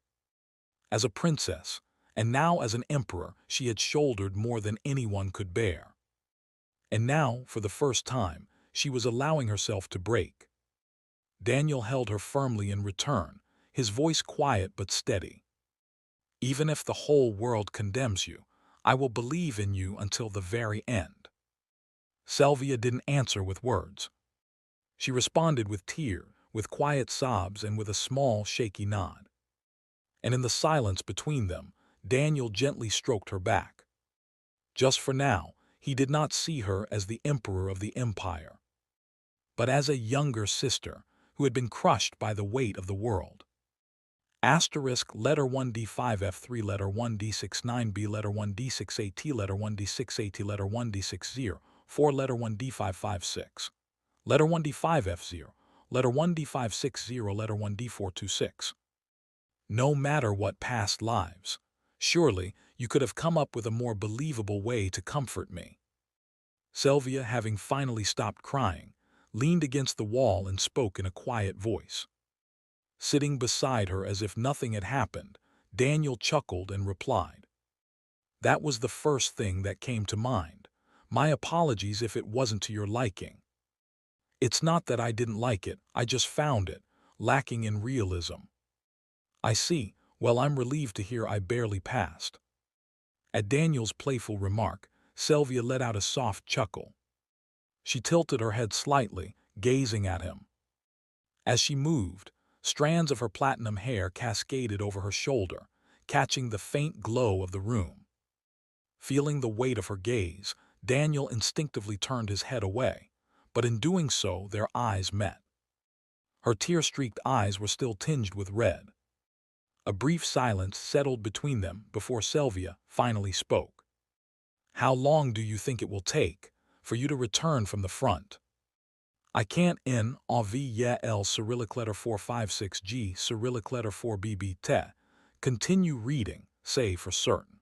I don't have a full grasp of the battlefield situation yet." "I see," Sylvia murmured, seemingly displeased by the uncertainty, and turned her gaze forward. "Tell me something. What would you like to know? What did it feel like? Could you be more specific, Your Majesty? When you called me Sylvia, so casually, so insolently." Daniel coughed, as if choking on his own breath. He had been swept up in the moment, and called her by name without thinking. If she wanted to punish him for Lee's Majesté, he wouldn't even be able to argue against it. As tension crept into his posture, Sylvia let out a quiet laugh. "I'm only joking. Actually, I was happy." She paused, a rare softness in her voice. "No one calls me by my name anymore. Not since my parents. Before it was always Your Highness the Imperial Princess. And now it's Your Majesty the Emperor. Honestly, sometimes I wonder if my retainers are serving me, or just the title I bear." But Daniel was different. He saw past the crown, past the throne. He saw her. "In that case, will you promise me something?" Sylvia extended her pinky toward him. "Come back soon, and when you do, call me by my name again." Her request was so simple, so earnest, that Daniel let out a small, breathless laugh. He lifted his hand and hooked his pinky around hers. "I promise." Under the starlit window, Sylvia smiled, genuine, unguarded, and filled with warmth. "Thank you." For some reason, the night wind didn't feel cold tonight. And so, on the final cusp of winter and the first whisper of spring, the night quietly deepened. Chapter 139. After the dismantling of the Palencia branch, the Imperial Security Bureau had been achieving unprecedented success in capturing enemy spies. There were many reasons for this, but the most significant factor was that, when the Palencia branch was taken down, the Empire had secured the encrypted communications system used by Allied intelligence operatives. With this information in hand, the Security Bureau immediately began tracing transmissions. The moment a spy's location was exposed, they were swiftly arrested or killed by Imperial security forces during surprise raids. Some of the captured operatives, desperate to survive, provided additional intelligence, allowing the Imperial Security Bureau to methodically dismantle the extensive Allied spy network. From the perspective of the Allied intelligence forces, it was nothing short of a nightmare. Son of a bitch. In the basement of a tavern in the small city of Arestium, a man wearing a woolen beret slammed his fist on the table, unable to contain his anger. "Headquarters has cut off all contact. It's no different from abandoning us." Around 30 gathered spies either sighed in frustration or sneered bitterly at his outburst. No one could refute what he said. Then a man wearing a fedora casually interjected. "Of course headquarters cut contact. When the Palencia branch was exposed, our primary radio frequencies and cipher codes were completely compromised. The Empire is undoubtedly monitoring every transmission. If we try to contact headquarters now, we might as well send the Imperial bastards an invitation to come arrest us." The man in the beret turned to glare down at the one who had spoken, who was seated casually in front of the table. That insufferably relaxed tone made his anger flare up even more, but when his gaze landed on the deep scar running across the other man's face, he bit back his retort. Because the man before him was temperate, known by the code name Red Baron. And everyone knew that wherever temperate passed, All that remained was a trail of blood. The beret-wearing spy was no exception. He was well aware of Temperat's reputation. Temperate swirled the liquor in his glass lazily before taking a sip. So only about 30 of us managed to slip past the security bureau and make it here, huh? He let out a dry chuckle. Well, I won't waste time explaining how fucked we are. I'm sure you all already know. He tilted his head back and down the rest of his drink in one smooth motion before setting the glass back onto the table. Unfortunate as it is, we're all just waiting to be captured, tortured, or executed. Of course, if you run, you might survive, living like a cockroach, scurrying from shadow to shadow. But the ones who would choose that path wouldn't have gathered here in the first place, would they? Temperate leaned back in his chair, propping his boots up onto the table. It was an insolent gesture, but no one in the room dared to criticize him for it. That leaves us with only one option, he continued. We fight until we die, and while we're at it, how about we take as many of those imperial bastards down with us as possible? At the very least, the Alliance will call us martyrs when this is all over. Laughter rippled through the group at Temperate's dry humor. The beret-wearing man found the mood distasteful, but he couldn't bring himself to argue. Sighing, he pulled out a chair and sat down, fixing Temperate with an unimpressed glare. So, do you actually have a plan to convince us all to throw our lives away? Temperate smirked as if he found the man's sudden shift to formal speech amusing. Why do you think I called you stray dogs here? He leaned forward, his voice brimming with amusement. I'm offering you the chance to become warhounds, to sink your teeth into a real beast. And what beast might that be? Temperate's grin widened, baring his teeth. Daniel Steiner. For a moment the room fell silent. Then the Red Baron let out a laugh, one filled with genuine delight. That rabid wolf will be passing through Arrestium in just a few days. The day of Daniel Steiner's appointment as Chief of Staff of the 7th Division, Eastern Front. I can't believe I'm boarding a train with you, Colonel. It almost feels like we're going on a trip. How exciting.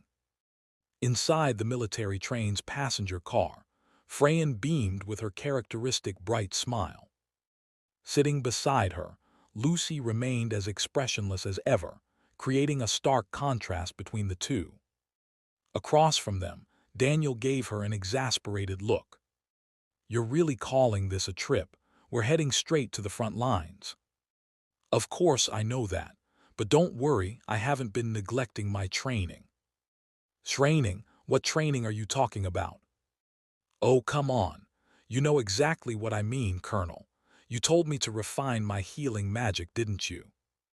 I remember that much, but what exactly did you? Daniel stopped mid-sentence. There was something unsettling in the way Freyan smiled. A faint shadow flickered behind her cheerful expression. Do you really want to know? Her voice had dropped to a lower register, carrying a weight of secrecy, making her question even more ominous. Daniel, unwilling to pry into whatever darkness lurked behind that smile, shook his head. Seeing his reaction, Freyan's playful demeanor returned, and she stood up from her seat. I'm going to stop by the restroom. I'll be back in a moment. As Freyan left the passenger car, Daniel let out a quiet breath of relief and turned his attention to Lucy. Sunlight filtered through the window, landing gently on her silver hair, giving it a soft glow. Her crimson eyes, though seemingly bored, carried a quiet awareness as they blinked lazily. Sitting by the window, watching the passing landscape, she looked almost at peace. Daniel didn't want to disturb her, but with Freyan gone, this was the perfect moment. He spoke in a low voice. Lieutenant, I need to have a word with you. Lucy, having been unexpectedly addressed, turned to face him. What is it you wish to discuss? You already know that I recently had an audience with Her Majesty. Lucy's expression remained impassive, but a flicker of something unreadable crossed her eyes. During our conversation, She specifically warned me about you. She said you're a suspicious woman and that I shouldn't trust you." That was what Sylvia had told him before he left the capital. Her words carried a sharp edge, as though she had caught onto something. Hearing it had sent a chill down Daniel's spine. If Sylvia ever uncovered the full truth about Lucy, it wouldn't just be Lucy in danger. Daniel himself wouldn't walk away unscathed. This was his way of cautioning her, but instead of appreciating it, Lucy felt something else entirely. Jealousy. The Empress seems to be consumed by paranoia. She remarked flatly. Besides, if she had concerns about me, she could have spoken to me directly. Instead, she chose to whisper doubts into your ear. How very disappointing. I can't help but wonder if she's trying to drive a wedge between us. Paranoia, huh? Daniel smiled, but it was tinged with disbelief. You are an Allied spy, aren't you? Her deflection was so ridiculous that it was almost funny. And calling the Empress's words manipulation was, technically speaking, an act of treason. What exactly happened between those two? He recalled the tension between Lucy and Sylvia during the Christmas banquet. At that moment, screech! The train's wheels shrieked as they scraped against the rails. The sudden jolt threw Daniel forward. The entire passenger car shook violently, the windows rattling from the impact. Damn it! Daniel barely managed to steady himself by gripping the table in front of him, his hand instinctively moving toward the revolver at his waist. Lucy did the same. Without exchanging a word, both of them drew their revolvers and steadied their breathing. Colonel, do you think this is a terrorist attack on the train? The chances are low. If this were a simple act of terror, the passenger car would already be riddled with bullets. But they couldn't rule it out entirely. Soon, they heard hurried footsteps approaching their compartment. Daniel turned toward the door, his revolver aimed. Colonel, you need to come outside immediately. The officer who burst into the room stopped mid-sentence, inhaling sharply at the sight of Daniel's raised gun. He was the company commander of the unit assigned to protect Daniel. Realizing the intruder was an ally, Daniel exhaled and lowered his weapon. Captain, what the hell is going on? Sir, the conductor says the railway is blocked. I see, let's go check it out. Daniel nodded and stepped out of the compartment, Lucy following close behind.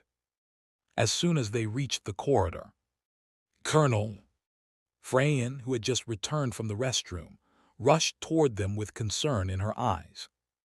Are you all right? You're not hurt, are you? I'm fine. With a brief response, Daniel stepped off the train through the entrance of the passenger car. His gaze immediately landed on the problem ahead. The railway was buried under an enormous pile of dirt and rubble. A landslide. As he moved closer, the train conductor and chief engineer, who had been standing with their backs turned, noticed his presence and immediately straightened up in alarm. Colonel Daniel Steiner. You've arrived, sir. The two men bowed respectfully, their postures rigid. Daniel let out a quiet sigh. Conductor, engineer, what exactly happened here? The chief engineer scratched his head apologetically. Well, it seems there was a landslide. The debris completely covered the tracks. With a few days of work, we should be able to clear it. But we simply don't have the manpower. I'll lend you some of my soldiers. We have plenty of men on security detail, so that should speed things up. Will that be enough? Oh, if you can do that, we'd be immensely grateful. It shouldn't take long to clear this up. That's good to hear. However, my men, as well as your staff and the workers on board, will need a place to rest in the meantime. Is there a town nearby where we can stay? The conductor, rubbing his chin thoughtfully, nodded. There's a small city not far from here, Erestium. It's not large, but it has everything you'll need. You can rest there and get in touch with the authorities while the tracks are cleared. A city nearby, huh? That's fortunate. As Daniel continued discussing logistics with the engineer, Lucy silently examined the site of the so-called landslide. The soil and rocks were oddly displaced. The vegetation was disturbed in unnatural patterns. Cracks in the terrain suggested a deliberate intervention rather than a natural occurrence. Lucy's crimson eyes narrowed sharply. This was no accident. Chapter 140. After speaking with the chief engineer, Daniel decided to head to the nearby city of Arrestium to establish contact with the General Staff headquarters. Though his unit had radio operators, their transmission range was limited, making it necessary to use the city's communication network instead. Fortunately, upon arriving at Arrestium City Hall, the mayor immediately recognized Daniel. Because of that, acquiring a telephone to make the call was effortless. After getting through to headquarters, Daniel explained the situation. The General Staff headquarters acknowledged the issue and granted permission for his unit to remain in Arrestium for the time being. Outwardly, Daniel maintained a look of disappointment and resignation. But internally, I get to rest for a few more days. The battlefield and the afterlife were places best delayed for as long as possible. Now, what should I do to make the most of this break? As Daniel left City Hall, lost in thoughts of how to entertain himself, Lucy suddenly interrupted. Colonel, if you don't mind, I would like to accompany you for the day. Daniel's body tensed. He had been looking forward to enjoying some leisure time alone. The presence of Lucy, an allied spy, was hardly something he welcomed. Lieutenant, I don't imagine spending time with your superior officer is particularly enjoyable. It was a polite attempt to shake her off, but Lucy remained resolute. Even so, I wish to be with you. With no reasonable excuse left to refuse, Daniel reluctantly nodded. Fine, let's start with a meal then. Following the mayor's recommendation, Daniel took Lucy to a nearby restaurant, planning to part ways after finishing a steak. He even casually mentioned that he had other matters to attend to nearby. Colonel, don't lie to me. But Lucy was unusually persistent today. With no choice but to accept her presence, Daniel ended up escorting Lucy to a dessert cafe, again recommended by the mayor. As they sat by the window, the waiter approached with a tray in hand. Your order, Begenheim wine and tiramisu. The waiter set down 2 glasses of wine and a plate with a delicate slice of tiramisu. As the waiter poured the wine, Lucy examined the unfamiliar dessert with curiosity. What is this? One of Arrestium's specialties. Daniel leaned back slightly, taking on the tone of an experienced guide. This city has a warm and humid climate, making it famous for producing creamy yet light-textured cheeses. This tiramisu is made using their finest cheese. People say it's nothing short of perfection. Lucy swallowed unconsciously. Seeing her reaction, Daniel smirked and continued, raising a finger for emphasis. And the Begenheim wine, it's a fortified wine from southern Eldresia. Its defining characteristic, a distinct caramel aroma. That's why it pairs exceptionally well with tiramisu. But be warned, the alcohol content is high, so don't drink too much at once. The waiter, having finished pouring the wine, chuckled as he looked at Daniel. That was an excellent explanation, sir. I suppose my job here is done. You flatter me, I only know a little. To me, it seems you know more than my tilde n. Avi, yeah L letter 1D55A, GHT, tilde wife does about this pairing. Daniel let out a playful sigh. Oh dear, it sounds like you don't pay much attention to her then. If it were me, I'd study everything just to win over such a lovely lady. My, a military officer who knows how to sweet-talk, how unusual. The waiter let out a light-hearted laugh, covering his mouth slightly with his hand. But I digress. Please enjoy your evening." With a polite bow, he left them to their meal. As Daniel reached for his knife to cut into the tiramisu, he noticed Lucy staring at him.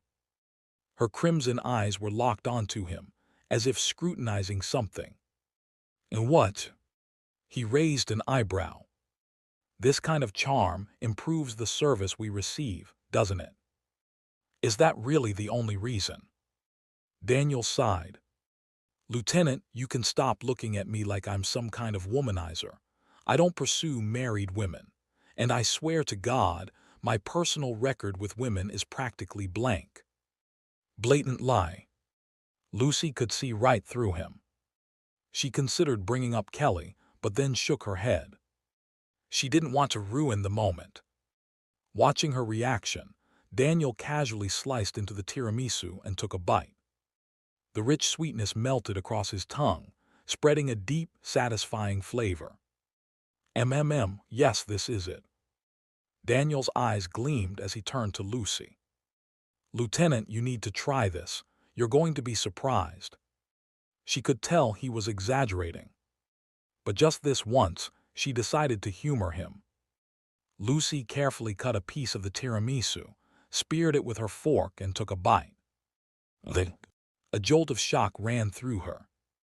The sheer softness was almost aggressive, the sweetness so perfectly balanced that it seemed to override her senses. It wasn't just delicious, it was stunning. Still caught in the lingering sensation, Lucy absent-mindedly lifted her glass of wine and took a sip. And froze. Oh! The caramel notes from the wine wrapped around the remaining cream in her mouth, blending together in a perfect harmony. Then the wine's acidity gently reset her palate, urging her to take another bite of the tiramisu. A flawless cycle of indulgence.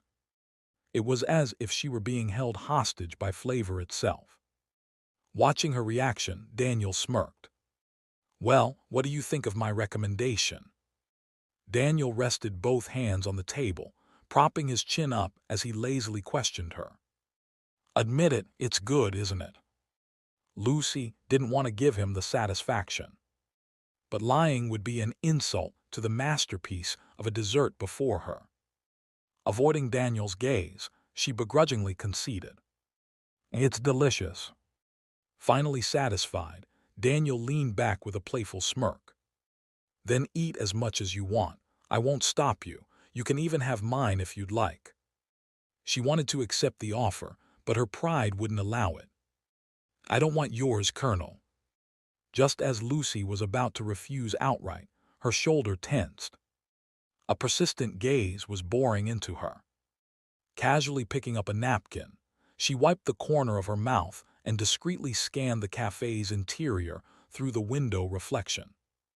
And there, she spotted a man watching them intently. The moment she noticed him, he quickly turned his head away. Just as I suspected, Daniel was being watched. In an unfamiliar city, that only meant one thing. An assassination attempt was coming. After leaving the dessert cafe, Daniel checked into the largest hotel in Arrestium, another recommendation from the mayor. The problem. Lucy followed him all the way inside. It was starting to make him uneasy, but he didn't voice his frustration as he approached the hotel receptionist. The receptionist recognized him instantly and greeted him with a respectful smile. "Colonel Daniel Steiner, the mayor informed us of your arrival in advance, and this lady beside you is." Daniel opened his mouth to respond, but Lucy beat him to it. "Lieutenant Lucy Emilia, personal adjutant to Colonel Daniel Steiner, newly assigned Chief of Staff of the 7th Division, Eastern Front." "I see. In that case, I'll prepare an additional room for you after verifying your identification." "We'll take one room." Excuse me." Both the receptionist and Daniel froze at her request. One room. A man and a woman, having just dined together and shared drinks, now booking a single room. The receptionist looked between them, confusion flickering across his face, wondering if they were romantically involved. Daniel turned to Lucy with a blank expression. "Lieutenant, I think there's been some kind of misunderstanding." "There is no misunderstanding. I must stay in the same room as you, Colonel." Lucy's mind was currently focused on one thing: protecting Daniel. Close-quarters security was essential for safeguarding a high-value target. To her, there was nothing strange about an officer and their bodyguard sharing a room. But to Daniel, who had no idea that an assassination was imminent, Lucy's insistence seemed completely irrational. He stared at her for a moment, thinking over her behavior throughout the day. Then a thought occurred to him. Could this be a honeypot tactic? If she was attempting seduction, rejecting her outright might provoke her. And if Lucy felt the need to take more drastic measures, he wouldn't be able to stop her.